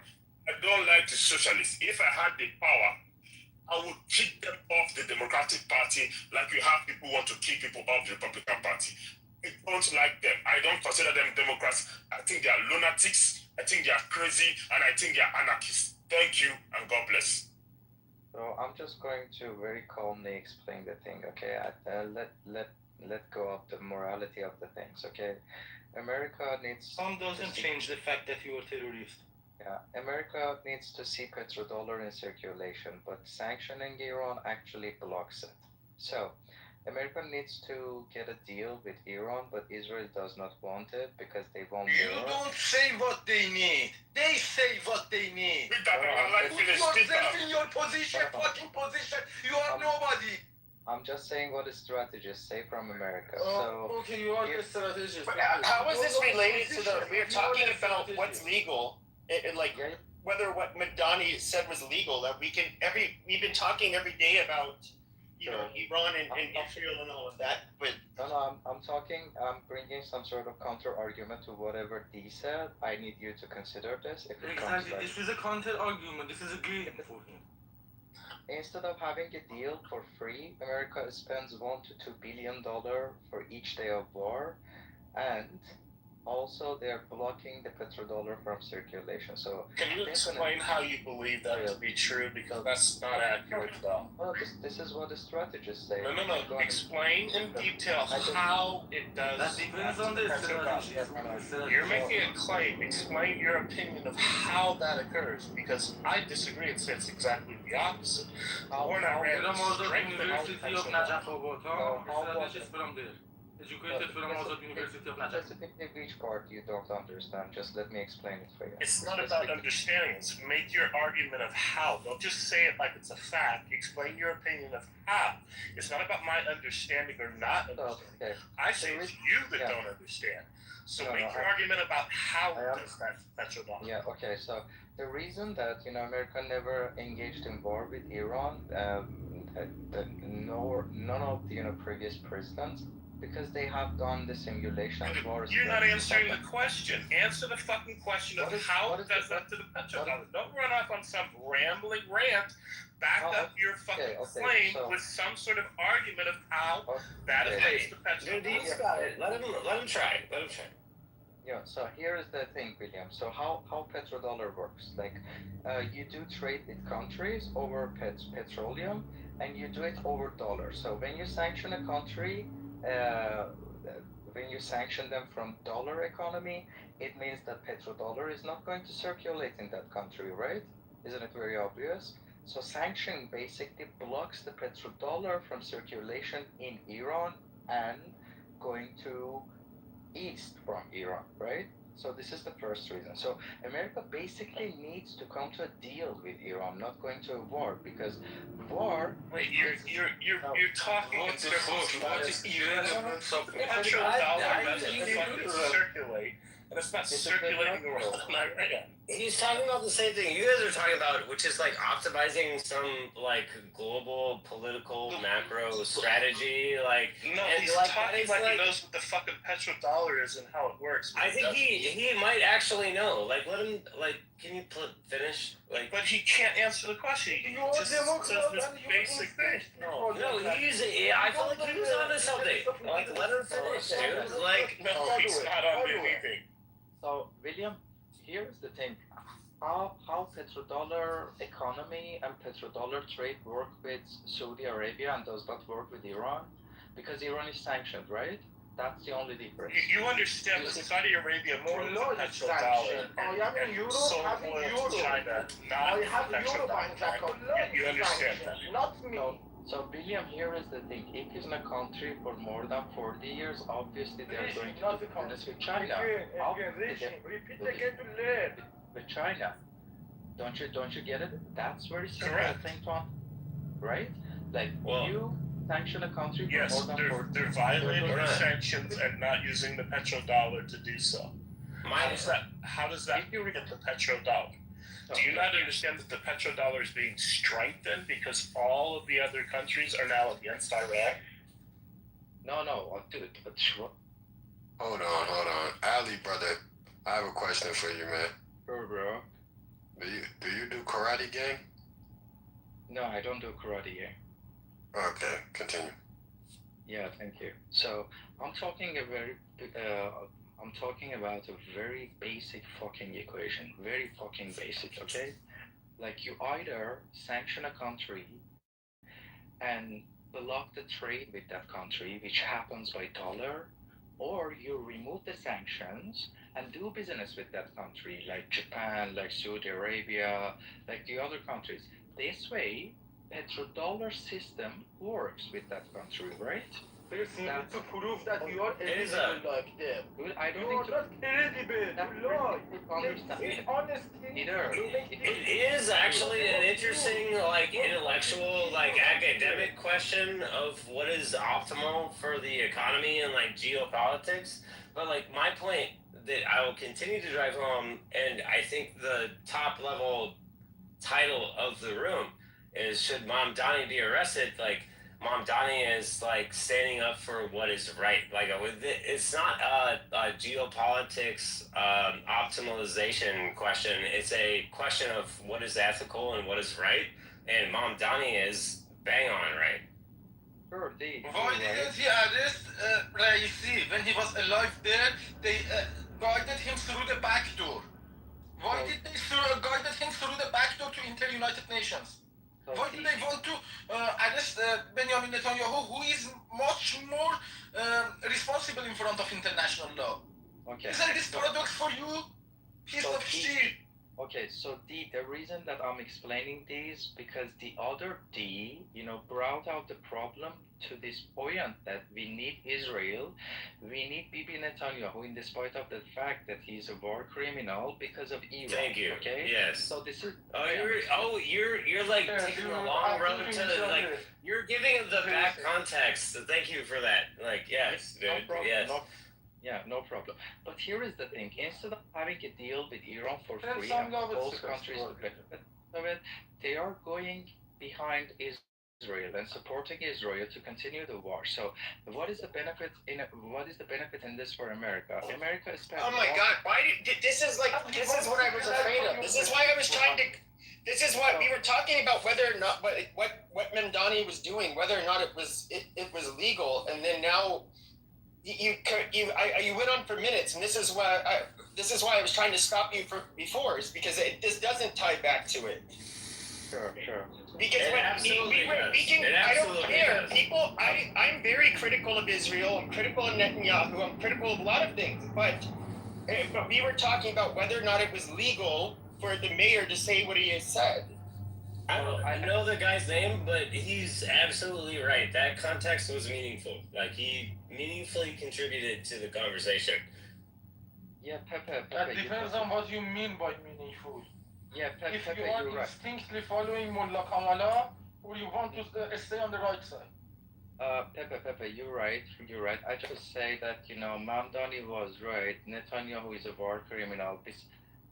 It prevents America from having a deal with Iran, and it costs $1 to $2 billion each day for America. Okay. Well, you're factually wrong about that, but I agree with them. Like, it's definitely not costing $1 billion a day would be a lot. Like, I think you're. I think it is costing. No, it is costing. I mean, our military the ships and everything. That would. I believe I've heard that more than once. I wouldn't be surprised. $1 billion a day would do universal free lunch for public schools. Like $1 billion a day would. It can't be. It can't be. If it was $1 billion a day, it would be like a free lunch for every kid in America. Our military is incredibly expensive to operate. So that I don't think it is. Like it absolutely is. That's like look. What is our budget for our military annually? I can answer it. I'm retired from the military. No. Do you actually know what you're talking about? No, we're basically saying it's $1 billion in circulation. Like it's not. You don't have to have one receipt that says 1 billion, but it's $1 billion in circulation. It's actually more than $1 billion in circulation every day. Oh, yeah, smooth talking it. Yeah, okay. So I got a follow-up question, Holly. Do you recognize that it doesn't matter if you agree with what Netanyahu said or not? That we're discussing the legality of the what Mamdani said about Netanyahu, but we're discussing the legality of it. Are you familiar with that at all? Are you familiar with American law? I do agree with you. I just leave it to you. I just wanted to just show you the other Are aspect. you familiar with American laws? That's I just another perspective of the reality for you guys. Yeah, that's only because having the counter argument about what Dee said before, because he related Mamdani to Iran actually, and I just wanted to elaborate more on this. That's it. It is for the Islamic propaganda, not for that. For example, some other countries like Morocco, they go and fast on Ramadan and they sit together in the table, they cry, they just play like that. And he is instinctively playing on the table because he sits with them on the table to eat iftar. And that's it. This is their instinct. They cannot deny what they did on the ground. They put automatic gun in front of people. Let me just speak lonely with Mamdani, then he would have not have any answer based on the standard that he is living in. He is enforcing in New York standard that if you face him with those standards inside Iran, he would he won't have any answer. But he's instinctively following those assholes from Morocco, from some other Northern Africa or Arabic countries. No. Sit with them. No, Peter, cry to somebody else. No one gives a fuck about your fucking shitty third world country. They don't give you a fuck. No one cares about the plight of the Iranians anymore. Not everybody. You are one person. You are one person. You don't figure it out on your own. You are one person. Figure it out yourselves. Stay in your own position. Well, you know what we want our country to do is stay out of your shit, and we want to stay out of our shit. There's an idea. You stay out of our shit, we'll stay out of your shit. We'll deal with our shit, you deal with your shit. There's a fucking that is wild. I don't engage in discussion with you. You are too low level. No, Peter, you're too much of a crybaby. You're like a petulant child begging for mommy to come save you from the bully on the playground. Get the fuck over it, bitch. Is that your best argument? Why are you being so rude to I bet you have a better argument. I bet you have a better argument for what he's really saying. Like, think about it for a second. Like, engage with what he's really saying and leave the ad hominems out. Like, I bet you do have a legit point. Like, what is it?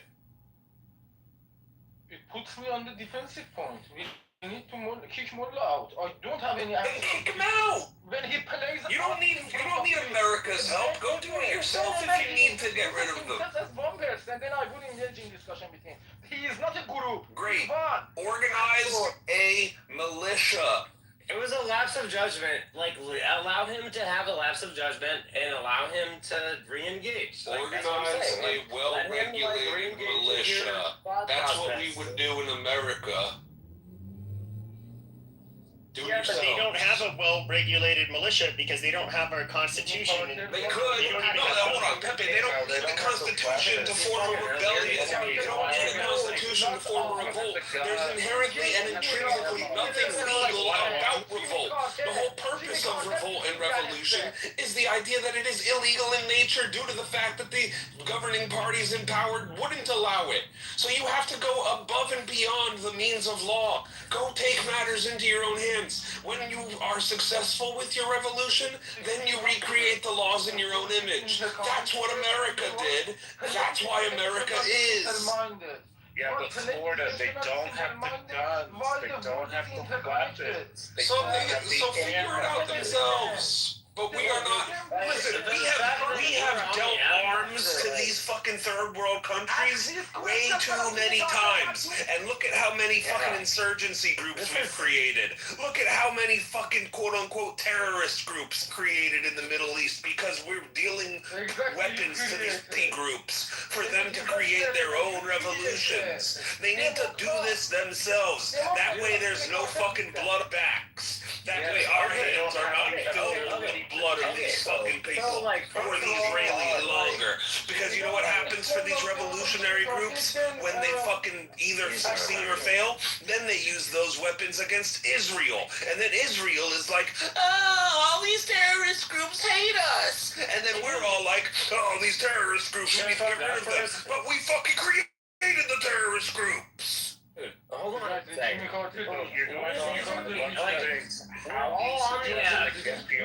If the U.S. doesn't give them to us. We're all on the app, all care, which is a gift. I bet all of us in our lives interact with people that don't care about shit like this. We're all on the app right now because we care and have something in common. I bet you we have a lot in common if we could just find that instead of fucking going attacky mode. We're for a reason.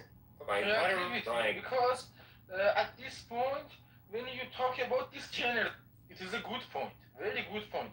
But when Ali reacts you with 100 sticker, that makes me disgusting because I know them. You know, I know the behind the curtains. You don't know. When he gives you that sticker, that makes me. I want to go to wall with the head. I feel the passion, yeah. Yeah, Peter, here is the thing. Everybody here is Avatar. Nobody knows nobody here, but we are just going over the facts, whatever people say, you know, and we can calculate it. This is what you don't do, and you talk shit. Oh, calculation, huh? How much asset did you lose during half a year ago? At all? How much of country's national interest you lost? Talk about calculations! Fucking stupid. Peter, is onto something, I think. You just answer the question, how much asset of the country did you lose during the half a year Peter has ago? Down syndrome. Just give him a... No, he's onto something. I think he's right. I just don't understand it yet. Peter, what are you trying to say, man? You need to see the line. You know, your general points are right. They come on your wave. You are a Democrat, for example, from United States. You don't have any idea, for example, who these Ali assholes are. When you don't care. Right points, when they give you that sticker, you know, I know them.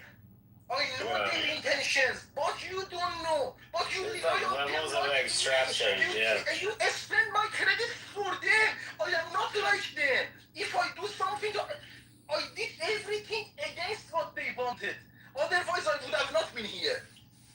I could very easily be you in another life and expressing myself the same way. I appreciate you, man. Thank you for saying it. You sound super pissed off. He sounds like a petulant child. Well, that would be... I would not characterize him that way. He sounds rightfully pissed off about shit that is affecting him personally. No, he sounds like a crybaby getting bullied on the playground. You guys sound like fucking piggyback bitches.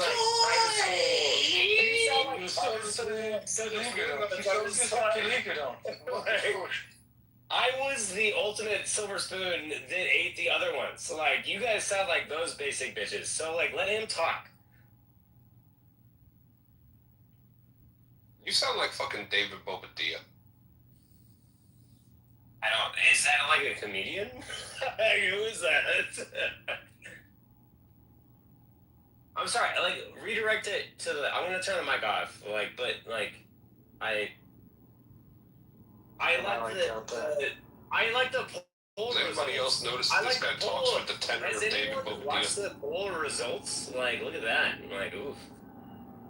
Yeah, the poll results. The one that shows that Americans are overwhelmingly sick and tired of dealing with this fucking... I'm seeing 59% no. No, the war is overwhelmingly, if you look at the whole population, not just Republicans, it is unpopular. Interesting. Why do you think that might be? Because Americans don't want to be entangled in another fucking conflict in the Middle East. It's pretty simple. Because it's always that way with war. No war is popular.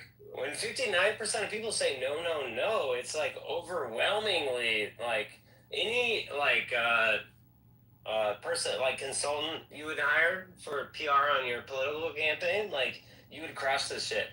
If you set this up for no, like, you fucking won the fuck out of this. Good job.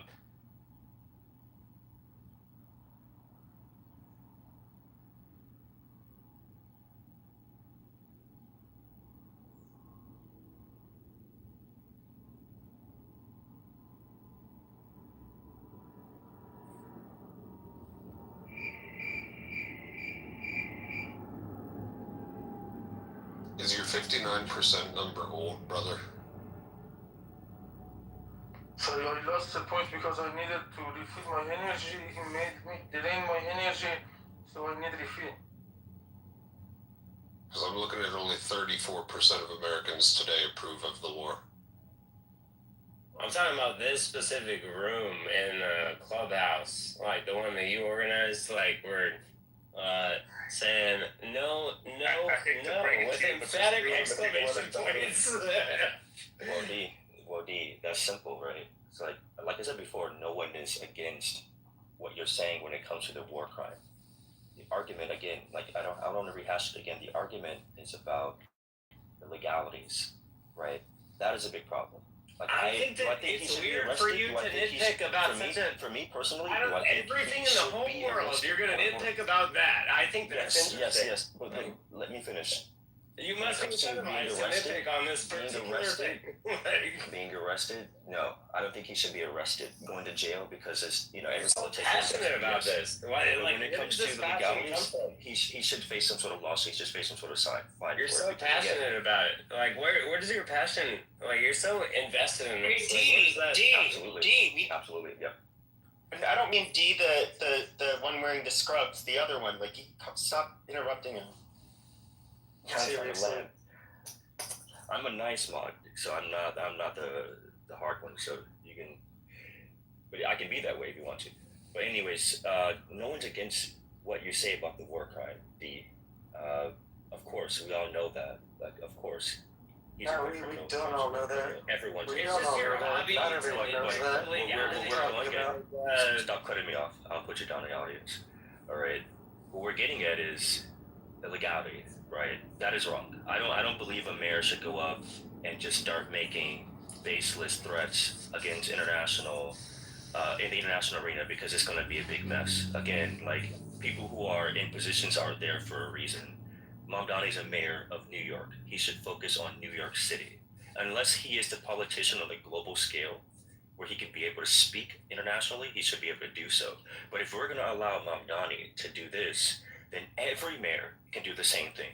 And it's a slippery slope, D, because I get where you're coming from when it comes to morality and ethics, and you talk about the Bible and Jesus. I get that part. Yeah. But if when roles do reverse, and you start to see a politician were to, let's say, support Iran and say, hey, you know what? Why don't we just arrest everyone who's against Iran, right? And just start saying that, right? And let's just say there's a politician out there who supports North Korea, or let's say no. It gets to that point. You see the reason why there's laws in place. It sounds crazy when I say it. The way that you're posing the question is a false premise. So that way we can prevent this. You're framing it in a. All right, you're gonna go down in the audience if you keep cutting me off. I listened to you for 1 hour, man. Come on. I'm sorry. I didn't mean to cut you off. Man, I I'm listened to sorry. you for like 1 hour, dude. I do feel like I talked for too long. So that was way too But you long. have to be able to just let me talk. I'm not your enemy. Like, I'm not your enemy. Like, I can listen to you. You can listen to me. But anyways, like I said before, the reason why there's laws in place so we can prevent the slippery slope of tiptoeing into someone becoming radical and getting away with it. Yeah, right now, like, people agree, yeah, like, Netanyahu is a war criminal, we get the whole story. And it sounds good, it feels good. I understand that point. But when it comes to, as a mayor, making a threat that we're going to arrest you, you know, that sounds absolutely insane. You know, I don't understand something like that. He can say that he hates Netanyahu. He can publicly say, "Hey, Netanyahu, what you're doing is a big atrocity. I'm representative of New York City, and me and all the members and citizens of New York City also hate you too." In so many words, for lack of articulation, and he can say things like, "Well, Netanyahu, if you keep going, you're going to end up putting yourself in trouble." He can have said so many things to disagree with Netanyahu and the crimes that he's committing, right? But instead, he says, "You're going to be arrested if you come to New York City." In so many words, "I'm going to get my gang and you're going to go to jail." It's like, come on, dude. Come on. Like, America, you're a mayor. You're stepping beyond your bounds. So that's the problem with that statement. Do I disagree with him? No. Like, I can be a conservative and also agree on the Dems. I don't disagree with Mamdani when it comes to Netanyahu's war crime. But I do disagree with him stepping beyond his bounds as a city mayor. And also, he's not an American. He was not a natural-born American citizen, so that also rubs me the wrong way as well. So it tells me that, okay, so anyone can come in this country, step in as a mayor, and just start becoming, like, what is it, the international ambassador of the states. So I lend my... So there's an important distinction between policy and politics, but they often get blurred. What Mamdani has been doing from day one since he was campaigning on saying that he would arrest Netanyahu is politics, and he always knew that. It was just politics. He always knew that he couldn't do that for the following reasons. One, he's in the United States. The United States never signed on to the Rome Statute, so we're not part of the ICC. The ICC is a fake court as far as American law is concerned. Number two, the federal government has sole prominence over foreign policy, no local or state government. Number three, there are other laws that are on the books that specifically say that that no American official can cooperate with the ICC. It was the American Service Members Defense Act, something like that. So it was always ridiculous, but politics-wise, it's very clever, because what he does is he convinces feeble-minded people that there is a consensus on something when there actually isn't one, namely the idea that there was a genocide in Gaza or that Netanyahu was a war criminal. And I'm happy to take up anyone here on those facts. Yeah. If you want to go into that road. I'm so excited. You said you're happy to take up anyone on those facts? Yes, you talk about how the civilian to combatant death ratio in Gaza is better than anything in modern urban warfare. Or we could talk about, I don't know, like the unprecedented amounts of aid that Israel allowed into Gaza during the war, the unprecedented lengths that Israel went to have civilians evacuate. I'm happy to just chatter with you about those things. Like, one, for example, the fact that the Israeli military intelligence department, under their own math, asserts that the 83% thing. Yeah, that's not true. That's not what that was Israel's own intelligence community. I can tell you what that was. They said they had a database. They had a database of known people who were members of Hamas, and they said that. And they said that only 83%. 83%. Yeah, that does not mean were combatants. That does not mean that only 17% of all people killed in Gaza were combatants. That's like saying that 100% of all people driving cars have driver's license because the DMV has all these people with driver's license and they're the only ones driving. Okay, so that's a retarded argument. No, it's not. Clint was correct about one thing. Okay, and that's not what it is at all. Hold on, Florida. There is no consensus that that they are committing a genocide, at least by American people. There are people that in America who do think it's a genocide. I'm not saying whether or not there's one going on. It doesn't matter if they're American or Palestinian or Israeli or whatever. Like, a genocide is a genocide, motherfucker. You people can't define genocide, and you can't prove why what's happening in Gaza is supposedly a genocide. It is. Yeah, just saying it is and stopping Also, your foot the doesn't make it true. unprecedented Give me amounts an of aid. Can we argument. also talk about the unprecedented amounts of attacks on humanitarian aid Yeah, workers? let's talk about how Israel has dropped 200,000 bombs on Gaza, damaging or destroying 70 to 80% of all the structures, and yet only 3% of the population of Gaza has died. And you're trying to claim that that's a genocide. The net population of Gaza has grown since the war began, and you're trying to say that that's genocide. The net population of Gaza Israel has grown since the war. Facilitated? Yes, it has. By whom? And Israel Whom has occupied Gaza since the beginning of the war? That's your argument? Dude, you're trying to say... Whom has occupied Gaza such that the population has increased since the war? So you're saying that the population increase in Gaza is due to the presence of Israeli soldiers? I'm asking you. Are you whom is improvising? No, I'm asking. You're improvising. I'm asking you whom is occupying Gaza. And I'm telling you, population that reported births in Gaza, we know that the population has increased, and the presence of soldiers there doesn't have anything to do with the size of the Palestinian population. We're raping the fuck out of their women. We're like having lots of babies, so the population is increasing. That's your argument now, is to try to say that there's mass rape of Palestinian women and that they're having kids by Israeli soldiers? Like, are there any serious people in this room who actually want to make the argument that there's a genocide? Or is this the best that you people can come up with? Pushing fucking. Is this the best that you can come up with? I always am like trying to hope that there might actually be someone on the other side who is not a belligerent imbecile. When it comes to genocide, look, this is where it starts to become complicated, because you have a lot of which I guess they are technically experts. We could say that they have a very political opinion that claim that there is a genocide happening there.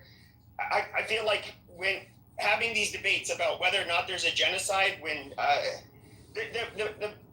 the waters have been so muddied that I don't even know that it's possible. Well, if you want to debate something in general, like, it's good to know logic and to spot logical fallacies. So one of those logical fallacies is called the appeal to authority. The appeal to authority fallacy. So when you just say, oh well, Amnesty said this and I agree with them, so therefore I'm right. That's the appeal to authority fallacy. No, I get what you're saying. You're implying that if we actually have a debate, D, try to control yourself, dude. You talk nonstop for an hour. I know I'm saying stuff that you don't like, but try to have a little mic discipline, okay?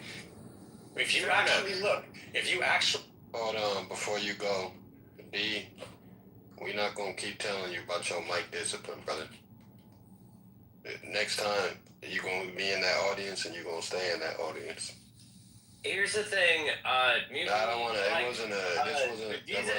it wasn't meant for you to respond or anything. I'm just telling you respectfully. You can talk, you can conversate, but just be respectful, man, and stop. I feel like I am being respectful. I'm saying, like, you're responding to me like with sarcasm and like a petulant teenager, okay? It's just wait your turn to talk. It's not that hard, okay? What I was saying is, if we look at the relevant documents, okay, if we look at the Convention for the Prevention and Punishment of Genocide, which is where the legal definition of genocide can be found, that's what we should study, that's what we should look at, and then ask ourselves, is this what we see in Gaza? Does this apply? And how do we know that? What are our facts? What are we pointing to? That is how you have an actual debate over this. Not, oh, this expert agrees with me, so I'm right. Oh, that expert agrees with you, so that's just fucking hasbara. No, that's not how we actually have a fucking productive, adult, intelligent conversation about this. Yeah. Clint, if I may take up your point about population increasing, do you consider what happened in Bosnia a genocide? Do you know about the Bosnian genocide? With the Srebrenica massacre, I believe, the ICJ found that was a genocide. But they were also deliberately trying to ethnically cleanse. That was their fucking goal. I mean, that's where That's what this all hinges on. It hinges on intent, on dolor especial, what's it called, dolor specialis. Regarding the point of the population, L, if I may, do you think the population increased in Bosnia when the genocide was going on? And if so, I think the difference, the reason why the ICJ found that a genocide happened in Srebrenica and it won't in Gaza is because they could prove that intent to wipe out the targeted population was the only possible intent behind that massacre. I give you that. But the point about the population. But if I could point out one more thing about that case and another one of Croatia versus Serbia, which I think was decided in 2015, like these are ICJ precedents. These are cases where they also set the precedent that the intent to what population has to be the only plausible explanation for why the massacre or why the violence occurred. So you are never going to be able to reach that standard with Gaza. Okay, but the point about the population being increased, L, if I may, you brought up the point about the population, didn't you? Yeah, I did. That's more of like a logical, common sense reason than a technical, legal reason for why it's not a genocide. But if we look at intent, if you look at the fact that Israel helped vaccinate the entire infant population of Gaza, or all of the aid that it provided, or the fact that it had all of the populations evacuate, like warning them to get out of harm's way, when it could have just, carpet bombed the place, and it could have actually done a real genocide if it wanted to. The fact that it didn't do those things all points to a different intent. They obviously did not have the intent of wiping out the population of Gaza.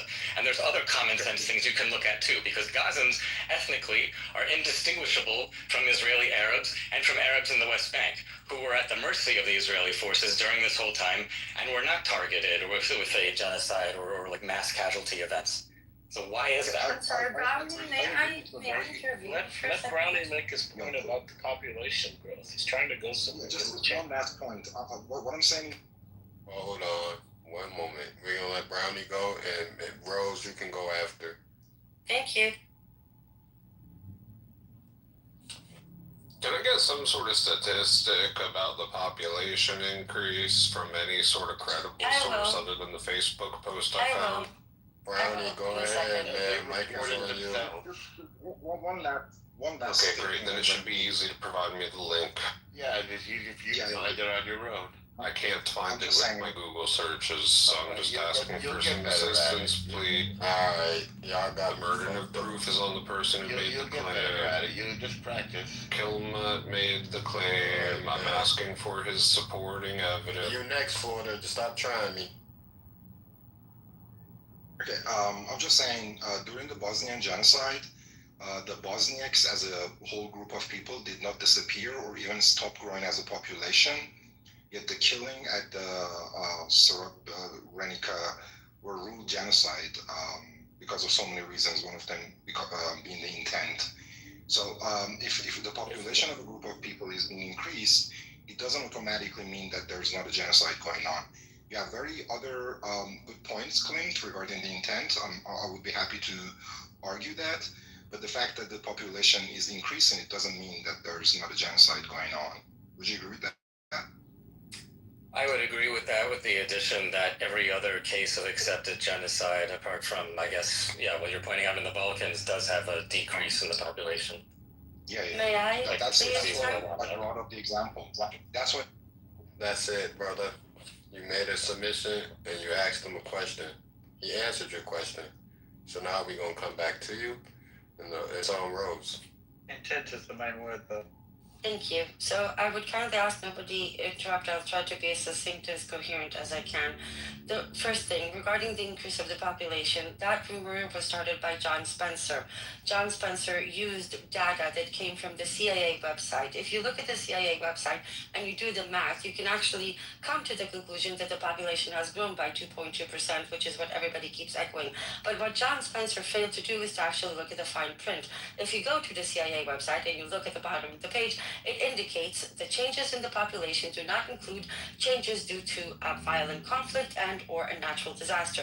I posted the link with all the sources in the chat. Second of all, when it comes to intent, Israel, for the first time about 4 weeks ago, I think, was found by the UN Independent Committee, the second one, guilty of 4 out of 5 counts of a genocide with a specific intent to target children. That's one regarding intent. Second, regarding intent. Intent doesn't have to include a written order, even though there are proofs. Please, I asked you, please not to interrupt. Intent does not have to be proven by a written order. One of the issues that we can prove intent with, and this was explained to me by no other than Councillor Yair Olmert, the nephew of Prime Minister Ehud Olmert, which happens to be a good friend of very, very well-known lawyer in Israel, can ease moving because a rational adult is well aware of the natural result of its action. So, for example, if there is a higher command that sees that a population of 2.4 million people are down to 2 hospitals for the entire population, but still decides to bomb the remaining 2, he is well aware of the result, which is 0 medical facilities for 2 million people. That is enough to prove intent. So given the fact that there is a consensus among, let's say, academic scholars, Holocaust genocide researchers, 12 different, there is, and you can argue with them, there is, and I interviewed, I can cite real people who disagree with them. I asked you not to interfere, and you will not. Because there Well, when we're saying something I trust you not to intervene, and you will not. There is a consensus. I can provide a list of 58 academics, all of them scholars in the most respectable institutions in Israel and out, all of them either historians, genocide researchers, or human rights lawyers, and Jews or Israelis, all of it call it a genocide. I have personally interviewed 3 of them. 2 of them are tender professors in the Hebrew University of Jerusalem. And I can provide a list of other scholars who disagree with your scholars. Who? Give me, because there's only 2 ever published public opinions claiming this is not a genocide. The first one is John Spencer, and I can provide a video where John Spencer himself admits to being employed by a venture capital that is being promoted and founded by Likud caucus members, specifically those who call to exterminate Gaza. And that is all in his voice. I can provide that too. I was there. The other scholars that actually provided a paper, semi-professional, claiming it's not a genocide, were 6 Israeli academics and scholars. One of them, the head author, Uri Orlich, which I have spoken to as well, has since then retracted that statement. So there is a consensus, as was explained to me by Amos Goldberg, Daniel Blackmel, Omer Bartov, Shmulik Lederman, Michael Sfar. Do you want other names? All of them Israeli and or Jewish academics and human rights lawyers that have vehemently have said this is a genocide, and have started saying so since August 2024, which was the first time Omer Bartov said it, who is, by the way, a comparative genocide academic, tender professor in Brown University for the past 25 years, former Israeli and IDF officer. The claim of genocide is not your opinion and mine. And the only time that it made it to the ICJ gave the following ruling. Plausible genocide provisional measures required, which means that if something is not done, this will become a genocide. That was in January 2024. Not only was nothing done, it only gotten worse. And just to be clear for those of you who don't know me, I am Israeli, I am Jewish, I am openly anti-Zionist. I am not an anti-Semite because I am a Jew. I don't support Hamas because Hamas are not a good thing. And I am very much against the state of Israel and Zionism.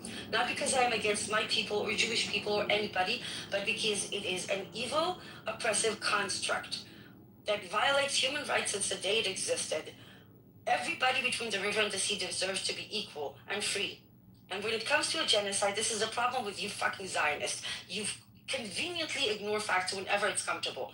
John Spencer was an idiot that didn't look at the fine print. Genocide is a consensus among scholars, including academics of the highest ranking in Brown, Princeton, and Hebrew University of Jerusalem, which I am a graduate of, by the way. All of them say it's a genocide. And one last, even the Genocide Research Institute, named after Raphael Lemkin, the Jewish-Hungarian fucking Holocaust survivor that literally wrote the definition of genocide, have also called it a genocide. Israeli B'Tselem, Israeli Okay, Physician for Emerald, Human thank Rights, you very much. and go on and on. Shut up. Somebody else now. It's not a lecture. It is, because none of you know anything, and I do. I mean, she sounds like she's wickedly educated on all of these talking Yeah, but this points. is not So, one of those. Okay, so can I respond to? okay, well, it's certainly, This This is isn't an echo chamber. We can have it's people not an echo that have. chamber. That's why we want to There understand. are several So things that Emma says that are not true that I would like to address. we have. Bitch. She sounds like she knows exactly what she's Shut the talking fuck No, up! she sounds like she's an Emma. Yeah. You guys are fucking obnoxious. Now, hold on. Now, BB, don't do that. Look, she's saying things that are may or may not be true. People on both sides may be doing that. Exactly. And the other side are gonna maybe find it offensive. That's fine, but this is not a Zionist space. This is not a pro Hamas or space. So we're just gonna let people say what they want to say. They get to take their turn. Hamas is finished. Can I respond to some of the things that Rose was lying about? Let her finish her last point. She wasn't done yet. She was done, and It wasn't someone done. needs to It was not respond all to 5 that. minutes before she was able to finish. Were you finished, Rose? She wants to say that she's against Hamas. Hamas is already. Peter, quit crying. This is not the point of her. Quit Crying. Hamas is not there anymore. Crying. Anyway, so she mischaracterized what the ICJ ruled on, and the Chief Justice Joan Donoghue explained on the BBC then what that ruling actually was. And it basically boiled down to that they said that Palestinians have a plausible claim to protection under the Convention and Prevention of Genocide. They did not say that it was plausible that a genocide had occurred. Measures mean? Second of all, Measures, no, what does plausible genocide? no, they said that it is plausible that the Yeah, are a people as such. hold on. And Rose, I sent them to the goo when they kept interrupting you. I will send you to the goo if you keep interrupting them. To be fair, I asked her if she was finished, and I think she was trying to speak. That's okay, I can wait. Nah, if you wasn't finished, you can go. If you wasn't finished, you can definitely finish. Thank you. But Thank you. a lot of them does say respect. Timothy, that's a sweet thing. No, but I've lost my train of thought, so I'll just wait my turn. And anybody that needs receipts or documentations, I'm happy to provide. Just request. I also have a pile of documentation about the genocide attempt of Mullah. Oh boy. Green Crayola drawings of your stick figure family don't count. Alright, guys, I'll set the rule. Okay, Peter is a mod.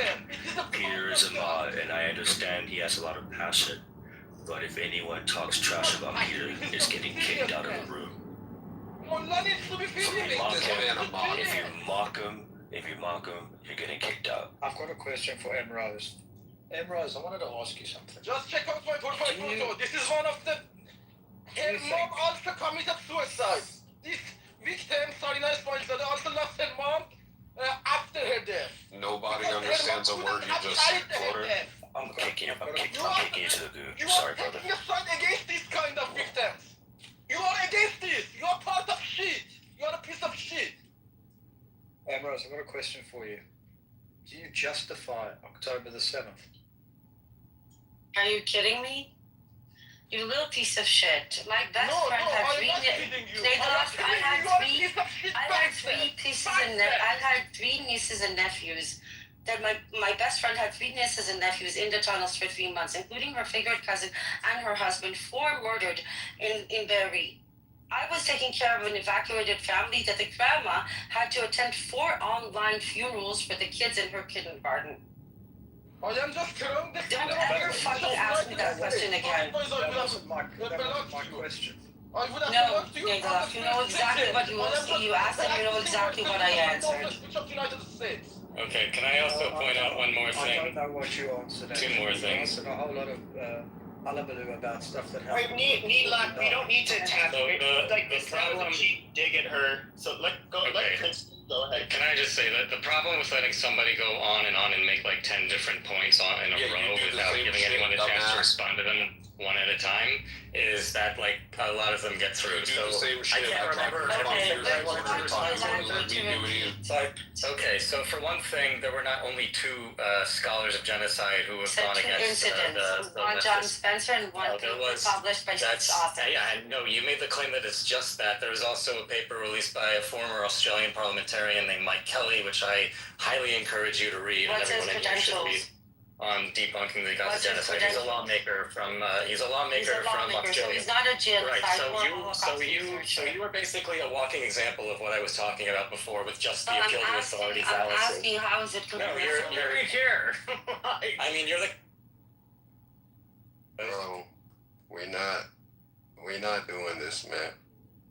I don't know how many times I've said only one mic at a time, bro.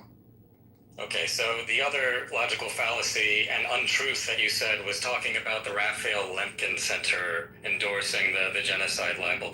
Do you know the actual relatives of Raphael Lemkin are suing that organization for using his name? That organization has nothing to do with him. It's a bunch of random leftists like you somewhere in Pennsylvania who are basically using his corpse as a prop. Okay, wait, Klimat, would you like to go over the 58 other names that I have? We can also then go over the dozens of other scholars that have gone on record. Everybody also always says they have that list. Nobody ever provides it. And trust me, I will provide it in the chat in a minute, but you know what? But my point is that this is not like an actual intelligent way of making an argument. That list does not exist. How do you explain? Your entire argument is the appeal to authority fallacy. No, my entire argument is that it's not my opinion that makes it different, or yours. My entire argument is based on 12 different human rights organizations, 3 Israeli human rights organizations. Yes, which are staffed by ideologues like yourself who are biased. Staffed by what? Ideologues like myself? Yes, they are staffed by Smolanim like you who are biased. This is not about Smolanim. Do you recognize international law? Do you comply with the concept of international law and international institutions? Because if you do, you have to accept that 2 independent UN committees have found Israel guilty. Right, and one of those committees, the one that you cited, was the one accusing Israelis of deliberately killing children and didn't provide a single concrete example. All of that has been debunked by NGO Monitor. They did not actually find a single case. It was all based on hearsay. No, it's not. They create this slop for people like you to throw around. Okay, so I'm going to do one last thing. I'm going to put the link into chat to an organization called Bearing Witness. The organization started by an Israeli historian teaching in Princeton called Professor Lee Mordechai. That organization became initiative became an organization called Bearing Witness, which actually documents, catalogs every testimony and proof regarding the genocide. It is started by an Israeli. There are multiple international volunteers today, and it is sectioned by categories like the starvation policy, the destruction policy, the targeting of children policy, and all of that by Israeli Jews. Yes. Shocking, right? And then people respond to those reports, and they debunk those reports, and you ignore them, and you dismiss the people doing that. Just like you dismissed Benny Morris's takedown of Omer Bartol. When you tell me I am basing my claims on lefty ideologues, that's not true. These are people who live here, that have a say and a stake in the matter. They have no reason to say something like this, which makes the fact that there's 3% of the Israeli population that is as delusional as you doesn't make them a voice over every other Israeli. Unless their conscience really starts to weigh on them. And that is before we even started talking about testimonies of IDF personnel themselves, which you are unaware of because you are not from here and you don't speak the language. We can talk about the Yehuda investigation. We can talk about the testimony. We can talk about it. We can talk about mosquito protocol and the testimony of an officer that said that his brigade alone had over 2,000 cases of using Palestinians as human shields instead of drones. I can give you multiple other examples. Don't fuck with me. No, we don't need no more examples. You could give examples, but try to just keep it relevant to the title. And, we don't have to attack somebody, one person personally. But if you ask me, he needs to be replicated. I love the guy. I think he's awesome. I see some new speakers on stage. Lucian, D, fake D. You've been quiet for a minute, so I see you've been talking some shit in the chat. So if you want to come off a mic and be the pit bull that you claim to be, go ahead. There's no ego. I'm just saying, like, it's actually the opposite of ego. Like, every single person that is alive and capable of hearing this message should think about taking care of people lesser than themselves. Like, if there's someone sick or deprived, or like, if you look down on them because they have a fucking gambling addiction, or like you look down on them because they're bad with their money, or they're like, for whatever reason, like, Christ calls us to take care of people lesser than ourselves. And I think that we should vote for laws and regulations that take care of people that can't take care of themselves. And I'm done. That's it. To follow what that gentleman just shared. Go ahead. Before I follow, thank you for that, Pete. I came into the room just based on it being the President Trump room. That's number one. I have a pink ticket. I'll probably cash it in. Could you do a reset for me first, and then I want to respond to what D said and why I came into the room regarding President Trump. Should Mandami be arrested? What's the real issue there? I'm in Los Angeles. We have a very heated mayoral race here with Karen Bass and Nithya Raman. So I want to understand the topic, and then I will expound regarding why I came into the room. I'm done speaking. Okay. Does any of the moderators want to? Long story short, okay, legally, what Mandani was saying that he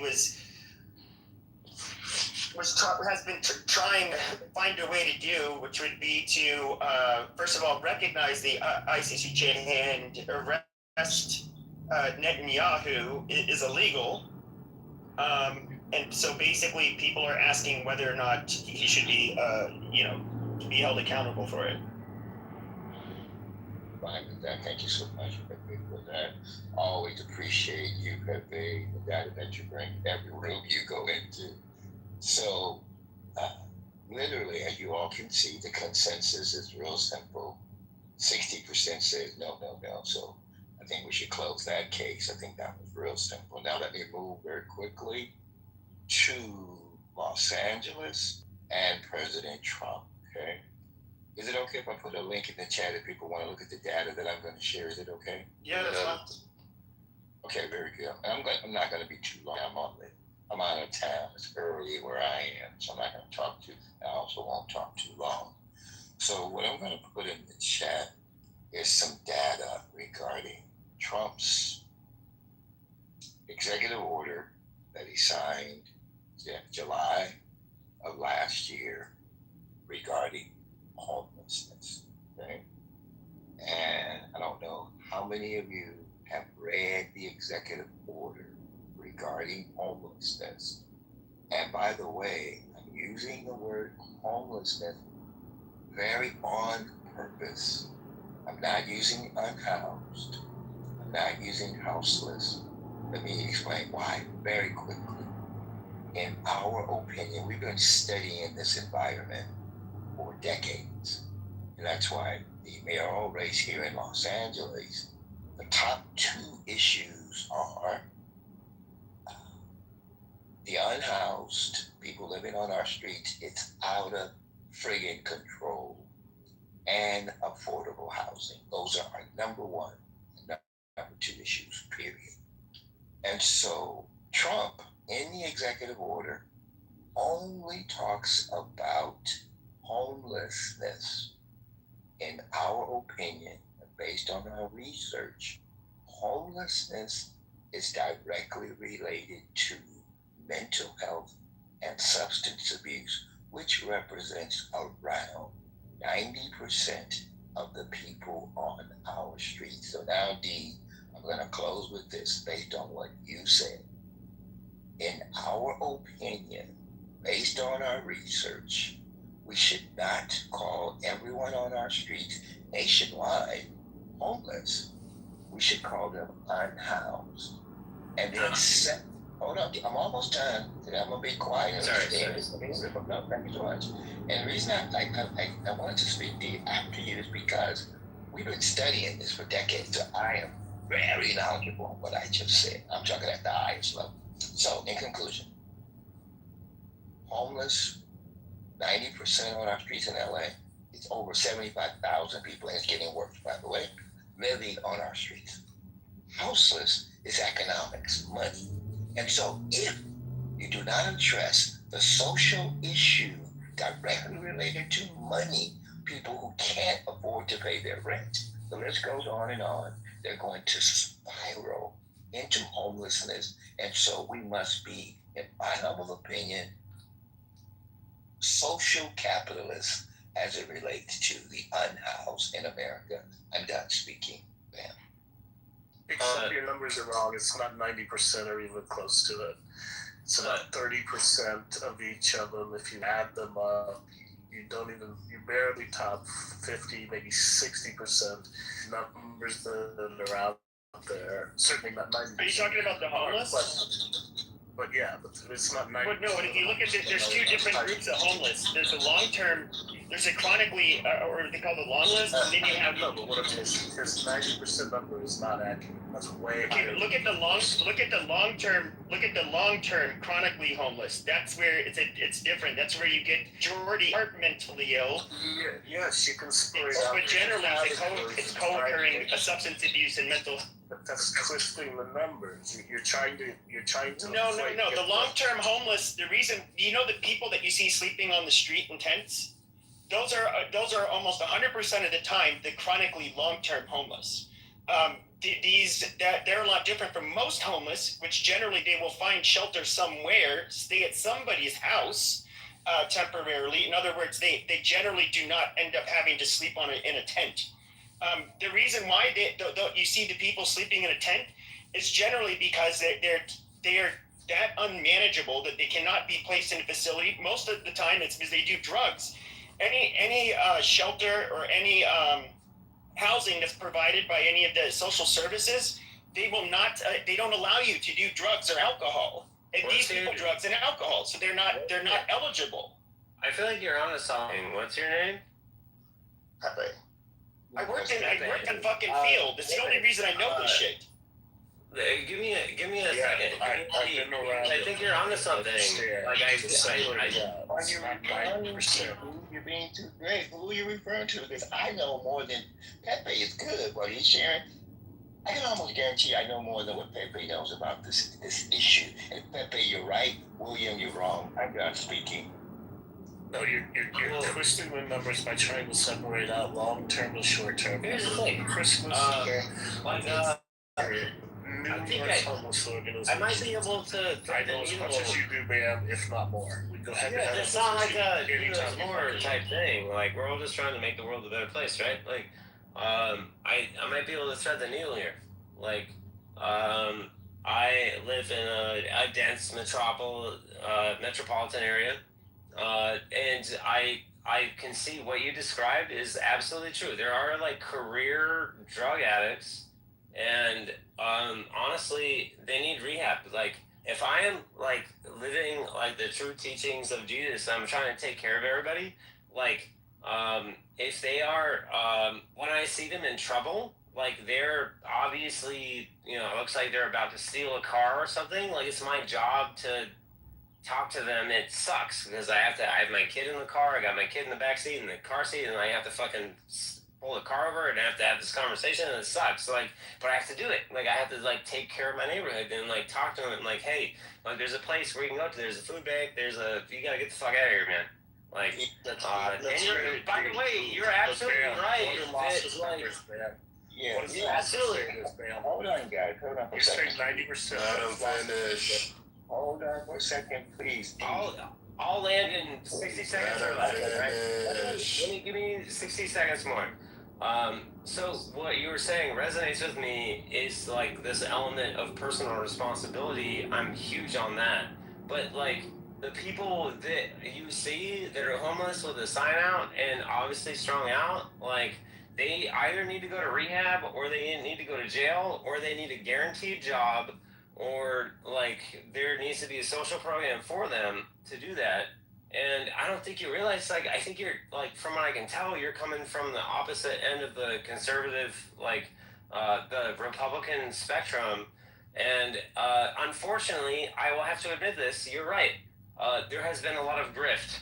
And people have been grifting off of the woke shit, and like millions of dollars have been disappearing. You're right about that, and I don't fucking like that. And we gotta solve that also. But like, you can't just walk by someone or drive by someone and not do something. Like, it's our responsibility to take care of our people in our neighborhood. In our, like, if you see somebody, you gotta like. Damn, shut the fuck up. I don't finish. And that's it. I'm done. Bam, what are Lossa's number? We all know what Lossa's history is. Why would Lossa say much, much lower? And yes, Pepe, you can separate out the long term for the short term and get a higher increase in that number. But your number of 90% of the total homeless, it's not 75,000. The numbers were just released. Went back to 2023 or 2024 numbers. It's not 75,000. This is Who cares? Relax. What are you talking about the numbers? Like, are you drunk at 8 a.m. in the morning, D? The numbers are not what you're saying, man, by any means whatsoever. Fastest numbers just came out. It's 45,000.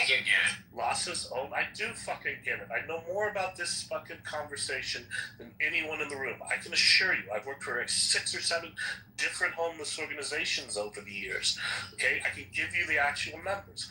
Losses numbers put it somewhere between 20 and 30% of each of those 2 categories. When you add them together, you're not at that 90%. Look at Lossa's own fucking numbers, Bam. So tell me how you know more than Lossa does. Please. Thank you, William. All right, and Pepe, I want you to chime in too, because you're very knowledgeable on this subject also. So, William, as you know, Lossa has been defunded, and justifiably so, because Lossa's numbers and the illegal crap going on with yes, they have inflated their numbers. They've had an incentive to inflate the number. Come on, William. Please, bro, let's have an exchange. And you mentioned you know more than me. I don't think that's a true statement. However, we can actually flesh it out pretty quickly. As I shared when I talked about the topic, should Mandami be arrested? The consensus is 57%. So clearly, people feel that this topic is virtually a wash. And so basically said regarding being more socially conscious is why I spoke up as it relates to President Trump and the executive order of July of 2025. Geez, just hold on, brother. Let me, William, and Pepe, I think I know more than William. William thinks he knows more than me. I know Pepe knows what he's talking about based on what he said. This topic is huge, friggin' humongous, you guys. And so, William, again, Lossa has been defunded, justifiably so. I live in Los Angeles, so my question to you, William, and I'll land my plane, where do you live if you're okay with sharing it? I'm in the city. I'm here. Well, not in Los Angeles itself, but I live in LA. And maybe I don't know more than you. Maybe we have different perspectives, but I'm just telling you, I'm extremely knowledgeable.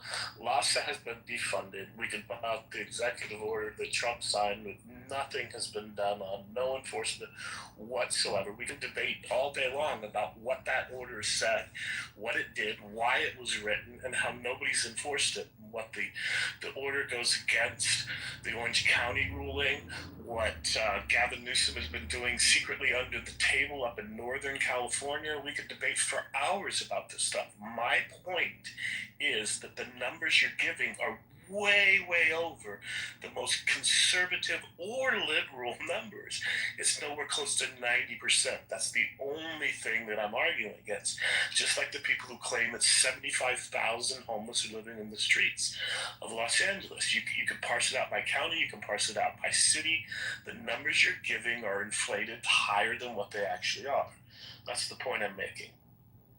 I appreciate that response. So I'm going to close with this. Then I want to hear Pepe's response, and then I'm done for now. William, I'm on Skid Row every Wednesday. I'm going to put a link in the chat, and the link I'm putting in the chat is where I am on Wednesdays on Skid Row. I would love for you to come out on Wednesday coming, and let's meet at the Skid Row Care Campus. I just put the data there. Hopefully you can. And let's collaborate to address the issues because, as you know, the numbers are going up. Karen Bass just issued a statement about that, and she said the reason the numbers are going up is because the funding has been pulled. I'll land my plane there.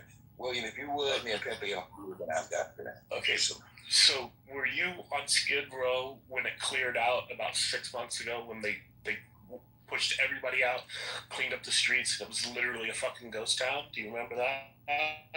Absolutely. And not only do I absolutely remember it, and let's look at what was the catalyst for that.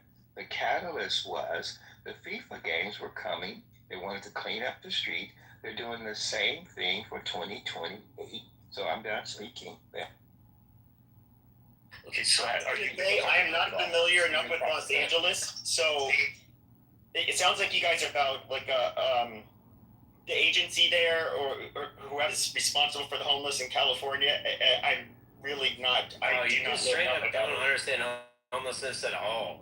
Like is what it sounds like. What? No, he understands it quite well. I might disagree with what Pepe said or the reason he got to where he was getting to, but Pepe certainly understands it.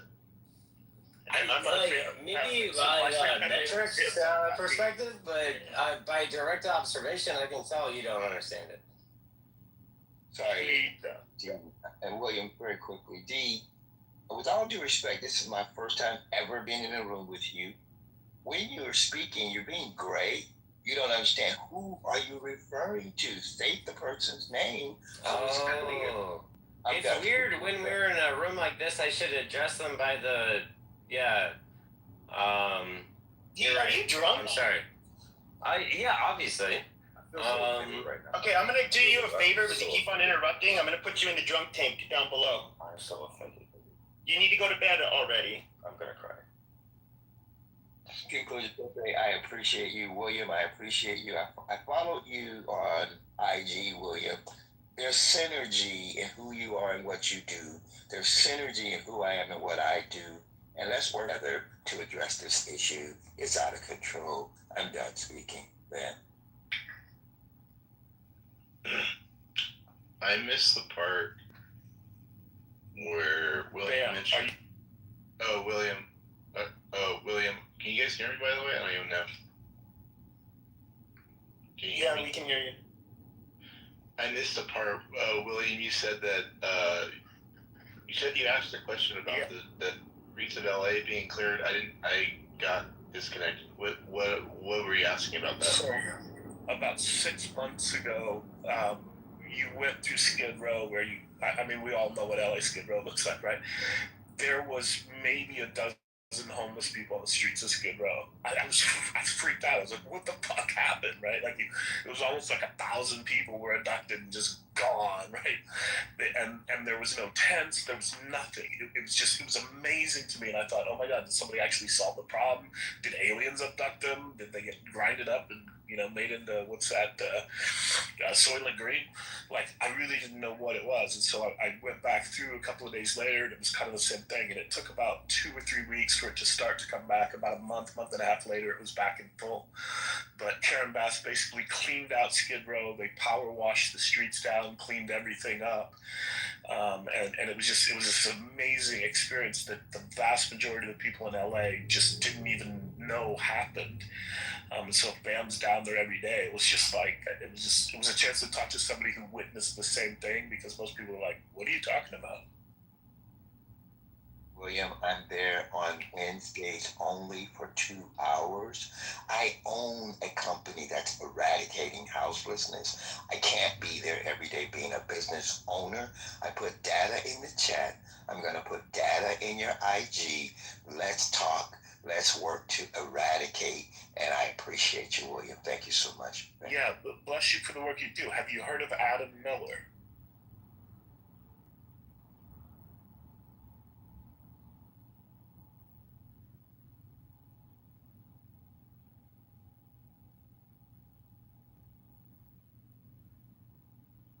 if you're talking, William. Yeah, I'm not sure if I'm in the matrix or I'm getting through. Bam, have you heard of Adam Miller, who was running for mayor? Response, no, and he's out. So why are you asking me that question? I'll go ahead. Because he's in the space and he's a billionaire or close to a billionaire, and he's making moves, and he got into the race to do some good, and he's someone you might want to investigate and have on the radar. Do you have direct access to him and connect me, you and him, breakfast, lunch, on me? Yeah, I do. I actually thought about going to work for his campaign, and then so I have his direct connection to his PR guy. But the same as I point everyone to the Dream Center, to the Rainbow Center, to SIFs. I mean, he's somebody that's in the space that you might want to talk to because he has resources that could probably help you out with your efforts down there. Like he's somebody you want to look into and align yourself with, right? More than you and I could do anything together, or I could help you in any way. He's somebody that you really, really want to align yourself with, because his whole thing is about affordable housing. I'm sorry to cut you off. I know Matthew very well, the Dream. I'm really in this, William. I know all these people, so this is the easy part. I can go on about all the people that I know. So this person, I didn't even see him on the radar for mayor, by the way. And so, yes, brother, how do you want to communicate? Do you want an IG? You want me to text you my mobile phone direct? How do you want to communicate? Text me your mobile phone. I don't have a lot of time. Like I'm juggling multiple different stuff, but if there's some way I can point you in the right direction or help you, or you've got something going on and I come down to shoot a news story and help you out one day or something, I'm down for the cause. But Adam Miller is all about affordable housing and solving the housing problem, as opposed to putting a Band-Aid on the homeless problem. Right, so based on what I've heard you say, he's very much in line with you, and he's got the money. He's got an office over on the west side in Santa Monica, Brentwood area. Like he's a shaker and a mover. Like think Rick Caruso. He's kind of on that level, and he didn't get any traction in the election, but his mindset and his moral, his ethics are in line with what we need. I think that he would have been a great mayor, but I still think that he cares about the issue. And he's somebody you really ought to align yourself with. Just so you know, when Caruso was on the campaign trail for mayor, I met one-on-one with Caruso. Again, I know all these people, William. That's why I said earlier, with all due respect, I really know this stuff. I know all the people. Karen Bass was my neighbor for 20 years. I know her extremely well. I can go on and on and on. I look forward. I put my mobile direct. I put my bio in the chat. Please, all I have is time, by the way. Let's connect. Let's solve some of these issues. And watch this. I'm a social capitalist, by the way. I love people, but I'm also cool with making money. Let's do something that will be very mutually beneficial. I'm done speaking. The politician you just spoke to, that's a Republican or a Democrat? I forget. Hold on, D. 1 second. I was going to say to the brothers William and Bam, that was an amazing exchange. That's the first time I heard such a connection on Clubhouse. Good luck to you guys. Just want to say, like King, definitely back channel each other. But that's absolutely amazing, man. In all the rooms I've been in, that was probably the most fruitful exchange I've ever heard. If you guys don't mind, I really wanted to direct the topic to something really important in regard to the title. This is a message to Democrats, and don't think of me as a Republican. Obviously, I'm just really observing at this point. I don't know what to call myself at this point, but I don't really care anymore. But the message is for the Democrats, those who are hardcore Democrats, left-leaning liberals. Pay attention to your leaders. Pay attention to Mamdani. Mamdani is playing the same game as Obama. He's positioning himself to become the next Obama. He is using, and in my opinion, he's not wrong when he talks about Netanyahu. This is why I say I'm not a hardcore conservative nor a hardcore liberal, but he's not wrong with the allegations of Netanyahu. That is my agreement. That's my personal feeling. However, he is wrong to take up the podium as a mayor and then position himself as somehow the international spokesperson for America, making threats to international world leaders. That just goes above and beyond his position as a mayor. And no other mayor, I don't care what side of you are on the political spectrum, should have the ability to just speak up and just say some crap like that to anyone. I don't care what argument it is. You're just going above and beyond. However, pay attention to Mamdani, because at this point, like I said before, Mamdani could have used any other rhetoric to disagree with Netanyahu. He could have said Netanyahu's horrible, New York doesn't like him, Netanyahu's a war criminal. He could have said everything he had to say aside from, I will arrest you. He used that rhetoric to get the political votes. He wants the momentum. You cannot disagree with it. The same thing that goes to say with Black Lives Matter. You cannot disagree with Black Lives Matter. The naming of itself, you cannot refute that. Even if there are crimes within Black Lives Matter, and I won't go there, of stealing money from the black community and not really helping our brothers and sisters who have been unfairly killed by the police. You cannot go against the name Black Lives Matter, just like you cannot refute what Mamdani said when it comes to war crimes. Everyone's a war criminal. Netanyahu's a war criminal. You could refute He's using this, but I'll land very soon. What I want to say, just pay attention, all right? Because Obama that people so love and dear, Joe Biden, Hillary Clinton, Bill Clinton, they all are within the same sphere.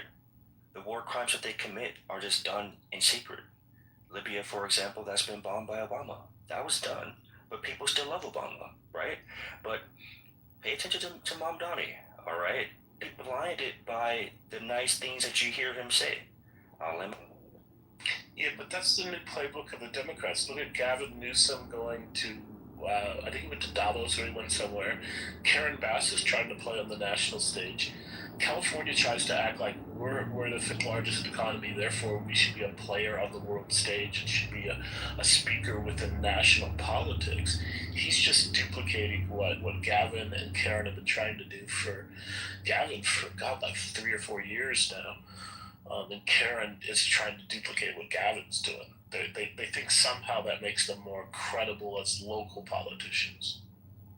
You know, just yelling slogans, baby killer, genocide, war, this stuff doesn't work anymore.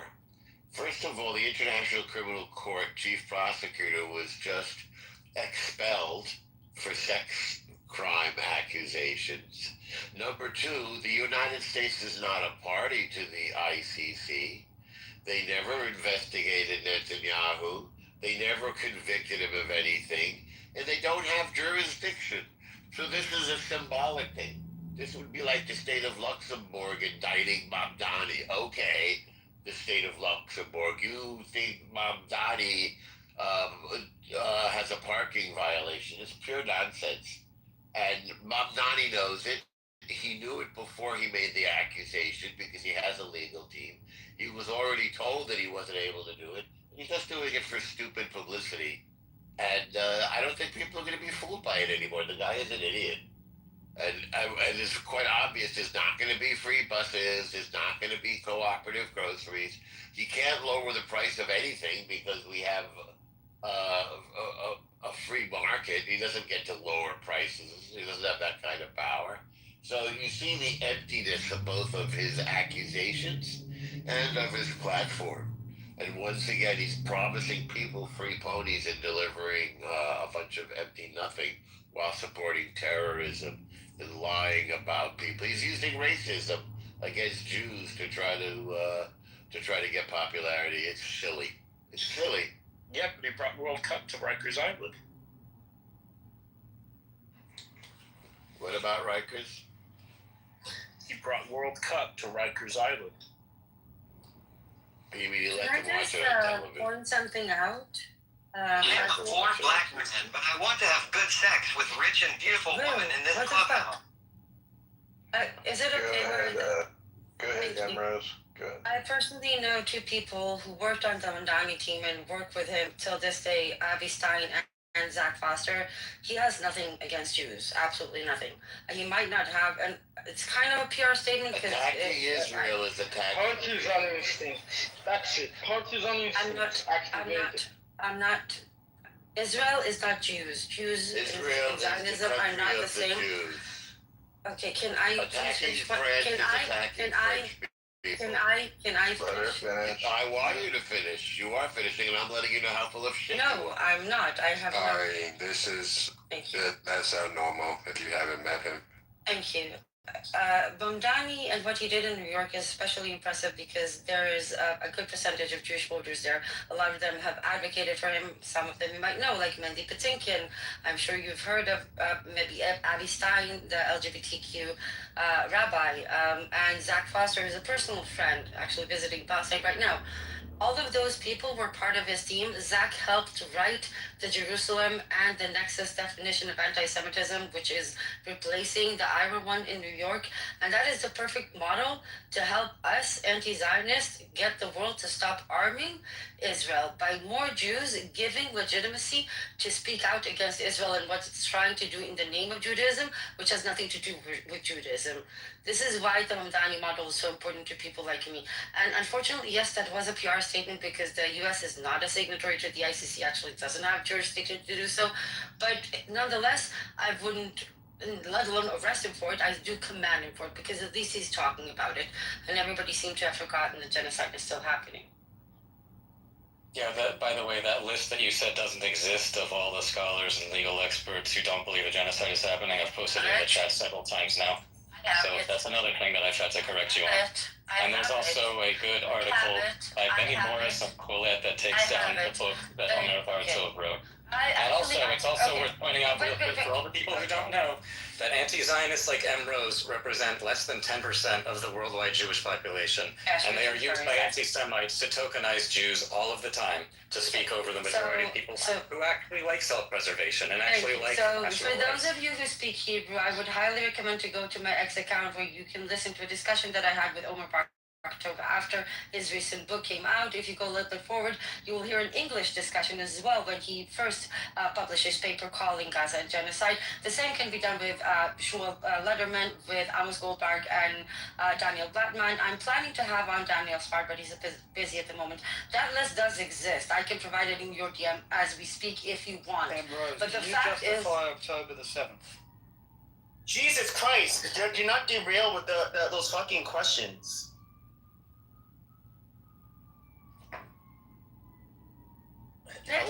do you justify the genocide, the Nakba? Like seriously, what kind of a stupid question is that? You mean the humiliation? That Nakba? Is that what you're talking about? Yes, that Nakba, when 800,000 people were expelled from their homes and never allowed to return. And that is expelled from their homes and weren't allowed to return either. Do you remember yes, that? and they should be allowed to return to their homes. They should be allowed to return to their homes in Iraq. Yeah, and that's why people think you're delusional. No, it's not. That's No, it's exactly not. for interference of Mamdani in the politics of international politics. He has domestic rule. He cannot make international calls like President of United States. Continue to justify. He doesn't know his role. Continue to justify. Yes. I never justified October the 7th. I have Everything you friends said that is died. justified October the 7th. No. Everything you There's said a very is justified very big difference between understanding that as long as occupation and oppression exists, people will resist, and sometimes that will happen in a very ugly, illegal way, which is what we saw happen. But the fact is, as long as people are oppressed and resist, you can see it from Jews and the pharaohs in Gaza wasn't occupied for almost 20 years. Gaza was See, now you're occupied. going to redefine occupation in order to make that clear. No. Okay, so Yes, you'll point to some random ass academic who redefines what occupation is to say, oh, they were still occupied. No, I'm going to ICJ advisory opinion giving in 2024 that includes the former Supreme Justice of Israel, Aaron Barak, on the panel, which clearly states Gaza remained under full military occupation even after the disengagement, and it gives very A detailed blockade reasons is why. not an occupation. No. Occupation. You make up definitions that only apply to Israel and you don't apply them consistently to other Go look at the ICJ advisory opinion because I have it. I have the specific segment. Yes, an advisory opinion, I reject their advice.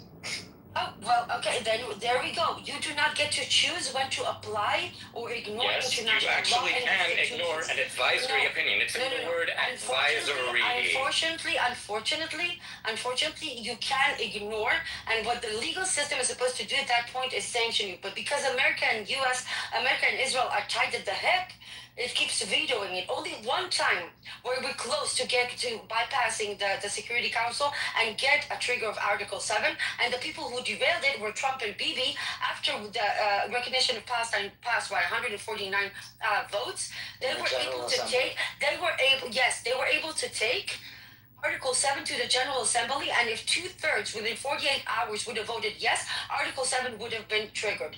But somehow Bibi and Trump were able to derail it by talking up some 20-point plan out of the thin air, and that is not what we have as a ceasefire. Even though since the beginning of the fucking ceasefire, a child a day was murdered, and the concentration camps are almost done being rebuilt. Don't fuck with me. I know more than you will ever know. Yes, especially according to the GISF, the Jerusalem Institute of Strategy and Security, that have detailed it in April 2025. We will build temporary transfer camps until we find countries that are willing to take them. I heard my name. Man, when we gonna stop talking about this nation that's smaller than my neighborhood, man? I'm tired of them. All right, this is supposed to be America first.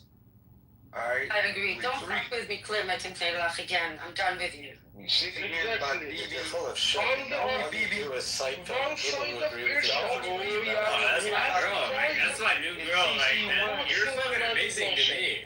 Like, that's amazing. Understand me? one other side. One mic on, Rob. I don't know if Peter was trying to talk first. Yes, let me tell something, please. Let me tell something. About the comparison of the size of the countries, village and major country. I need to say that there is a big contradictory examples. Example, in the world stage decision-making process. For example, if you want to legitimize United Nations, you need to be blunt about how you collect votes and take the rights of each country state. For example, one side of Persian Gulf has 5 votes in the United Nations. One other side has 1 weak vote because the other sides spend, for example, money for donations. Qatar is more effective than Iran with 90 million. This is a bullshit that makes the credibility under a heavy question. And this partisan playing is toward keeping that kind of imbalance over. This makes me mad. I'm not sure how to do that. It is a psychologically big burden. When a person comes to a stage that's calmly and try to use manipulation-oriented philosophy. They learn the philosophy and reasoning to be an inhuman bastard.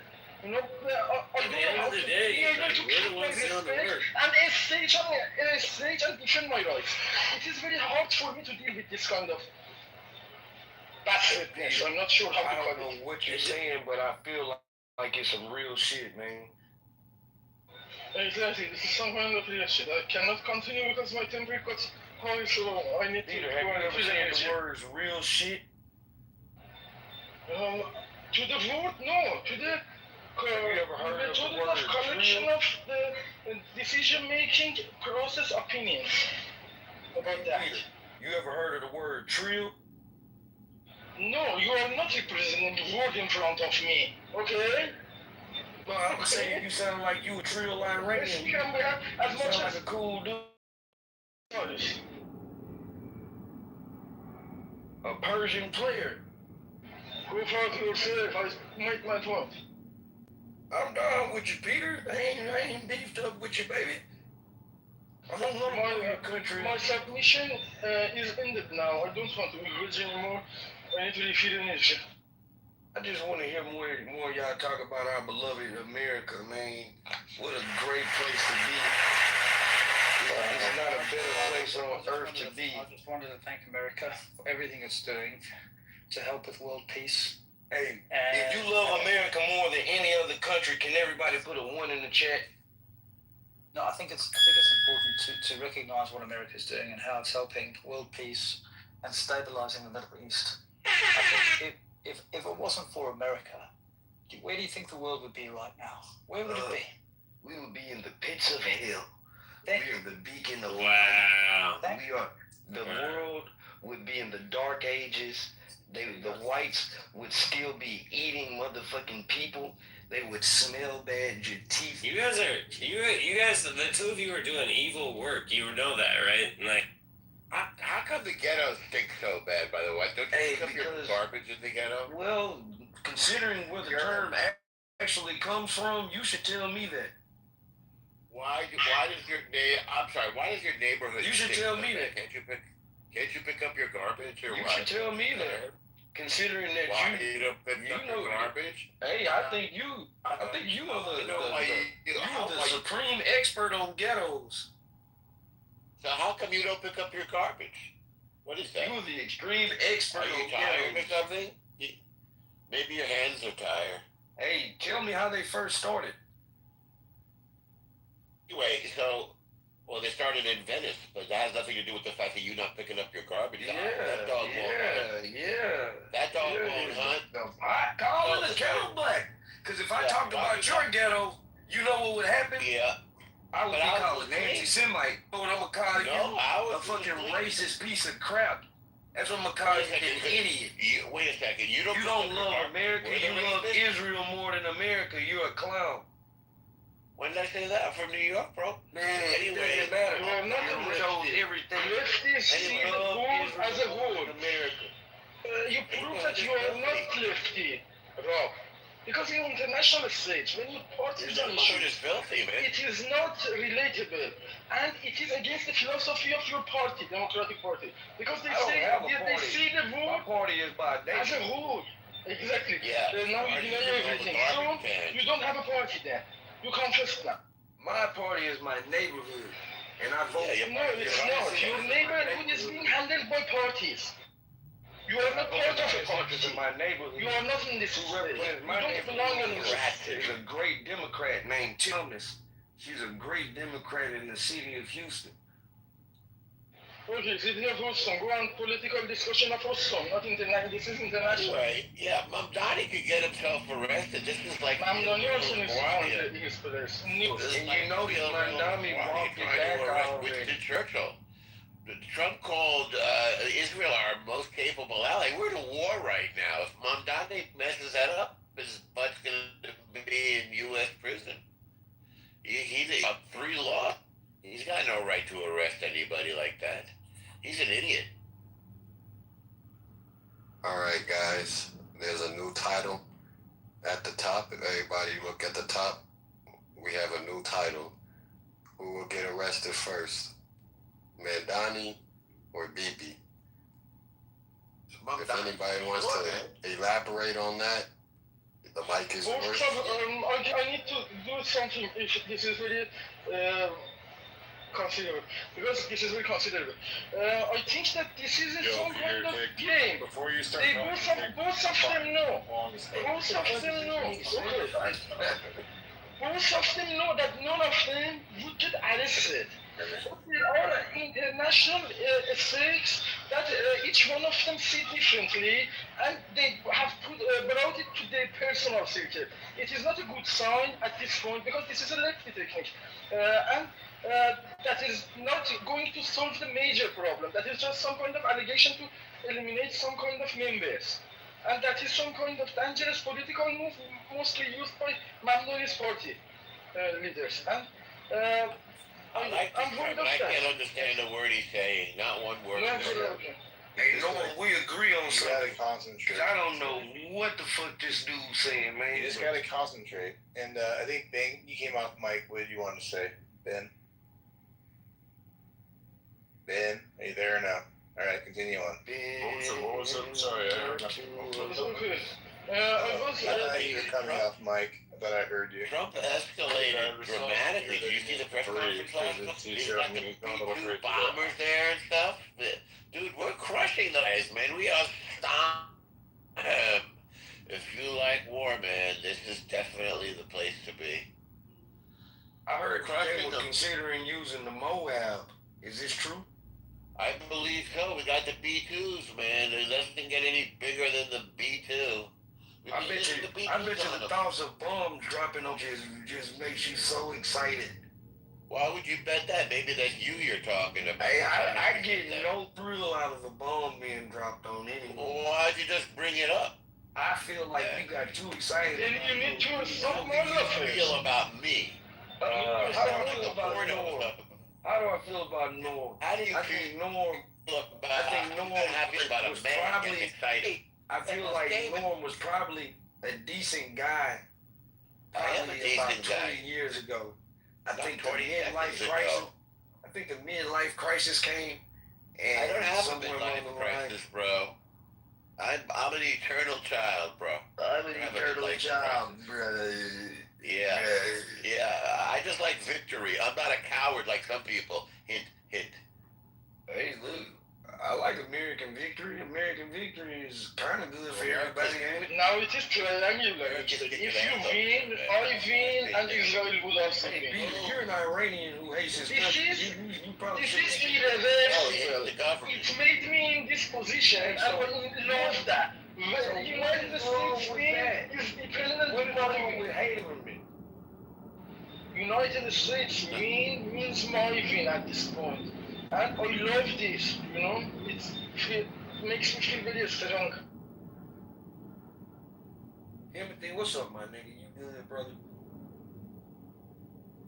Yes, sir, man. I'm good, man. Just trying to obtain some knowledge, man. Anyway, That's all, man. The reason why Mamdani would get arrested first. I wish we can all get along on this stage, you know what I mean? And have an intellectual conversation, but it's hard when you just have different races, different cultures, man. We all from different places, so it's just. I think what you would have to do, you would almost have to do a series of questions to find what do we have in common, and then you would have to kind of build from there. Because there are a lot more commonalities in Americans than we want to accept sometimes, but we very rarely talk about our commonalities because the differences amongst us seem to be more interesting to talk about.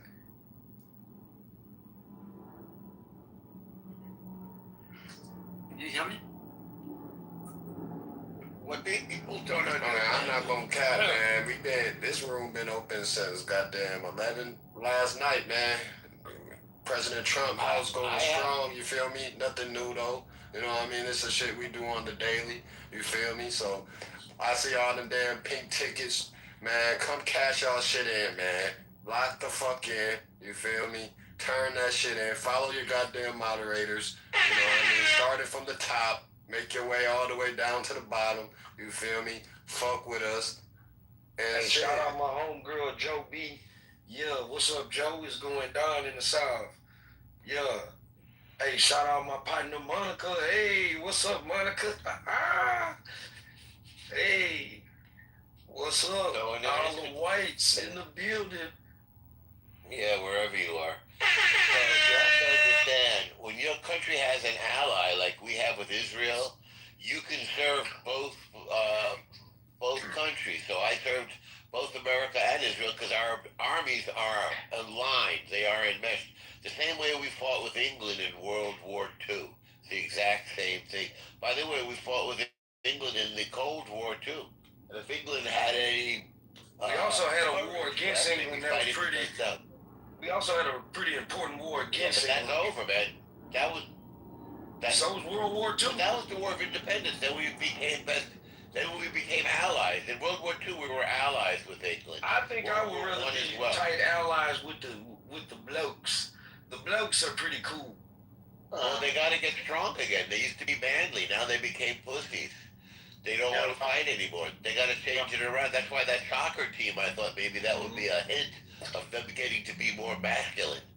They became pussies, man. They let all these stupid immigrants come in, and it's making the country into pussies. They don't love war anymore. Hey, man, you need to go get you something for that cold you got, man. All right? Yeah, I'm just laying down, having coffee. Rob, would you have different kind of allies? Like, would you do a whole different set of allies, or what do you? I mean, look, I understand the strategic need for the Israel partnership or allyship. I understand it. I also understand the strategic need for South Korea. I understand the strategic need for Japan.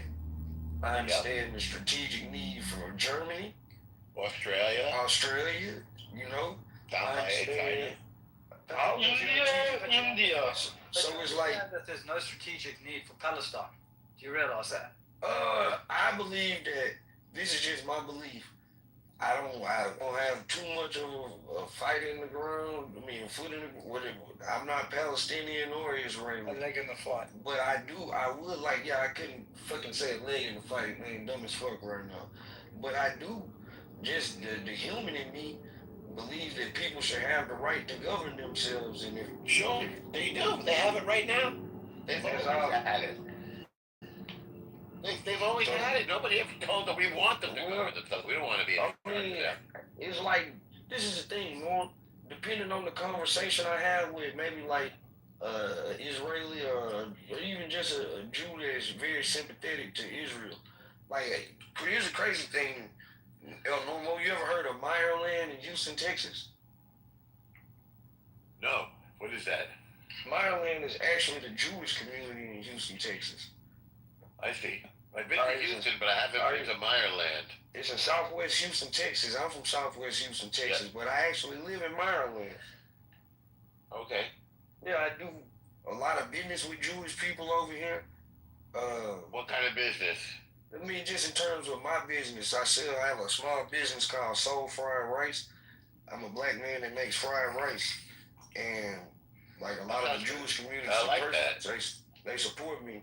And then they have a coffee shop that I'm real good with the owner. We kick it. We done been to some baseball games together. You know what I'm saying? So like, dude, that sounds wonderful. Like I'm in solidarity with anybody that's about peace. You feel me? I respect anybody that's willing to go to war over a righteous cause. The problem is, it seems like the Palestinian view is purposely suppressed. So. And I think that's a problem. Everywhere. You can't. They're on my Instagram and they're everywhere. Well, I'm talking about the opposite. I'm talking about the fact that is there such thing as Palestine to you? I am Palestinian. Well, that's the question. I am Palestinian. That's a good question, Rob. The question is, where is it and what is it and who's in charge? You acknowledge that there's a place attacking innocent civilians. What about those people? From my understanding. And the crazy thing, I was just dating a young lady, beautiful woman, you feel me? Cool as fuck. She's hot. Man, hot as fuck, all that. Yeah. But from my understanding, there's Palestinians, there's Hamas. They like the Jews, they like Israel also. Hamas is the Jews. Hamas is done. Hamas is done. Who created Hamas? Who created Hamas? The Muslim Brotherhood created them. They was born like an Egyptian prison when they tried to revolt against Egypt. If you look at the map, Gaza is attached to Egypt. Traditionally, it's a part of Egypt. Yeah, because Israel is more on the African continent than it is the Middle East.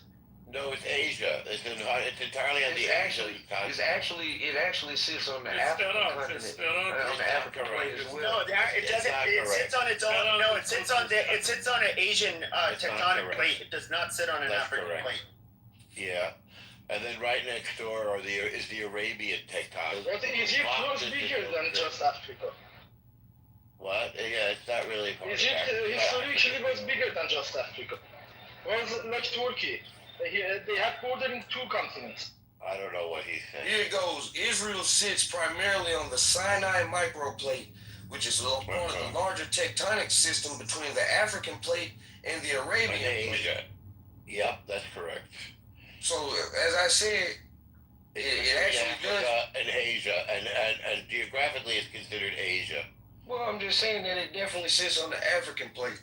One can make an argument. One can make an argument that if not for the Suez Canal, there would be a separation. It is in Asia, but belongs to Egypt. It's also the Red Sea. It's separating it. Yeah, it's not an African country. I'm not suggesting that it's an African. I said it sits on the plate. It does not. And it does. It does. Again, it says it's on the subplate of the tectonic. On the African and the Arabian plate. Right. The Arabia is not Africa either. It's all good, babe. We don't have to. It was Arabic. It was not for Africans. You can look into the history. Bottom line is, I believe the Palestinians deserve a right to self-governance. I would hope that They have it now. All they got to do is just be responsible for themselves. They can have a country. They don't want a country. What do they need to do to? What do you mean? They want to kill all Jews. I think they want all of that. They want Israel and everything. You understand? Gaza is a lawless place run by a terrorist organization called Hamas. Called Iran and Hamas, both of them. They want to destroy. Iran is big. Hamas is finished. Is it true? They announced that Is there it is true no that Hamas anymore. Is it true that the idea Iran of exists. origins is Iran from terrorist exists. groups? Yeah, from Iran. There is no. My boy over here yelling like a crazy. There is Iran. I'm asking Iran you, always is it true? Iran always has been there and been. Hey, You are not a recognized country yet. motherfucking You ass. are not a recognized country yet. Don't you need to go motherfucking We are co-founder of United Nations. You are not a recognized country yet. The world. You are not a Hey, the next person to interrupt Makita, y'all getting sniped. Thank you very much. I was trying to say that he was comparing his country, probably his futuristic country, with my country. Because my country is co-founder of United Nations with some other old countries. And we were not to suggest that. We were asked to come, you know. Iran was one of the old countries that did not suggest to open the United Nations. But other countries who had the concern suggested Iran to join that. But Palestine is not recognized yet. But he puts these two names together, and my country has more than 19 million population. They are just an island. Just an island smaller than the Strait of Hormuz. And it is unbearable. They do not fight with Iran. United States and other countries will never ever engage with the name of Iran. You know, to put these together with Palestine, which is not recognized. Thank you. Thank you for. Man, Peter, that's an amazing submission. He was very passionate. Very passionate. I try to be honest. This is an honest submission.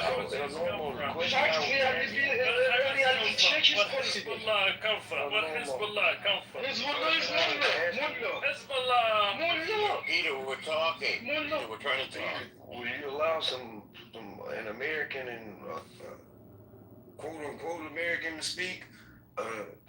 When it comes to my country, I also can engage. But when you go and talk about Massachusetts, I don't come. You say what you want. BB, how you doing? I hadn't seen you on here in a while. A little wound up. Quick, ask the question quick, Rob, before he starts talking again. Okay, so El Normo, is it true that the IDF's origins are from terrorist groups? No. It's the indigenous army of the Jewish people. It's the army that we formed against the Arab revolt of 1936 and 1939. They had their little militias and stuff, the Arabs, and then the Jews had to have the same because we weren't getting along over there. The whole idea was for us to share the thing, but they started a war over there. They do a massacre, we do a massacre. So in the 20th century, they had to separate all these people. Go look at the Greek Empire. The Greek Empire became the Turkish and Ottoman Empire. And in the 20th century, hang on, I'm giving you what was going on at the time all around us. So they had to separate millions of Greeks from millions of Turks. Same thing with France and Germany. They were fighting in World War I and II. They had to transfer the populations because they were at each other's throats. Same thing happened with India and Pakistan in 1949. Millions of people dead, lots of separation because they're Hindus and Muslims. Same thing in the Levant. The Jews and the Arabs were fighting each other, and so the UN said, let's separate them. You go over here, and you go over there. The Jews said, thank you, yes. And the Arabs said, no way, we're going to keep killing those guys. So what do you say to... Let me finish the little story with two more sentences, and then ask the question. Don't forget your question. May 14th, Israel declares independence. May 15th, 5 Arab countries attack us. Syria, Saudi Arabia, Jordan, Iraq, Lebanon, and there was huge countries attacking a tiny little country, and they lost. That loss was so humiliating, they called it the Nakba. And once again, there was population transfers. All the Jews got kicked out of the Arab countries, and all the Arabs had to move out of the Jewish. Although 20% of Israel is still Arab, and they live comfortably there. Go ahead. What was your question? I kind of forgot, but it's all good. That's why I told you to remember. Do you know what they call in Iran? Do you know what they call America? They call it the greater Satan. Sorry, the smaller Satan. And do you know what they call America is the Israel? big Satan. Israel's the little Satan. Big Satan. Big Satan, yeah. Yeah. Israel's the little Satan. Yeah. That's what they call it in Iran. What was your question, Rob? I About them just feel having like- their own government? I don't know. I think we should really be tight with like Mexico. And I think we are. I don't like how we've been treating the Canadians, even though I don't really like them a lot of times. They're kind of weird, but they are right next to us. They are weird, man. I don't get who they are, what they do. What do they do up there with all that snow? They just walk around in the snow? I don't understand that. I'm not sure either. But then they have the Canadian Football League with the extended end zone. It's a weird setup. Yeah, it's a different game than Canadian football. It's just, and they seem to think we're in competition with them. There's only a few of them up there, though. The country's mostly empty. They lost even before they started. They got this sport, Rob. They got a sport called curling. They use a broom. Yeah, I know what curling is. Isn't that nuts? Isn't that the weirdest sport you ever heard of? It's like shuffleboard or something. You know, a lot of people do weird things, man. It's all good. And they got I'm not complaining. It's just a bizarre thing. And now they seem to think that they're going to beat us in international basketball because they got shape. And I'd love to see that. I just tell y'all, man, unless they change the Olympic format that it's the world versus the USA, you can be filled with Luka, Giannis,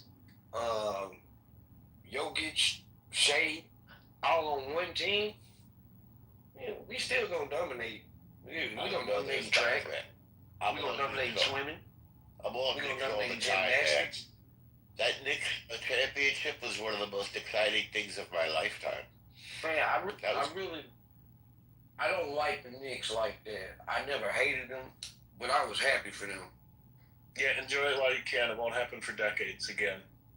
Hey, I hope that the ghost of Hakeem Olajuwon has finally left you guys.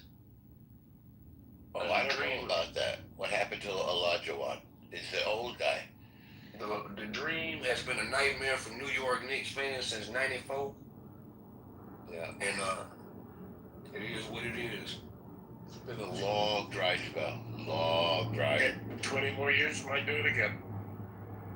Well, maybe next year. I don't know. This was just a breathtaking season. And everybody, like in the city, man, on the subways, people singing. You know, I forgot how they do it. My mayor is Muslim, you know, Dior is Christian, my bagel is Jewish, Nixon 5. Or I forgot, they made it rhyme, though. People yelling, Nixon 5, Nixon 5. Like, dancing on the subway. I took videos, dancing in the streets, go to Chinatown, go to the village. It was just a crazy celebration. People took their TVs into the street and watching the TV with everybody else in the streets. People like hugging strangers. A bunch of people New on Yorkers trucks. finally being nice to each other. Yes.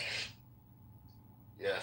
Well, the New Yorkers are mean but nice, you know? Like, they'd be nice to strangers. You ask directions, they'll, like, take you where you want to go. More than once, you know, I've swiped my phone to let somebody into the subway because they didn't know how to work the subway system. I just, like, wave my phone at the thing and it opens up and I say, come on in. It's only a couple of bucks. Why does that entire city stink? Especially if it's a pretty girl. The city is urine. It's urine.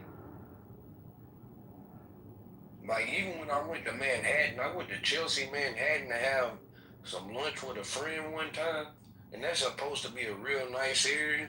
It still look dirty. That's the gay area. I know. It's supposed to be a nice area.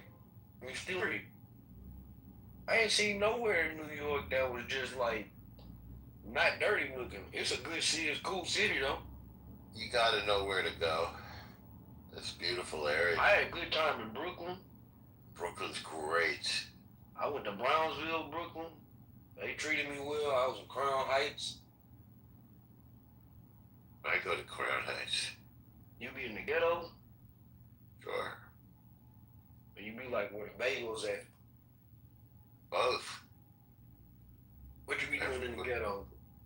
Trying to do COINTELPRO operations? No, man. I'm from New York, man. Every place in New York is my home. You be in Harlem? Of course I go to Harlem. You knew Alpo? Do I know who? You don't be in Harlem. You don't even know who Alpo is. I don't know. Alpo was dog food. I've been to Harlem way many. You know who Dapper Dan is? Say again? You know who Dan is? No, but I ate at Sylvia's and I go to the Studio Museum of Harlem. That ain't no fucking and I soul know the food. director. You know where I'm motherfucking from? It ain't real soul food. It's real soul food. I'm from the motherfucking South. I'm from Texas. Real food. Okay. Houston, Yeah, Texas. well, this is New Real York, food. bro. This is Real New York. food. Shove your bagel up your ass. Well, that's for you guys in Chelsea. That ain't for us. Have you ever had a motherfucking kolache? No, I don't know what that is. You know what a pig in a blanket is? We don't eat pig, man. Have you heard of a pig in a blanket? Yeah, a hot dog and a little bun that you cook. You know, you puff it up like a pastry. That's essentially what a kolache is. Well, is that a Texas name for it? Well, actually, it's the Welsh. You know about the Welsh people? Sure. They're from Wales. They settled over in, actually, it's not the Welsh. It's people that are closer to Germans. It may actually have been Germans, but it's people closer to Germany. They settled near Fredericksburg, Texas. All right? And that's when the kolache started becoming a thing. I think it's Polish. I like those. I could eat a whole tray of them. It is Polish. They put 12 on a tray. I could eat them. Yeah, we got a kosher version of that. What y'all fried chicken looking up there? Trash. No, you know what's the best fried chicken? It's fried chicken, man. It's crispy. They know how to do it. Is who? Lord, when was the last time you were in Staten Island? Yeah, He not fucking with Wu-Tang. He not very fucking close with to Wu-Tang. never. Yeah, that's my point. You don't go everywhere. I believe me, I've been to Staten Island. I've been to Staten Jersey too. Well, no, I go to Jersey if I need to. Go to Newark Airport. Go to the Steel District, the Ironbound District for Portuguese and Spanish food. You hit it. Go to Hoboken. Go to Jersey. I once went to Teaneck, New Jersey. That was a very from nice here, city. man. I've been everywhere.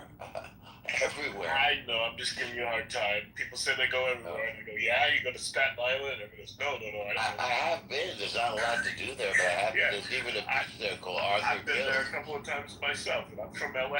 Yeah, I'm just saying. I have students who are from Staten Island.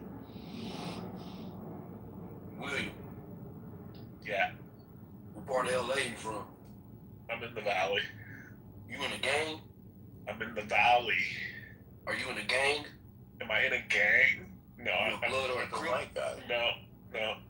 I guess technically you would call me a wood, but you know, but you're a Peckerwood. Well, I'm a white guy, so that automatically makes me. Actually, you said tripping. What? How bad are the gangs where you are, Rob?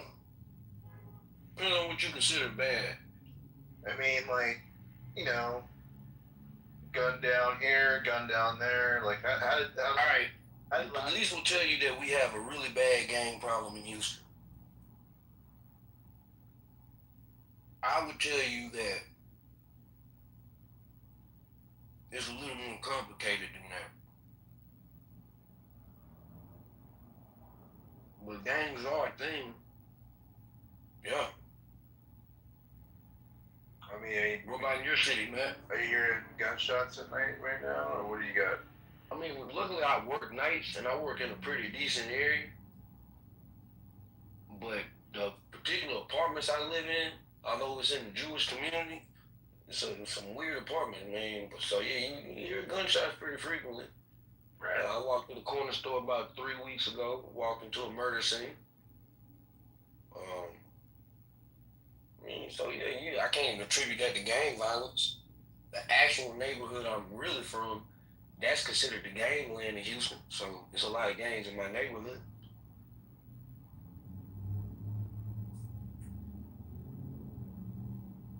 How long have you lived in Houston? 4 or 5 years old. I was born in East Texas in Texarkana.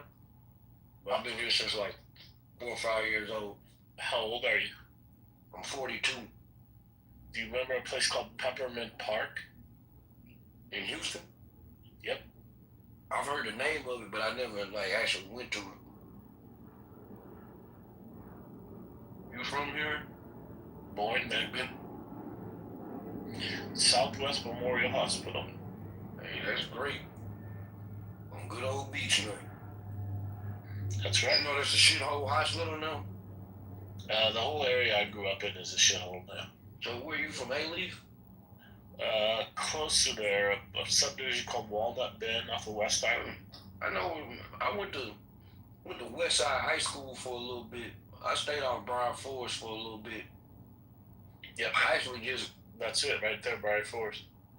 So you probably went to like Paul Revere? No, I moved when I was 10. Okay. I mean, that area, I'll say this, that area has declined. Like if you go up on the Willcrest side where the apartments are at. But if you like in the neighborhood or where Walnut Bend is at, it's still a nice area. Yeah. Westheimer itself has kind of went down in the shithole. But that side is still pretty good.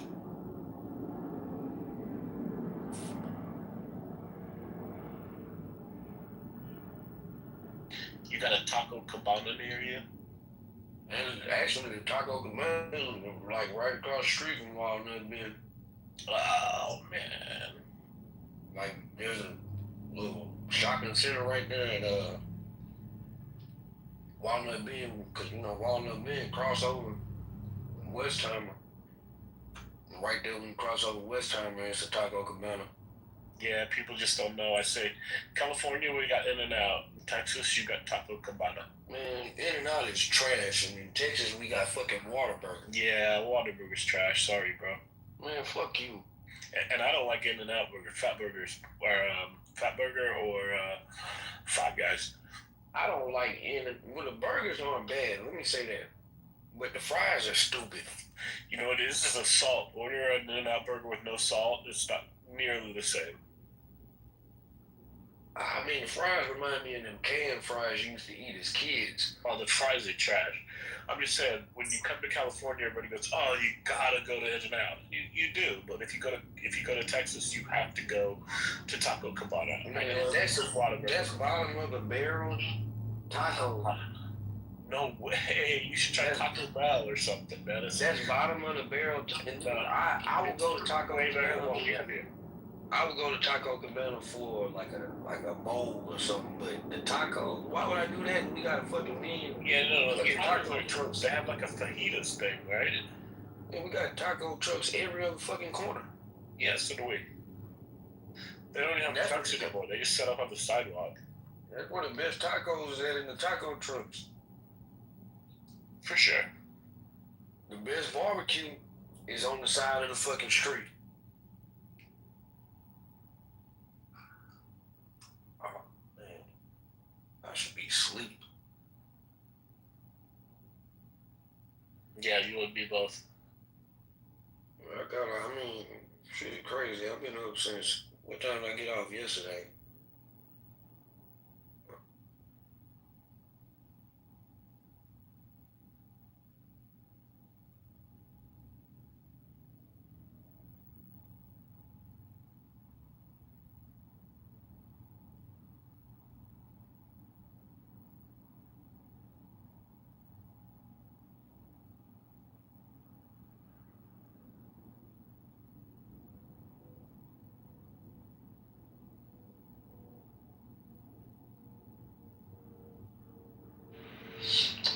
Wow, did we exhaust this topic or what?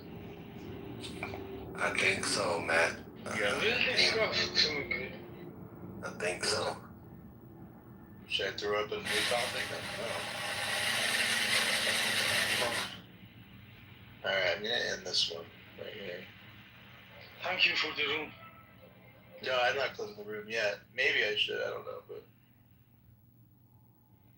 I mean, shit, keep it going. Why not? I mean, one of them 24-hour rooms if you can pull it off.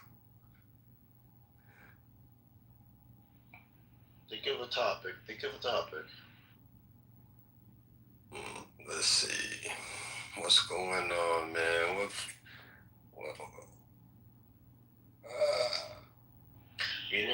Will the new Trump tariffs last, or will they get struck down in the court?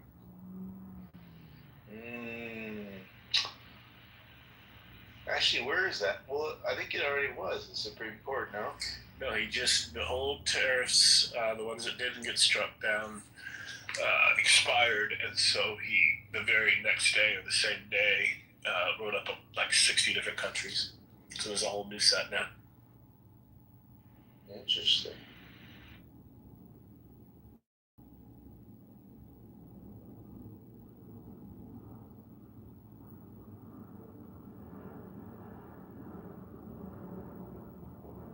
It seems like some people, most of the people don't sleep. Beaver, are you there? Or do you sleep? Beaver must be sleeping. Yeah, everybody just kind of. There's going to be long pauses. People are sleeping, and then they re-pop up. All that good stuff. Hell yeah, different time zones. I know over here, man, it's 9 in the morning. Yeah, it's still like sun's is coming up. It's pretty nice.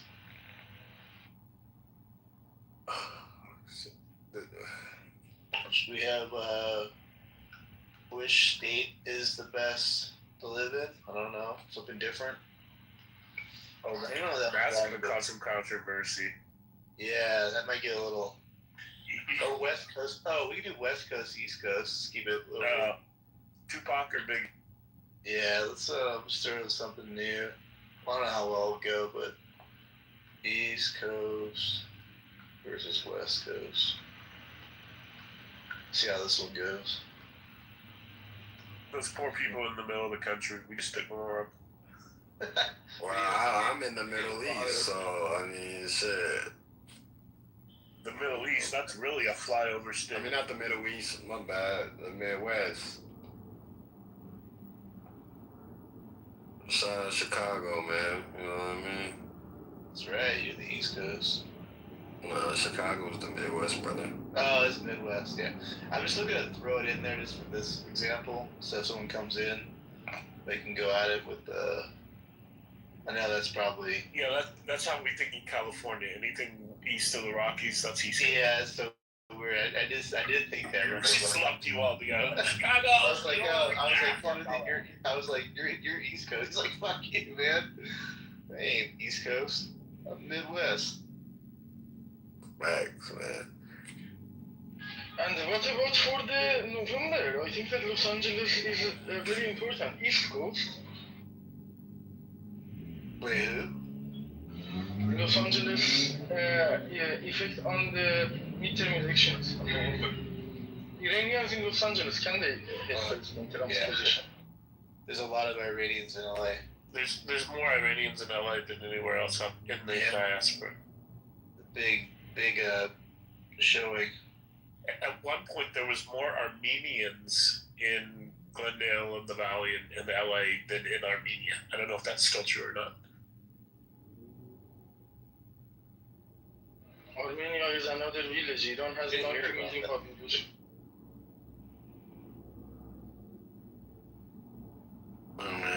Armenia is as big as Kazvin, and one small province. So have you been to the States, the United States, Peter? I would love to, but however, I couldn't have been successful because my nationality is included in the travel ban.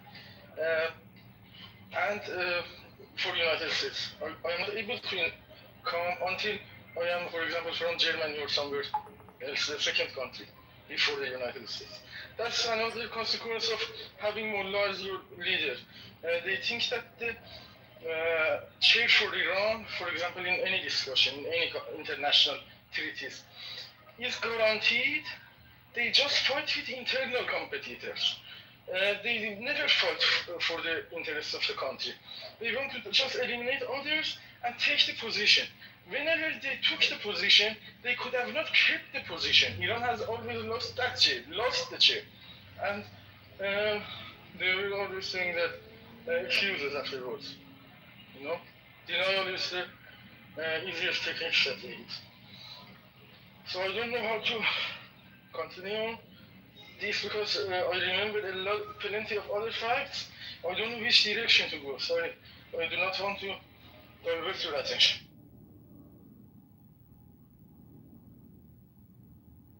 Yeah, then it can be described as my lack of concentration.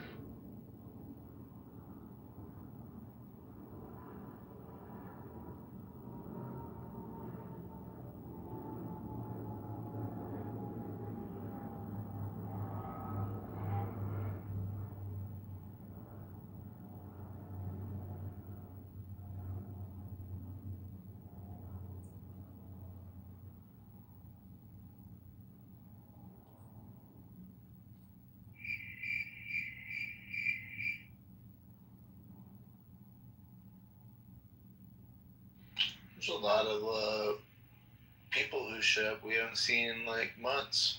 Last night. I don't know if you saw that, Timothy. Who are you speaking of? A-Check. Yeah. There's somebody else. Who else? There was somebody else.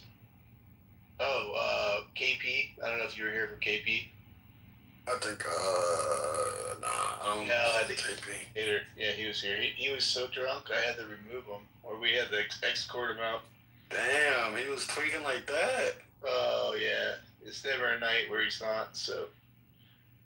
It's so bad that we do have to escort him out. That's not bad. We're like, you gotta go. And he's like, I understand. I'm weak. That nigga do be getting drunk, man. And there was some, I forget who. But yeah, some old heads showed up here.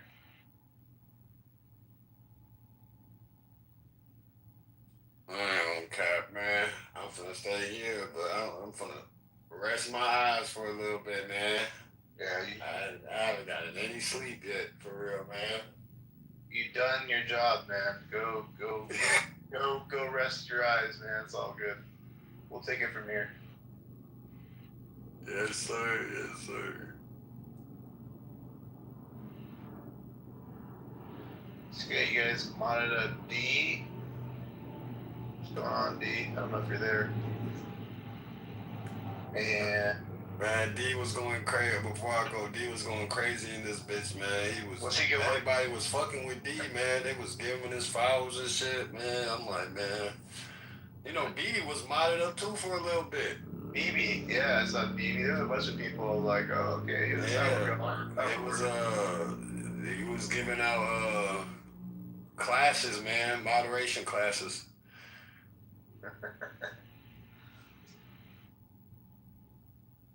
She likes that position, exactly. She just wants to take the kind of position for herself more than anything, I think.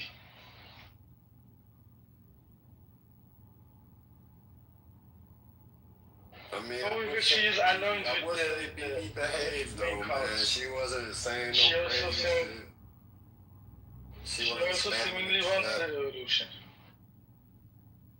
She must not have been drunk.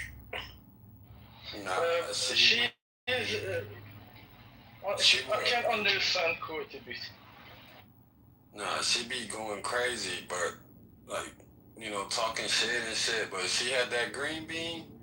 She was quiet as a motherfucker, boy. She was too afraid she'd lose it. She was like, how do I get this?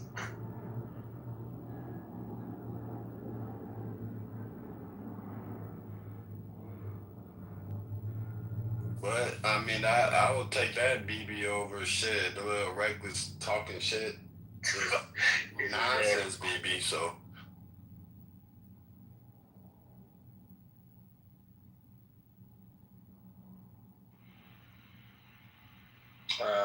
Welcome to the stage, Shub. Hi, Andy. What's up? What's going on? What's new? Everything's well. How about you? Man, you be having all these Israelis and Jews in your room, bro. It's like even when you want to talk about something American, bro, I think half of your crowd is Jews or Israelis. Are they American or Jews? What are you? Doesn't matter. You're talking about people and you're referring to them as Americans and Jews quite often. Well, I think you are either a Jew or you're both Jew and American. None. I think you mean are they Israeli or are they American? I'm not Israeli. No, I'm saying you're using the wrong terminology. Yeah, because most of the people, if I let's just say, bro, I'll ask you a simple question. As per you, Judaism is a religion. Where are you from, man? What's your country? India. What part? Does it matter? Yeah, are you scared, brother? Should we not? My friend from Sri Lanka is very, very different than my friend from Haryana. Do you know Haryana? I got a serious question for you, man, because you say you're Indian, right? Yeah, go ahead. Let me ask you, brother. So why is it no? This is not no racist shit or anything, brother. Sorry. But I said this isn't on no racist shit or anything, so don't take it the wrong way. Yeah. But why is it that Indians, your guys always have a distinct smell? Listen, my nigga. So just like nigga, don't take it offensive. It's the spice. It's the spices they eat. Yeah. Maybe it's hitting you. It comes out through their pores. Yeah, hitting you now. No, don't get me wrong though. I be eating some really good Indian food, but that shit tastes good, right? No, I was eating some really good Indian food, man. But maybe it's like I can smell an Indian from a mile away, man. It's like you can smell the shit. That's wonderful. Right, You need to get yourself in the Marvel squad, isn't it? Huh? You need to get yourself in the Marvel squad. What is that? You have the superpower, right? The Marvel universe, just like DC universe, you have the superpower. You can smell shit. Nah, y'all just have a distinct smell, brother. That's what I'm saying. You can smell shit, right? I was in San Francisco one day, man. I walked out of my hotel. That shit hit me the minute. No cap. Like, I walked up my hotel, brother. Let me check your it. What sort of distinct smell it is that Indians have? Bro, it was like... Does it taste like your father or like... No, hell no. It was just like... It wasn't like... Maybe your grandfather. You know how when you... No. Look, you know how if you step outside right now, brother... Mm-hmm. You know how the smell is like a normal smell? You step outside... Smells wonderful. Smells like oak trees around me. Right. So then just imagine you step outside and then you take a whiff like and it's like... It's not that normal smell, you know what I mean? It is a normal smell. I don't really know what do you mean. Do you understand India is a very big country? Let's just say if you wanna describe USA in terms of California, then it will be different to DC, different to Washington, different to New York, Florida, etc., etc. Texas, it's totally different. It's a different coast altogether, so yeah. I mean, Indians are the only people that have a smell. I'm not really getting what you mean. Yeah. I just want to know, why do you guys have a smell, though? It's fine. You You being nigga is totally fine. You said me being what? Nigga? That's fine. I mean, I'm a nigga, brother. You feel me? Yeah. You know what I mean? But I feel like you It's know not what I offensive. mean? You Matt, taking to it, be very you saying it offensively though, bro. Like, I told you I wasn't trying to be offensive, bro. You being I am also offensive. not trying to be offensive. It's Like, quite you normal took offense. You took offense to me illegal, saying that Indians smell. It's illegal to use nigga in America. I But told you it's from the totally legal to jump, use like, nigga hey, in India. look, brother, I told you from the jump, like, hey, I'm not trying to be offensive. Then you come out and call me a nigga. Like, are you not? It's crazy, brother. Bro, it's totally. I was just trying to get a real answer from the Indian, bro. Let me just put it this way. Let's just say you commit a crime. Crime is X. X has a different legal interpretation in USA. And X has a totally different legal interpretation in India. So for me to speak out a word called nigga is totally legal. For you, maybe it's not legal. Maybe for you it's derogatory. I'm not trying to be offensive. It's just my democracy allows me, and I'm just speaking it out. So my question It's just like that. It's just like that. If you will go on and define blasphemy for a religion aspect, there is no definition at all. But brother, all the Indians I've met in the United States, they don't say the N-word, bro. It's quite different. They don't say the N-word, bro. I've talked to a bunch of Indians, bro. I've sat in Indian cuisines. They don't say that, do they? They don't say the N-word, bro. Like, you're the first Indian I've heard say that shit, bro. So I came to the conclusion that you can spell that shut your mouth. Shut your mouth. You came to the conclusion that you I didn't mean to offend you, brother. That's why I said I apologize if I offended you, man. I just wanted to know. No offense at all. I'm just trying to be quite fair here. But you don't use that word often, do you, Shivam? I do actually. If let's just say Matt, you and me go on WhatsApp call and I'll go on sharing my screen, I have a couple of friends' names saved as nigga. So if we're walking the street, you just kind of throw that word out, like we would just be going down the street. No, he would not. No, he would not.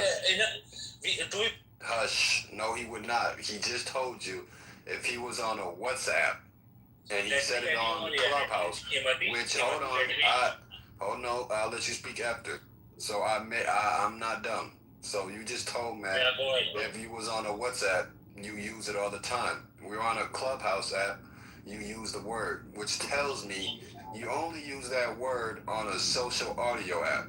If you was in real life, I mean, in India, he will get away with it. In India, he will get away with it. There is a word called he doesn't understand the meaning. There is a word called. How would you feel if I North called you of India and South of India, it doesn't matter which part of India you travel. Hold on, what's the word, brother? How would you feel? How would you feel? Shubham, how would you feel if I called you? Telemakers, can you please be? Hold on. Let him talk. Hold on. You got your chance to talk. How would you feel if I called you a chew? Hold on, bro. Hold your horses. I'm asking you something. How would you feel if I called you a chew? Let me first How would you feel if I called you a chew? Yeah, chew. How would you feel? A chew. So, Matt, I was trying to answer. If I be derogatory to you and called you a truth, how would you feel? Telemakers is a truth. What is it? Can you And there's explain to me also what a truth is, another brother? word. Yeah, what's the equivalent?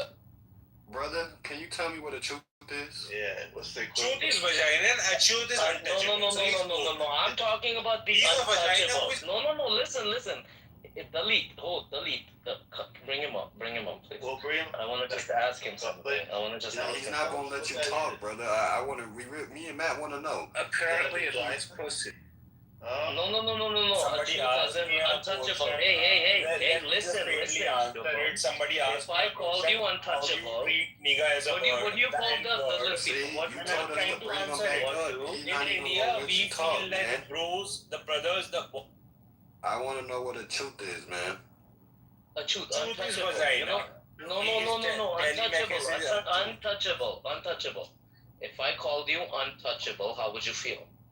That community Yeah, I'm untouchable. is obsolete. Because I know I'm untouchable. I'm borderline God for you.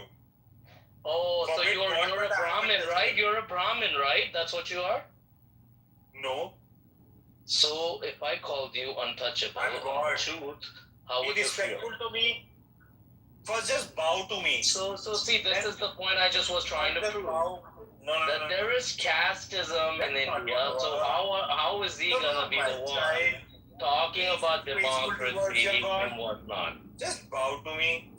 Yeah. Then Okay. All right. I just make my point, but bow. call him untouchable. Just call him untouchable, and let's see how he likes that. Yeah, I'm fine with it because I know I'm untouchable. I'm God. Bow to me. But you don't like that stuff though. Fucking coward. All right, bet. Now I know what truth is. So now, since you want to call me the N-word, the next Indian I see, I'm going to call him a truth. And I'm going to blame you. Yeah, no, you are not gonna. I'm going to say I met a nigga on Clubhouse, and he called me the nigga, he called me the N-word. You so I'm calling you a truth. That's why you look like a plumber. Barnacom, do you know where Tamil is? Sorry? You know where Tamil Nadu is? Yeah, I'm an Indian. Okay. I lived there. I go there for a month every year. Okay, so what? I also go there. So quarterly. What do you know about that community? A lot. Yeah, go ahead. You can ask me questions, right? You can never ask how do you know about the community or what do you feel about the community or something like that. You have any questions, just ask me. No, whatever I believe or feel like, it's my personal opinions. Are you in America? That's good. What do you think about it? I think it's beautiful. Their food is really good. And Joby, if you have been to India and if you have got good Indians, as in the natives, the people who are still living in India and they are good friends with you, you would have heard this term called nigga. So we have something called bro code. If a boy is friend with a boy, it's quite common hugging a boy. It's culture in India, something of that sort. Yeah, and then we use this word. Oh, you got open-minded. Have you heard it or not, Joby? I don't believe India to be this open-minded. What's have you heard this thing or not, Joby? Yes, it has 50 states within the country of India. Come on now. Exactly my point. That if somebody like Himati and Matt gonna judge me, is it fair? It depends. I don't know. I'm just getting to know you. Right now, I'm not. I align with you. It depends. They are not depending at all. They are just being blunt about their own judgments. What do you think of the Gorhaba festival? Exactly. Their own judgments are excluded from his opinion. Q&A is after the session, so please wait for it, William. What Who's your favorite rap artist? Questions and answer section is post the original OG session. Gorhaba festival? What do you think about that? They have a festival every other day, so it's hard to How do you say. like the food, Joby, by the way? As in seafood The seafood's great. Otherwise, you gotta pick bone out of the frickin' chicken. That part I hate. But bone makes it more tasty, right? No, tastes like I love chicken. I love chicken. Not chicken bone. So you like chicken without bone, right? Oh, yeah. Is it the same thing that goes with male as well, like as in the men as well in your life? What? So, sorry, you like the chicken without bones? Hey, you chew. Do y'all eat soul food? Yes, Timothy. We Yeah, Timothy. We eat truth. You eat soul food? Yeah, we eat soul food as well as we eat truth. What type of soul food do you like? You wanna cook up truth? Truth, Huh? yeah. No, it's better No, what raw. type of soul food do you eat, brother? You eat sweet potatoes, mac and cheese, That's greens, that tastes like India. cornbread. Hush puppies. Hush puppies is a soul food. Sorry, in Texas it is. There what better things we have got better things in India. Nah, I would It's not disagree, full brother. of carbs, and to be very honestly saying one sort of carbs. I would, brother. Every time I walk past an Indian restaurant, it's like 5 people in there, bro. Yeah. And they're all Indian. I never see nobody else. Your ancestors were slave, bro. At least have some respect to free people. I'm judging you free. I'm not derogating you or like being offensive to you. You said my ancestors were I slaves? feel like you're but yeah, your ancestors were slave, yeah. Do you get social cues, my friend? Social too. My brother, I seen a video in India of y'all pool water, like literally brown. Exactly, your ancestors were And there slaves. was like 100 people And they swimming were in all that motherfucker. They were all choots. So why is y'all swimming pool water brown? Because your mommy pissed in it. Well, I will say India can be beautiful. I go to Tamil Nadu area. Yeah, it's You nice. have been to entirety of India. It's a big country. I didn't say the entire country. I was specific to Tamil But you mentioned Nadu. your point that India can be beautiful. You haven't been through all of it and still you're judging it. I Is it? had to travel through most of it to get to Then Tamil. how Do can you you know? judge the entire country? Hey, shut the fuck up. Do you know where Tamil Nadu is? I told you, it's the south tip of India. I know your geography really well. Let it be India itself. I didn't say that. Can America be beautiful, or are there shitholes in America? Yes, exactly, William. Like it's all Europeans, no natives, and natives' rights are being forbidden in America. So it's not a beautiful place, although it seems like quite democratic at the top of it. Joe B, But it's he's not. one of them guys. If he was in See, the United Africans got States, right to vote in 1980. he would be How like freedom? my friend. Women's You about wouldn't- 30. Shut up, hush. You would be like my friend. Women's in You wouldn't Africa say were you not would be even so nice considered to as us if you was democratic in the United States. or being participative in a democratic society. Africans, blacks, or women were not given the voting rights initially in the Constitution of America. It has been a thing since the beginning of India. And beginning of India is not Talks about it's 1947. It's like about 5,000 years old. So I don't need to understand morality and ethics from people who have enslaved their entire lives and like being quite pragmatic about it. So I don't feel like Where is it? Because you get your morality from a country that were enslaved by the British as well? Sorry? Because you have a superior morality based on the country where they were enslaved by the British. No, we have been a country before British came to India. We have been a country from like last 5,000 years. I We see. cannot So like that. our country Islam claims Islam claimed Egypt. That doesn't mean that Egypt has never been a country. Okay, Shubham, for a second, as a fellow Indian brother, let me remind you that a holier than thou attitude, no matter which culture you come from, doesn't help. You know, whether it is, if you want to celebrate... It does not need to help, brother, at all. No. No, let me finish. As a fellow Indian to you, let me finish. It doesn't need to help at all.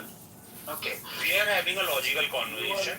Somebody asked me a question. I agree with you. I wish I could agree with you because all Yeah, I reply in a tone that the question has been asked.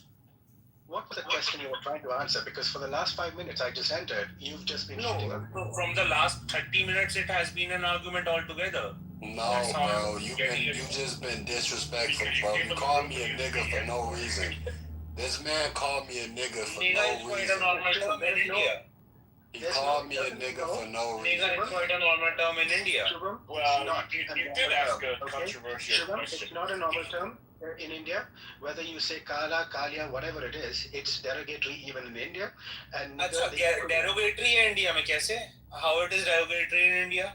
No, we're going to speak in English because we have to be respectful towards everyone here. Yeah. Let's talk about it. How it's derogatory in India? Explain. Evidence and explain. When you say brother noob, yes. I asked the brother. I said respectfully, shut up. Let me talk, brother. I asked the brother, why do Indians smell? I said respectfully, and I guess he got mad. He called me a nigga. He said that Hindustani ajeeb smell karte hain. Do you feel okay about it? No, that's not on either. Now I don't want to do moral policing and tone policing and stuff like that either. So don't try to police at all. Just stay shut. No, I'm talking to Himati now for a second, Shubham. Himati, if you're going to say why do Indians smell or they leak curries or all those things, those they say more about you than the Indians themselves. And he's black. His ancestors were slaves. 1 second, Shubham. No, but I said respectfully though. I understand. Just but your ancestors were slaves. One of the things I've noticed also is that just because you ask a very, a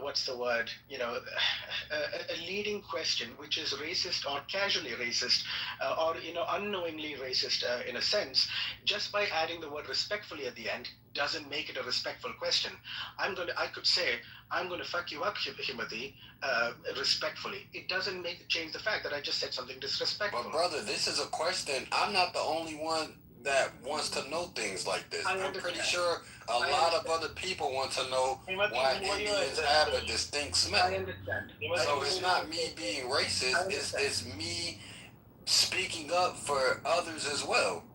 I understand. So if your question was indeed, if it indeed came from an innocent place where your sample size of Indians are people who smelled or they've had, Again, no, you are trying to explain a thing to a nigga who already understands. Shubham, no, that is not on.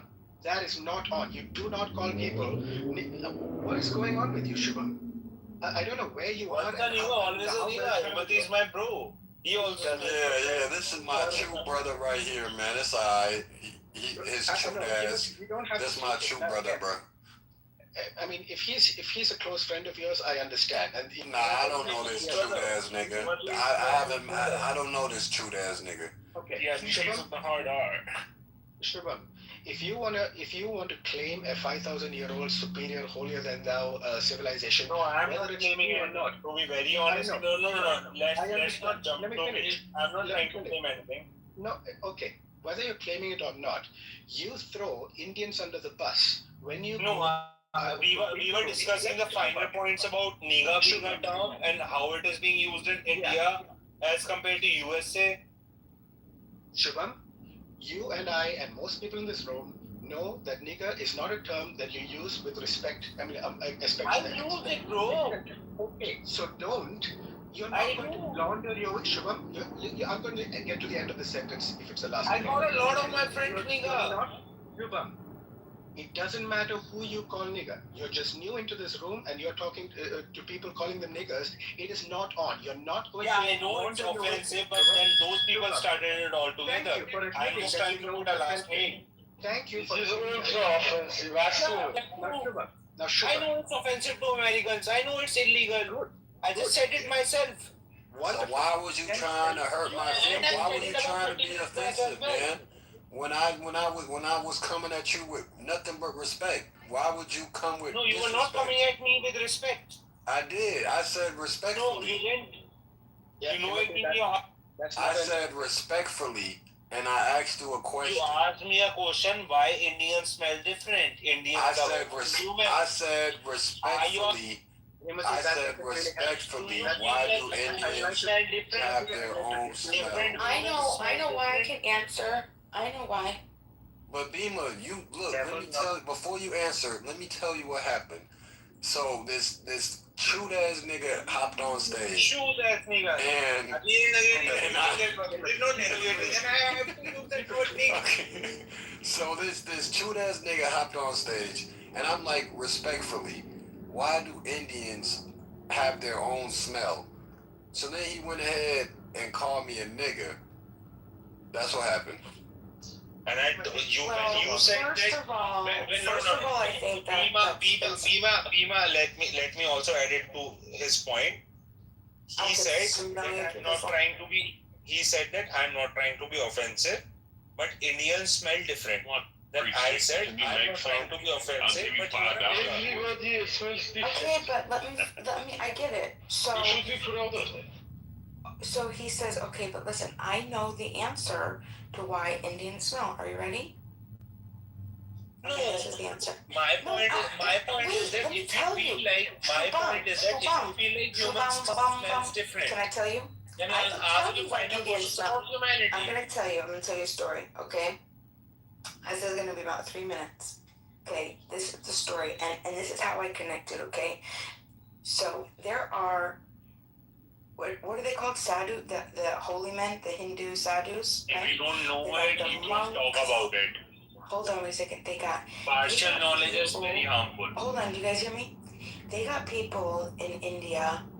I don't know, maybe Indians have some sort of special connection with the higher power, and I'll explain to you why, okay? So maybe they have been elevated. The reason that I understand that they don't bathe and they just don't even care, they wear dirty, nasty clothes the same day, they don't use cologne, it's because they detach themselves. But let me finish. Stop laughing. Can I finish? Can I finish? No, you have to mute the whole stage to be able to talk with the Same thing happens with Americans as well. Wait, I would like to finish. Most of the American cities are not well versed within the limits. Livable habitat for humans. I want you to just hear me. I told you it's going to be a couple minutes. Just relax, okay? And I'm going to tell you why Indians stink. Okay? This is why they smell. Now, as I was saying, there are among these holy men, the Jain monks, right? They detach themselves from the world, and that's why they get shitty hygiene. They have these ideas, these religious ideas about the body, about the what is it, the Atman, the soul. Okay, and then they believe in like rebirth and shit. Okay, but this is where it gets interesting. Okay, right? Sorry, Just wait a second. Just no.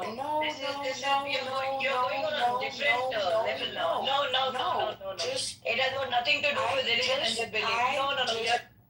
I'm just saying this, and I just want to tell my story, and then you could come up and tell your story. Okay, so listen. The reason they stink, besides the cumin, the fenugreek, the curry leaves, the garlic, which by the way are all very healthy, okay? That's great. But there's also, it has to do with the Hindus and the religious stuff and the rebirth. The rebirth, this is what's so interesting, okay? Now this is my other quick story. Because they talk with now. Have you guys ever heard the story of Titu Singh? Titu Singh, maybe? It's saying Titu Singh. I'm gonna tell you. Titu Singh was born in India, and he. All this talk about Indian. I don't want to. If you interrupt. No, I'm gonna move you. You're talking so much. I'm gonna move everybody. I'm moving everybody who interrupts me. Titu Singh. He was born in India, and he started talking to his parents about his previous life. And he said, bro, he said, Mom, Dad, I used to live in this other little town and I owned a cassette shop. I had a wife and 2 kids. I loved them and I was murdered. The parents didn't entertain it until he said, I can show you where I lived. The parents thought he was crazy. They brought the kid to the place and the cassette shop was real. And he said, my wife might still own it. So he says, she should. They go in. He identifies his wife. That's my wife. He goes, starts talking to her. He says, I know you had a husband, and she goes, yeah, he was killed. He was shot. He says, yes. And we have 2 kids. Started giving details about their names, how they named the kids, their life. The woman was completely shocked. And then he said, I have one more interesting element. And she said, what? And he says, I know who killed me. And she said, who? And he told her. They went to the cops. They told the cops. The cops brought the guy in with several other people, did a lineup, had the boy identified the man. He identified the man. They did a several-week investigation, and the man ended up admitting to killing this other man, killing him in the head. So why do Indians stink? I'll tell you. Because they're not concerned with this worldly flesh body. They're ascended. And they are closer to God. And they know that their rebirth shall come soon. You know what? To worry about the good things. Okay, thank you. Everybody go White Americans are so, Can you do the French next? this world You do Europeans. All that is fine, but why the fuck do you have to bring the spiritual belief in between? Bhima, you're a piece of Wait a shit. second. These blacks Let and whites got their sisters and mothers. it's okay. You know, but you don't have to bring the spiritual belief into it. If someone smells, it has to do with the hygiene. What it has to do with the spiritual belief? I just explained it. What religion do you follow? You follow a religion who could not fucking save even a single innocent, and he died for the sinner on the cross. You're upset. Because what's the spiritual belief in between? What it has to do with the Hindus' belief? Do you know they don't even worship before? They don't even worship or touch the temple before taking shower. They don't even if you're going on the hike, Bhima, listen, it's okay. Hiking and all, it's absolutely fine. You know, it has to do with the personal hygiene. Hey, Matt, man, these Indians are coming out of nowhere now. Oh my God. So, okay, fine. Why do you take so much interest in India? For entering the sisters home. Bhima, all said and that was fine. That was absolutely fine. But you shouldn't. You can talk about the personal hygiene, their personal belief, whatever street food and all they sell. I agree with that.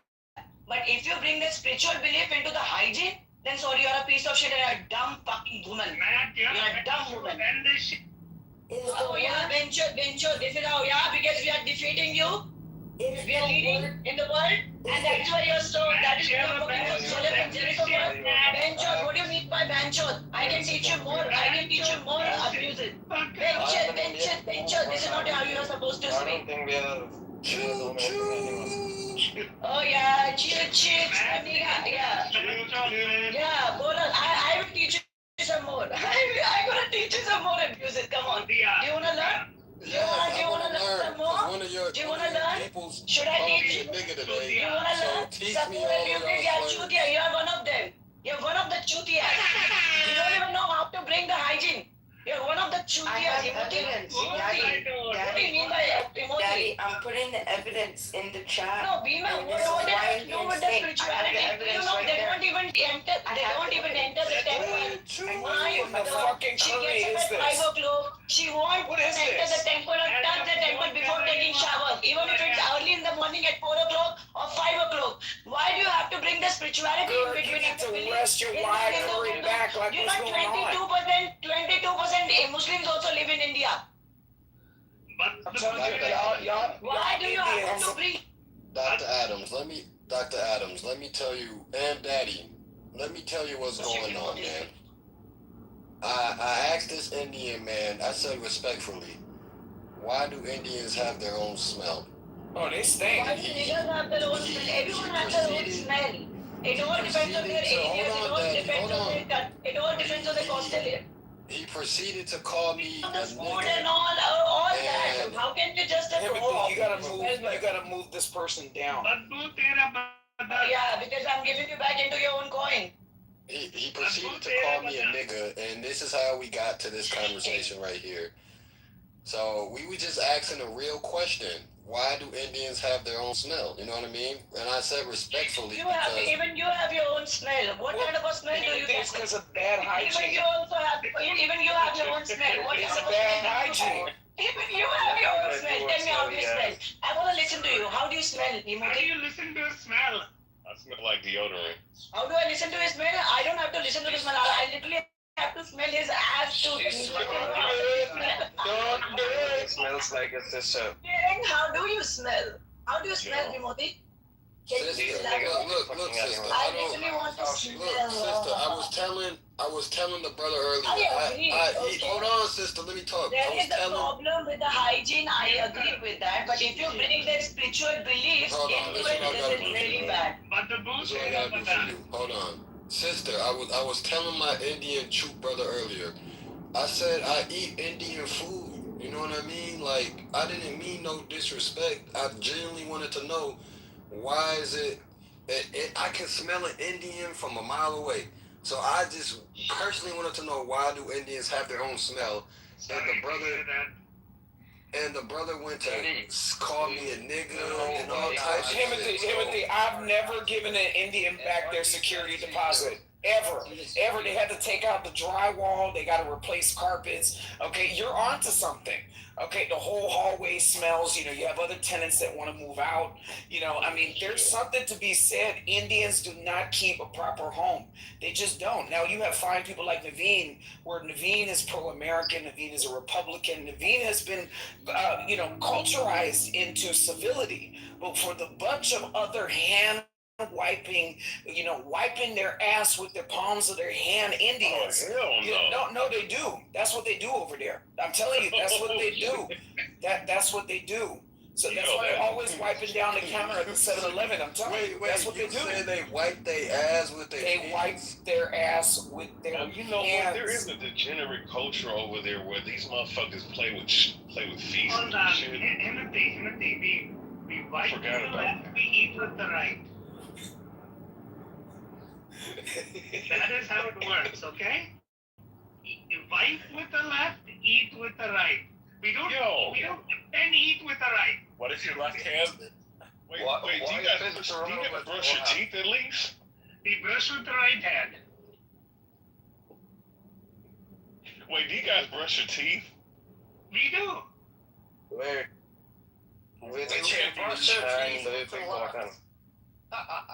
Which hand do you use to piss? Which hand pulls your dick out when you pee?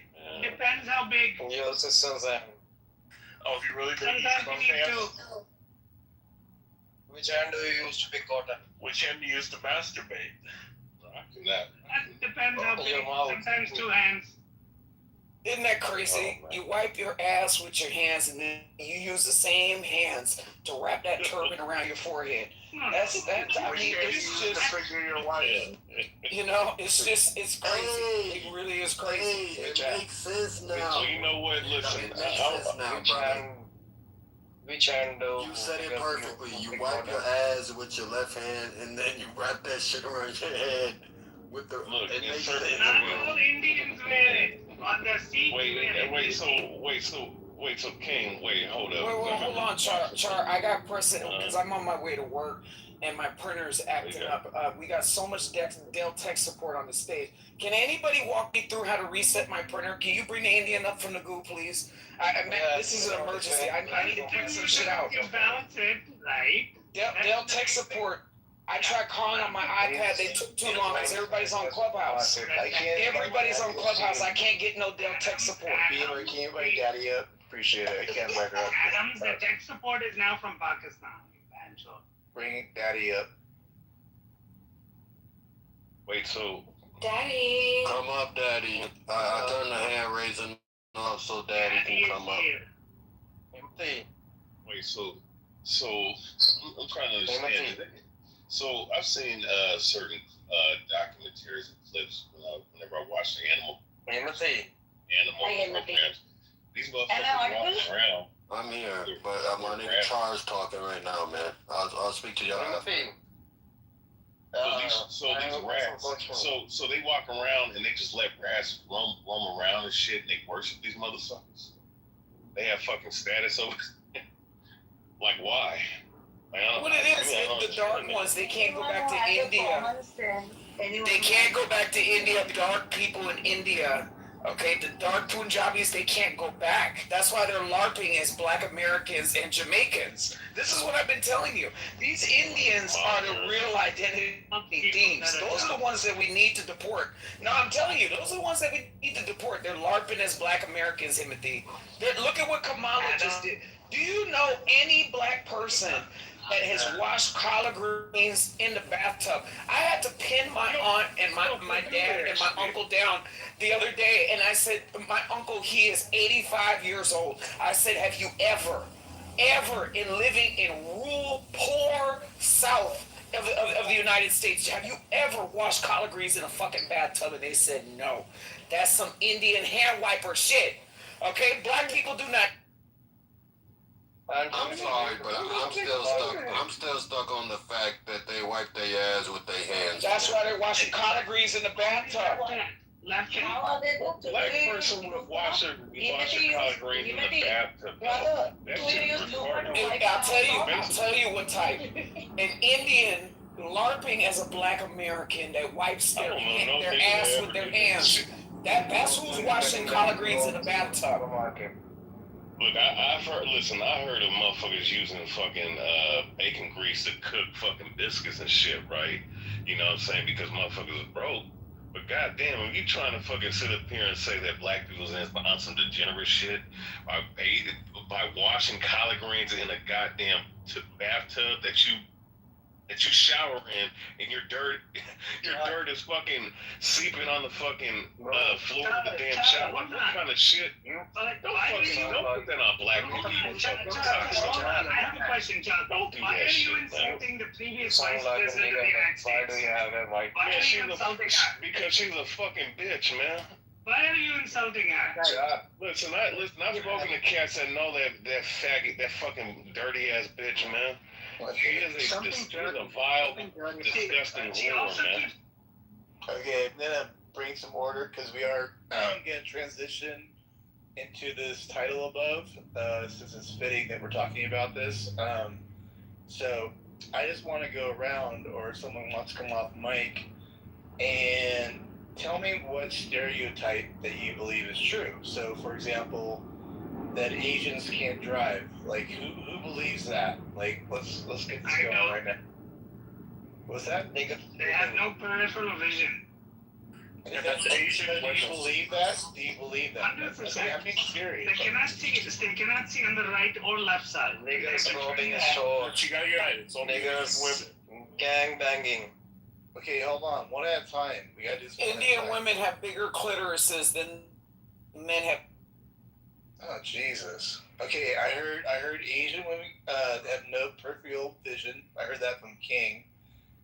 Somebody said something about gang members and hoods. I don't. Okay, we got Okay, niggas robbing a store. Yeah. What They're throwing out that N-word like it's candy right now. Yeah. Put me in the queue, man. I wanna address that. Okay, we're doing a little cute. Just do this off the mic shit right now. Well, wait. I have a question. I'm going to you. Timothy. Chill out. Hold on. Timothy. Let me ask you one last question. All right. Well, you're going down now. I don't know. So okay, Char, go ahead. You started off. Go for it.